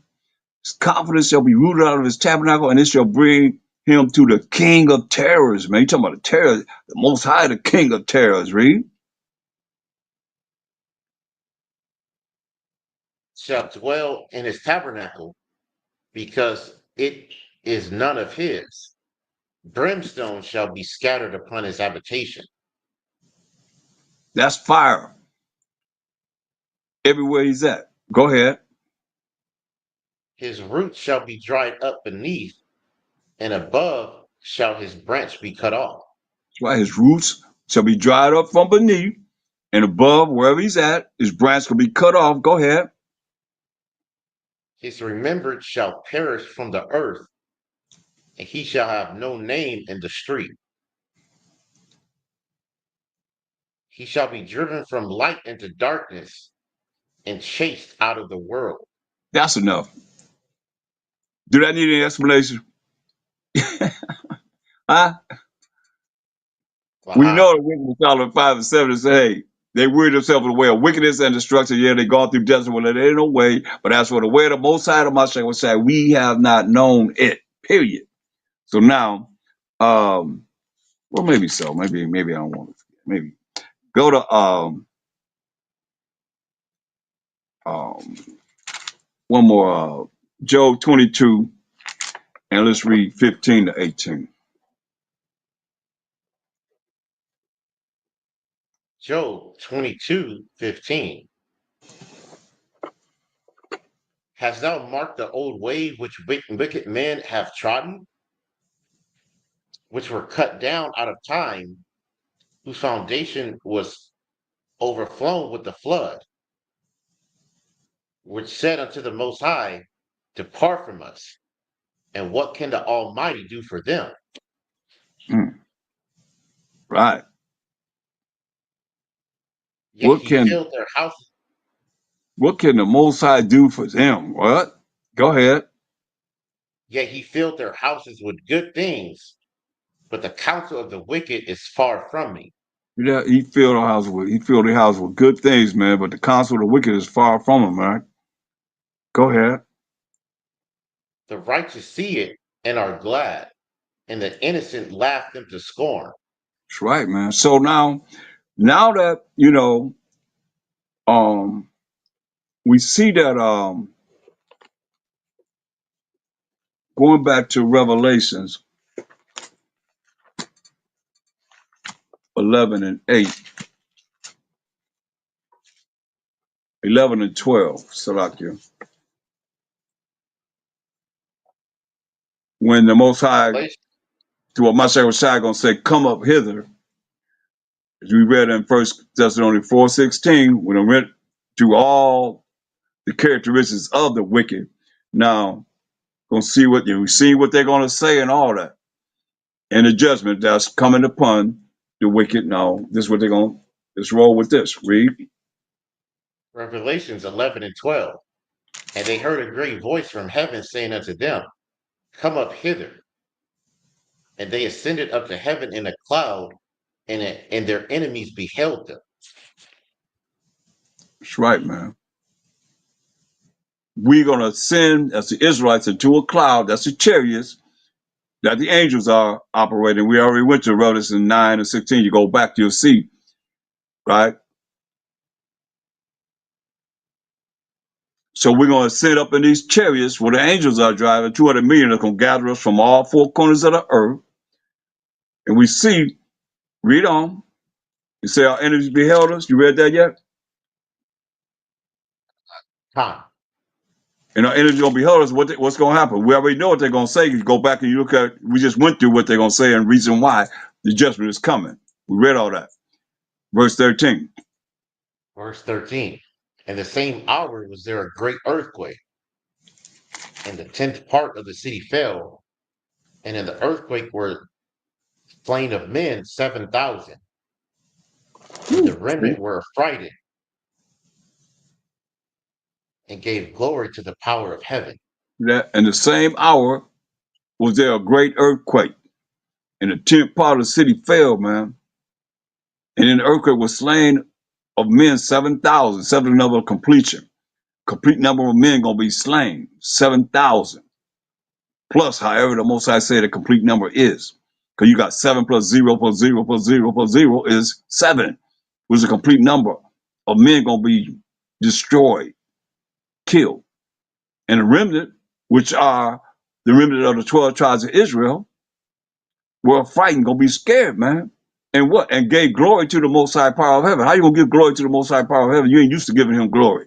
Praise the Most High. You ain't used to saying that. All of a sudden you gonna say it then? Come on. That remnant gonna already be praising him. They're gonna know how to praise the Most High.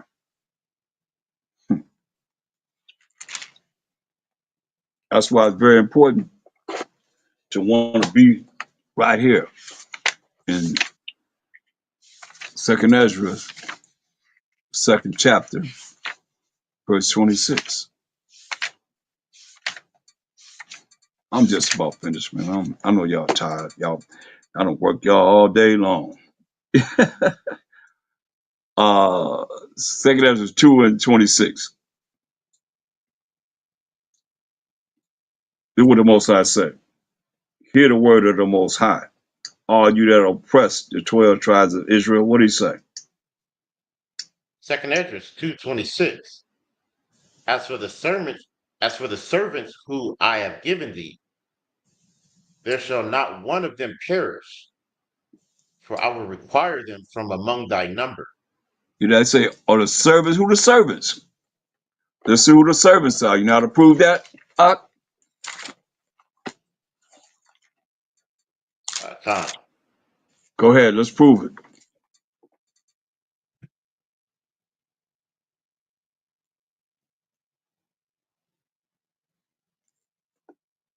Uh, is it Isaiah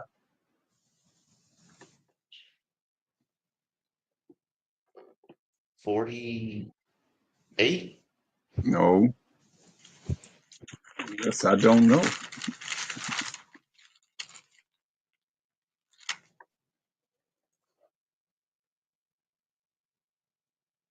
Want me to give it to you? Well, if you give me another minute, I can do some searching, but I think we should get Okay. to it. All right.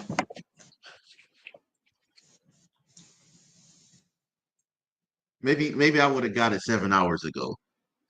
Oh. All right. Well, go to Isaiah 44:1. You had the right prophet. You were 4 chapters off. Con. Read that.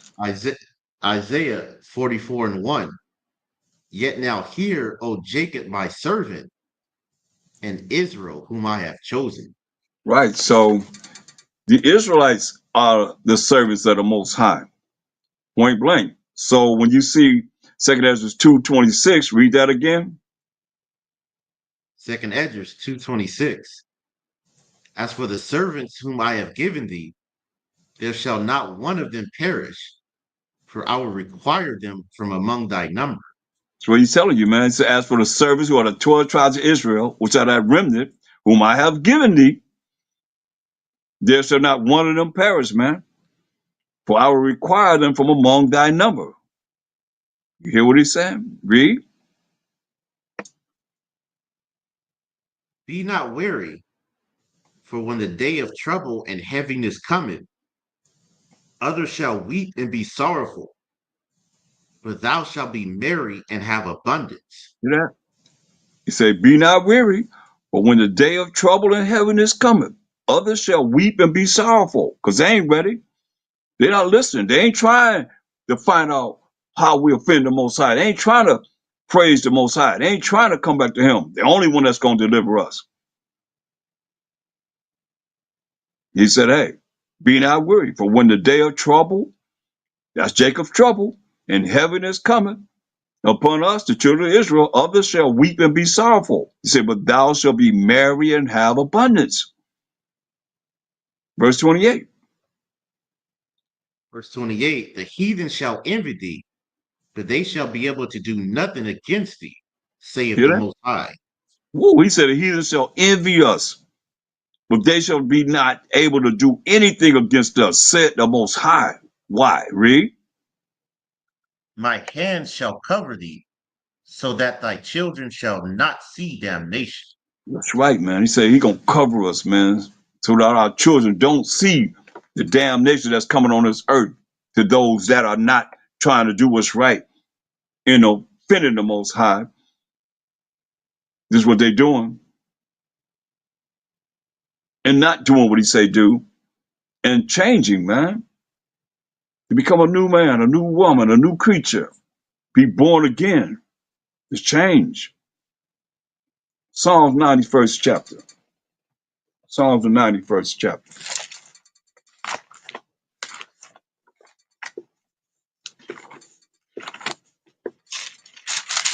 He said, gonna protect those, man, his remnant. Read this. Psalms 91. He that dwelleth in the secret place of the Most High shall abide under the shadow of the Almighty. That if we dwell in the secret place of the Most High, you're gonna abide under the shadow of the Almighty. Read. I will say of the Most High, He is my refuge and my fortress, my power. In Him will I trust. Right, man. We're gonna say of the Most High, He is my refuge and my fortress. He's our protection, my power. In Him will I trust. I'm gonna have faith in the Most High. That's what my Shai told us in Mark 11:22. Have faith in the Most High. We're gonna have faith in the Most High. That trust is faith in the Most High. Read. Surely He shall deliver thee from the snare of the fowler and from the noisome pestilence. He shall cover thee with his feathers, and under his wings shalt thou trust. His truth shall be thy shield and buckler. Hear this? So it's not for everybody because he say he gonna deliver us from the snare of the fowler and from the noisome pestilence, man. When all this war happened, man, he shall cover thee with his feathers, and under his wings shall we have faith in him, which is his truth, shall be thy shield and buckler. What you think? You think these folks that be preaching saying you gotta follow this truth, which is what? The law, statutes, commandments for your protection, say his truth shall be thy shield and buckler. By us following this law, statutes, commandments, that's what's gonna help us to be protected from all the havoc that's gonna be happening in this world, man. Tribulation that's gonna be going on. Those that are really following his truth, his law, statutes, commandments. Read on. Thou shalt not be afraid for the terror by night, nor for the arrow that flieth by day. That's these missiles are gonna be shot into the ends of the world, man. Understand this, man. He said these missiles are gonna be shot when? Afraid of the terror by night, nor the arrow that flieth by day, man. Look at Wisdom of Solomon 5:20. Shoot. Better recognize. Listen.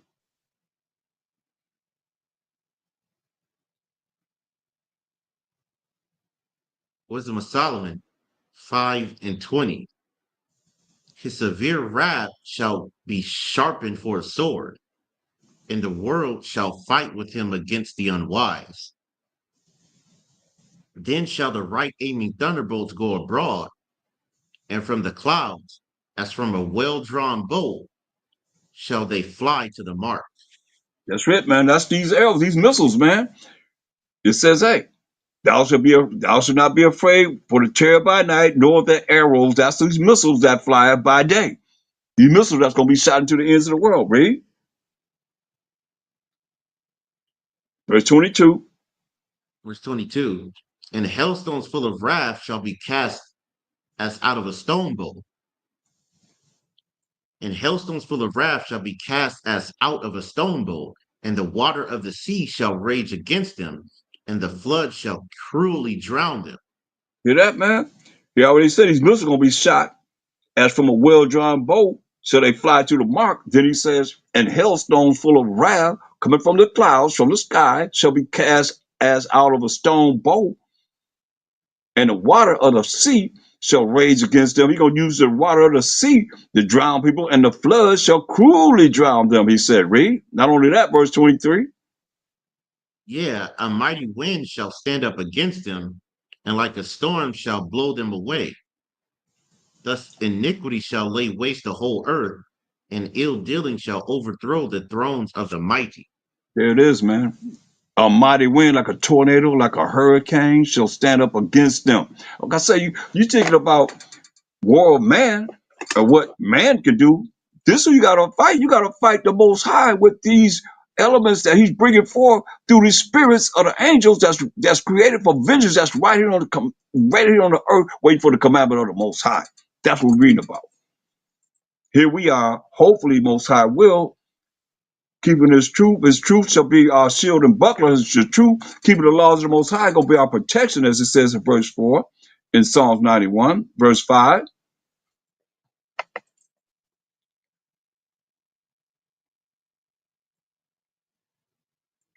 Verse 5, Psalms 91:5, thou shalt not be afraid for the terror by night, nor for the arrow that flieth by day, nor for the pestilence that walketh in darkness, nor for the destruction that wasteth at noonday.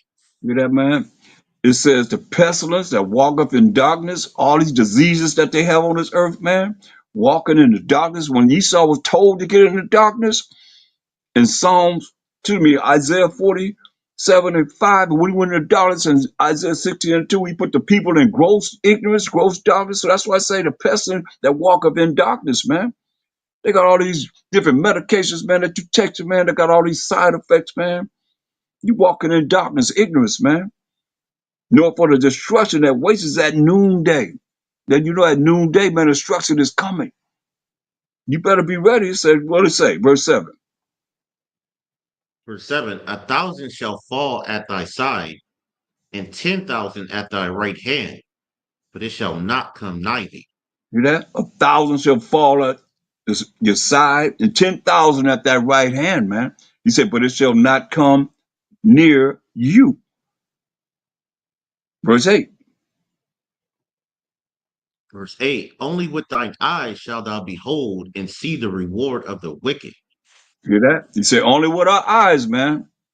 That remnant of the Israelites. Most High Ratha Zion, it'll be us. Only with our eyes shall thou behold to see the reward of the wicked, man. Read. Because thou hast made the Most High, which is my refuge, even the Most High, thy habitation. Man, you ain't making the Most High your refuge and your habitation, man. You ain't talking about him, man. He ain't in your vocabulary. He ain't in your conversation, man. You ain't made the Most High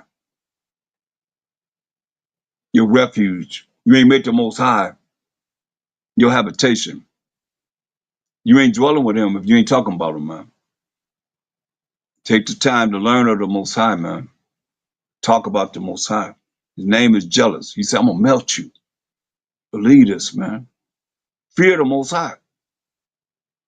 Don't think it just means whatever you think it means. Because we offended him and offended him by certain things that we do in our life, man. Well, we got to examine ourselves, man. Do a self-examination of ourselves as individuals and as a nation. For real, for real. But when we make him our habitation, we make him our refuge, man. We really exalt him, praise the Most High. What's wrong with that? Praise the Most High. Praise the Most High. Praise the Most High. What's wrong with that? Give me something that's against me saying praise the Most High. Oh, he said that too much. He said too much. What? Praise the Most High. I hope I said enough to vex you. Or for those that hear it and start saying it themselves and stop saying all praises. And stop putting APTTMH. Come on, man. You can't say praise the Most High and you think he's coming for you? You think you're going to be here in the next scripture that's going to be read? You think that's going to be you? What it say? Verse 10?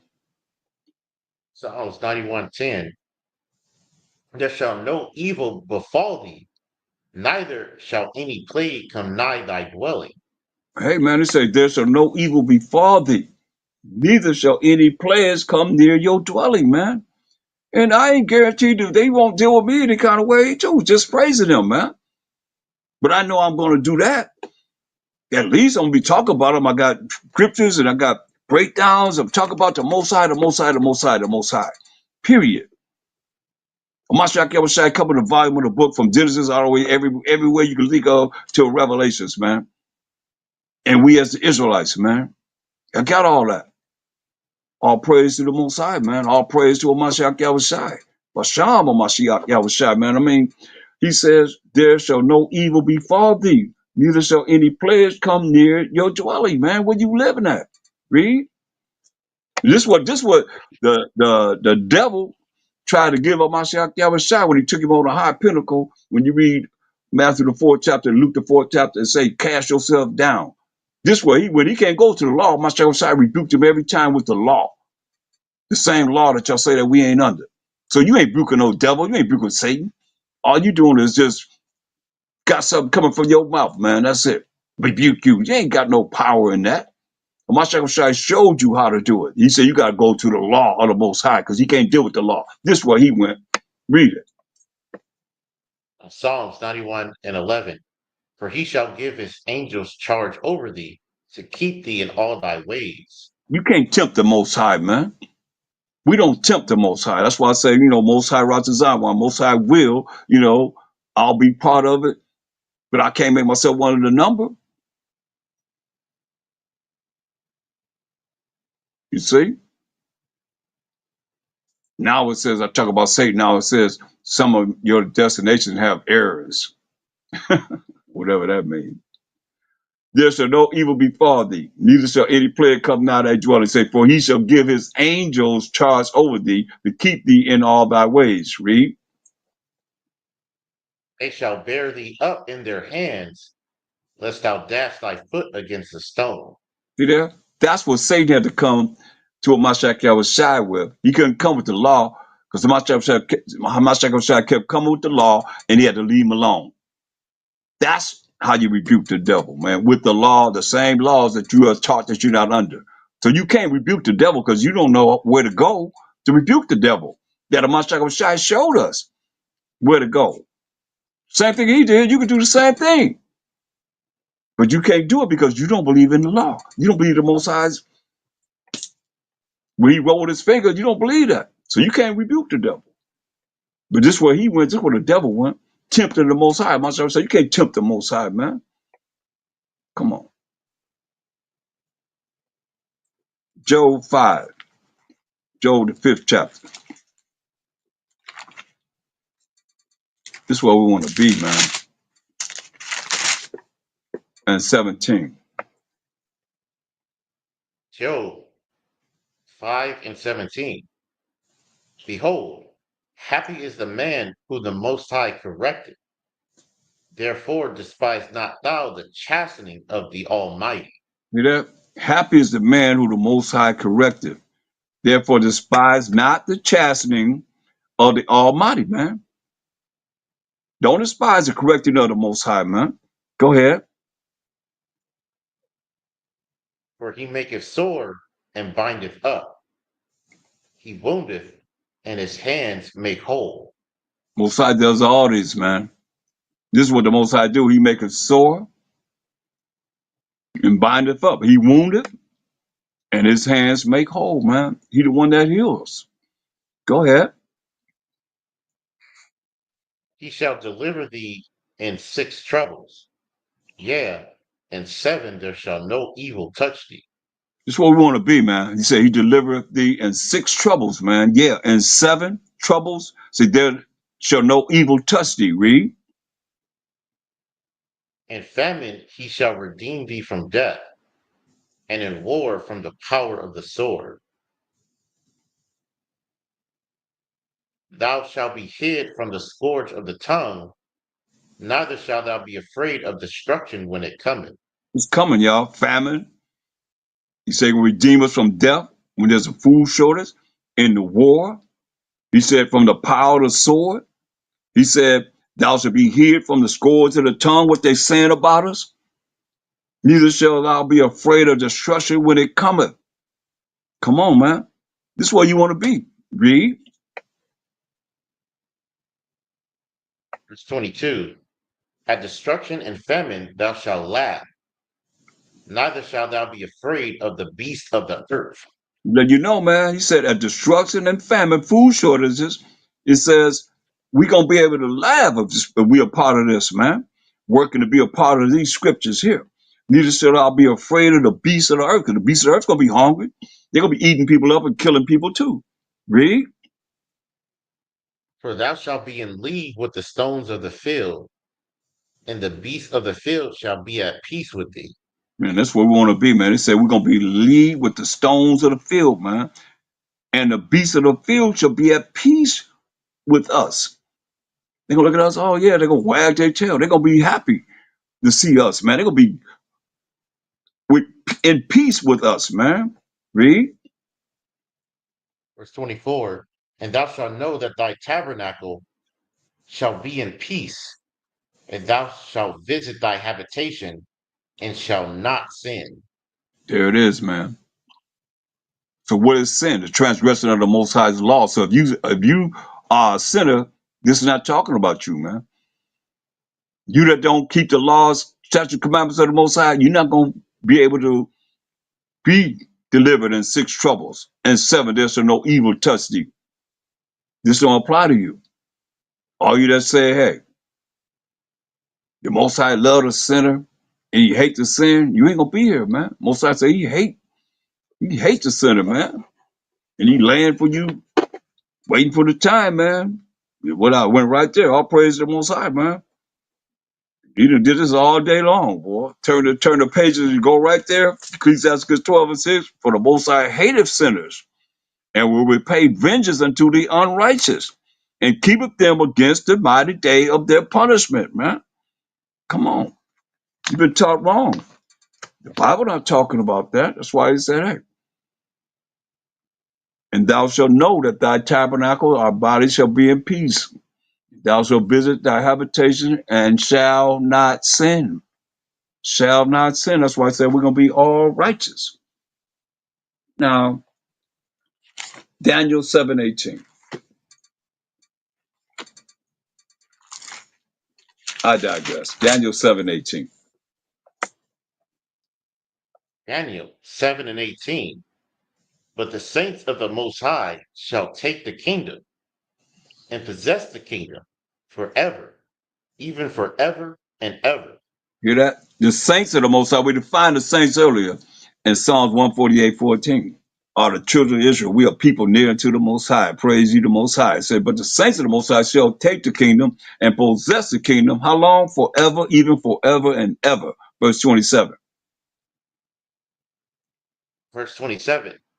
And the kingdom and dominion and the greatness of the kingdom under the whole heaven shall be given to the people of the saints of the Most High, whose kingdom is an everlasting kingdom, and all dominions shall serve and obey him.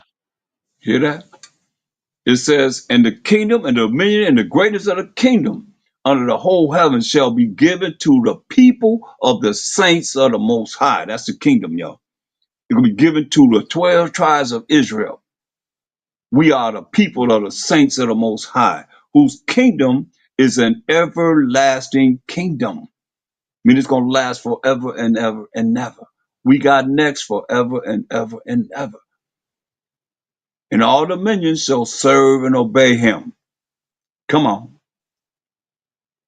Hitherto is the end of the matter. That's all we got to say. We hope that was edifying. We hope that you that came on and stayed on, we appreciate it. All praise to the Most High. I say, Krum Abanawa Yahweh, Krum Mashiach Yahushai, and Krum Yasharala. And we're out. Shalom, everyone.